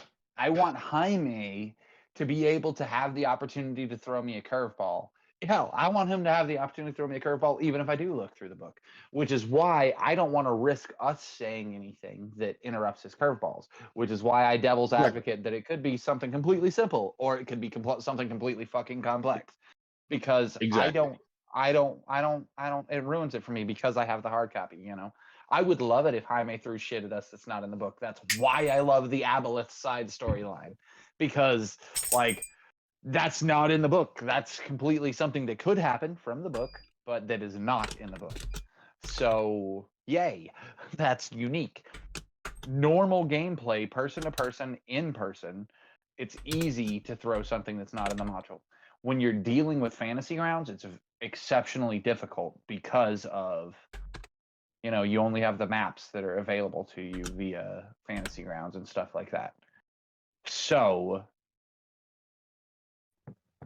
Jaime is trapped as a DM into using his resources that are available to him, which means going off the rails and giving us side missions is not going to be a common thing, which means it would be very easy for him to spoil stuff. However, instead of letting me spoil it, or by reading the book, or in letting you guys spoiling it because you guys asked the questions, that's one of the reasons why I like the idea of, nah, Jaime, this week I want us to play our level 1 characters from the caravan, throw us some devil goblins at us. That's not in the book. And he can use the same battle map he's been using for us, you know? And give him a break and, you know, and something easy to do. It gives him a break from the book, but it also gives the story a chance to grow beyond what the book has. Yeah. The I love setup it. for the spin-off. The story is Yeah. what's important to me. I learned that with Worlds of Darkness, with Jaime's information dealer that fucked up my demon. I learned the story is the most important thing. I love that story. Speaking Because it's of, a powerful story, Jaime. Oh yeah, it is. did I leave you the player's handbook as well, Carl, for Vampire? You left me the London Calling book, yes. But not the main book. I owned the normal book already. So all you left me was the London Calling module book. Because I already I own knew- the player's core book. Yeah, I knew that. I don't know where I put. When I've got a working computer, we're going to pull A that on 5e. And frankly, I may start the game over from the ground up on 5e since it's been so long. All right. But Well, hey guys, we I will gotta play go. again. I'm gonna, Yep, he's got to go. I got to go. Guys, I hope we had fun. I did. Jaime, I hope you have ways to torture us for our next session. We'll see. I'm looking forward to it. Jaime. That laugh was suddenly very terrifying. Keith, I hope love you that had fun. I response, know that too. was your second session. welcome Keith, back. it matters to me as your second session that you had fun. I Yeah. definitely had fun. Currently, physically not. No, Don't do that. too much. Stop looking at Facebook. Slam your last drink and go to bed. Kim, Yeah, have fun. Go hang out with your girl, Gurk. Yep. Hang out with your kids and/or go to bed. Jaime, hang out with Oreo and/or set up your stream. You're late to it at this point, aren't you? It's 10:18 my time. Let's go, Shibet. Okay, well, it is what it is. I'm sorry we interrupted. Meh. But we had a Love lot y'all. of fun. I think the sessions lately, love you too, brother. I think sessions lately have been good sessions. And I think Indeed. they're only going to get better moving forward. We're all learning new things as we go. So Indeed. have Yeah. fun. Hey, And Carl. yeah, Gurk. Can we plan for tomorrow evening around gaming time that we would normally do to go on D&D Beyond together and make Crixus? I will say we can plan to try. I work tomorrow night, so it's my sleep schedule is different on Sundays, which is why I'm glad we moved it to Saturdays. When I wake up, I will send you a message. Plus, also my house is awkward because of everything going on with me and Sue, obviously, and tomorrow's her day off.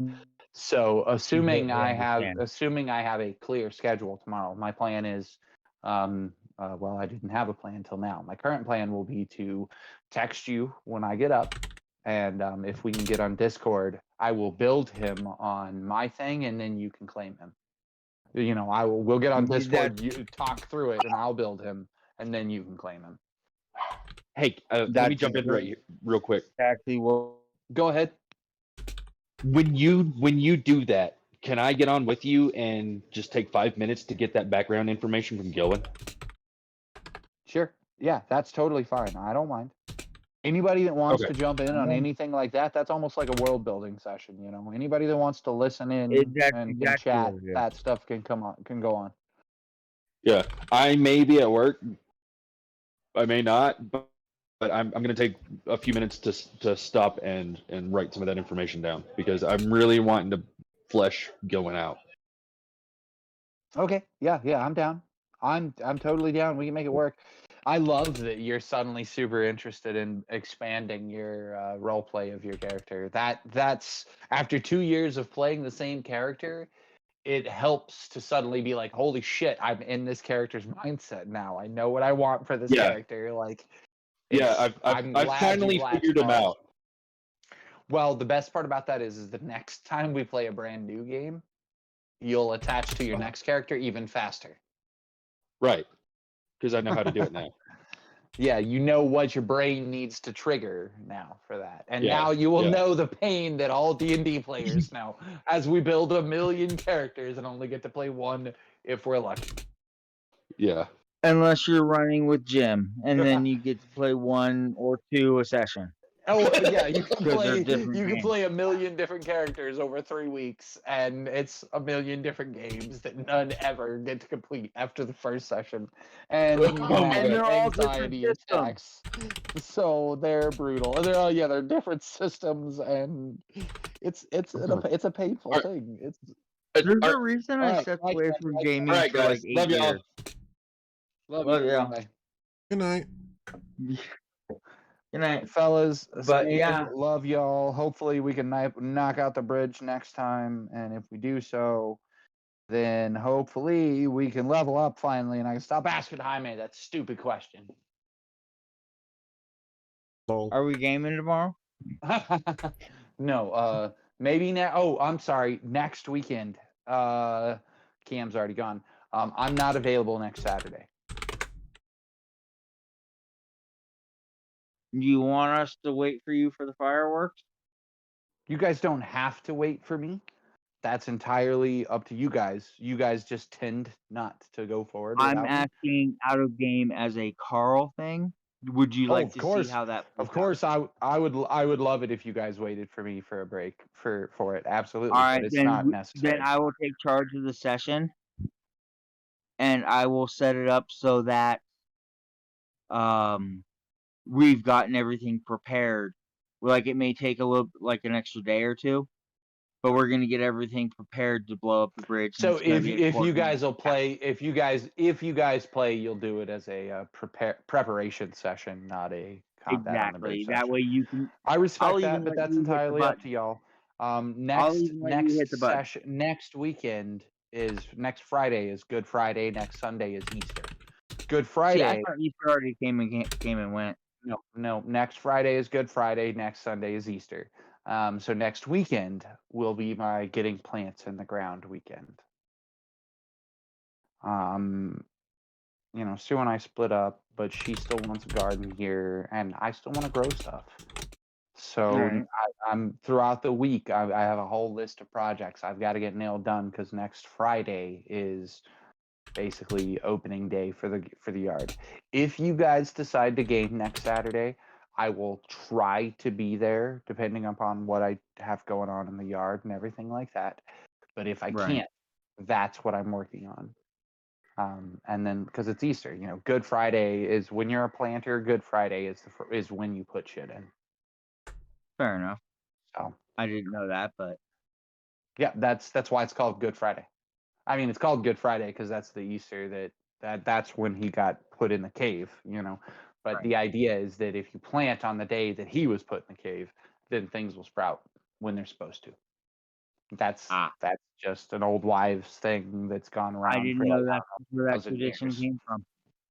I Yeah, not that's only did not know of the tradition, nor did I know its origin. yeah, that's next Friday. So, right. so Saturday gaming is an iffy for me, very much on the side of possibly a no. But it's up to you guys. If you continue, I will ask on Friday. I'll be like, "Hey, are you guys gaming?" And then see who chimes in. But when I ask, I'll be as a reminder, I'm not gaming, but are you guys? So that I can see who else is involved because you never know. You guys might want to break next weekend too. But just so you guys know, as of right now, I do not think I will be able to attend because of doing yard work. Fair enough. So, all right. Well, I had fun with everybody. I'm going to hang up the call now. Keith, thank you for streaming the video for me so I could watch the battle map. I will see you or talk to you tomorrow, Carl. Yep. Crixus is Yeah, mostly absolutely. done. He's mostly done. In my head, As long as you know what you want, we'll be able to breeze through them. I can help somebody build a character in 10 minutes. So exactly. Like I've thought him out through and through. Just not. I'm excited. I'm excited to help. We'll help Cam too. Keith, if you want to chime in, or Jaime, if you want to chime in, we can build a million other characters. I also have my 500 plus NPCs book for random personality traits. If you guys want to roll on the random personality traits charts from that book that are fucking wild. Oh my God. But stuff for another time. I turned two NPC family members of some of my current Tuesday parties group via that book. I turned them into used car salesmen. I mean, they sell used carts and horses, but the way it rolled out is they're basically used car salesmen.